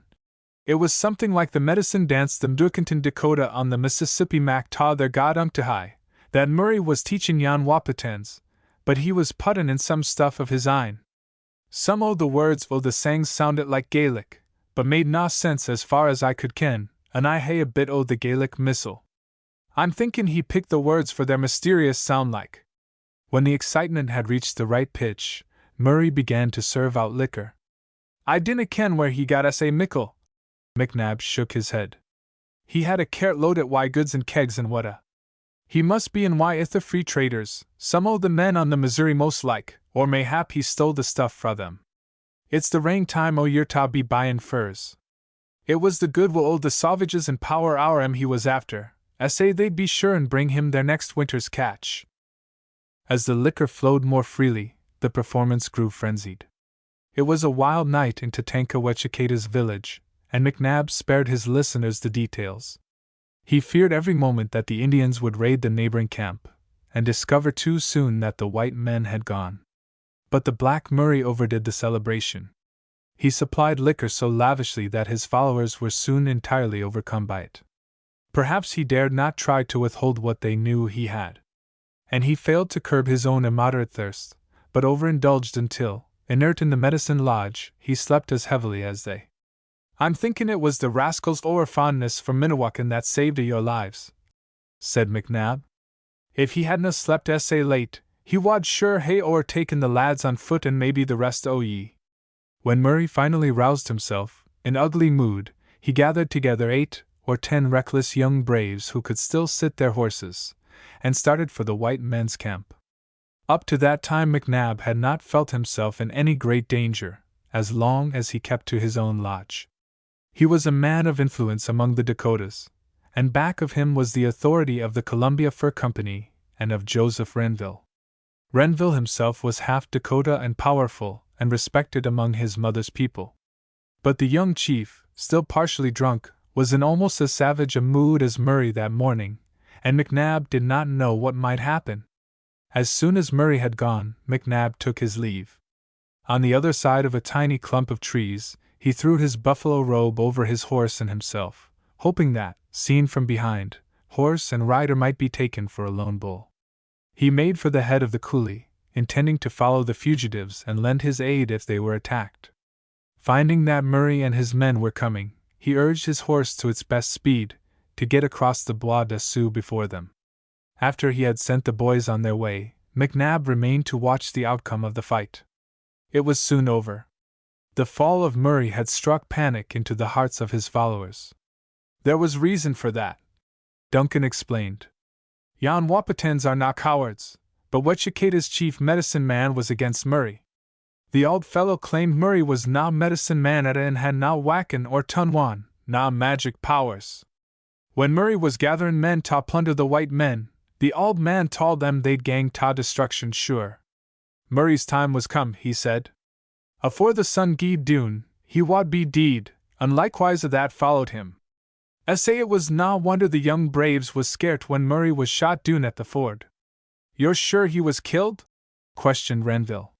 From what I have heard of the fellow, he seems to have as many lives as a cat. I made sure afore ever I left the Bois de Sioux, McNabb replied quietly. And there's his medicine bag to prove it. He handed Renville a curious-looking pouch made of rattlesnake skin. And a fine lot o' trash there is in it, birds' claws, and dried roots, a copper nugget, a snake's fang, a man's finger bone, and a wee packet o' black, sticky stuff. Do not handle that, it might be poison.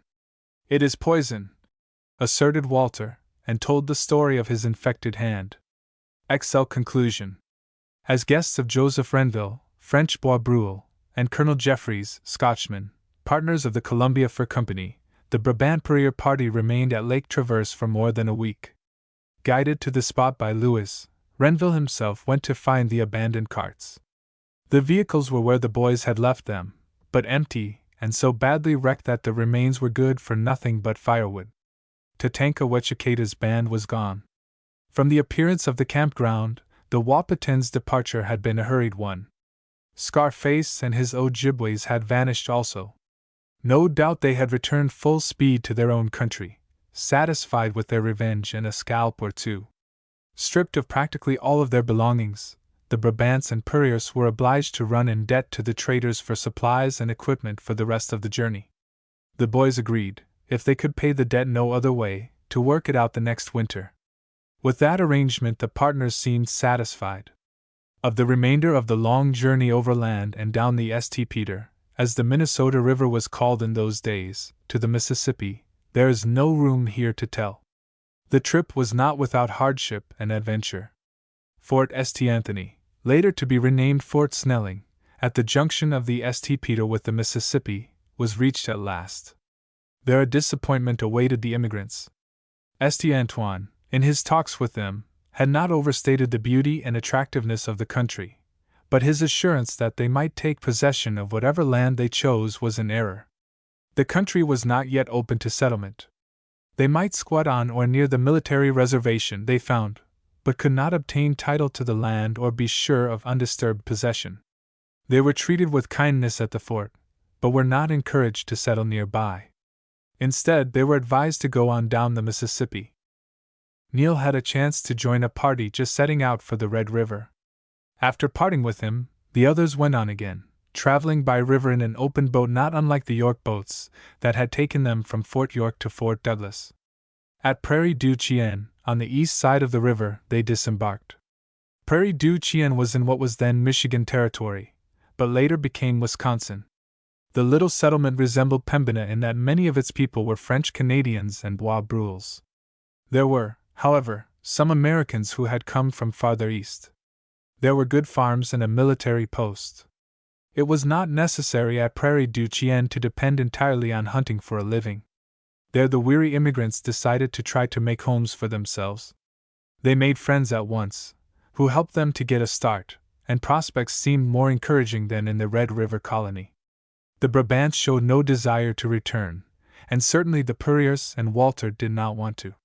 When, late in the autumn, Lewis and Walter left the settlement to work out the family debts to the Columbia Fur Company, they went well assured that those left behind would be comfortable and well cared for.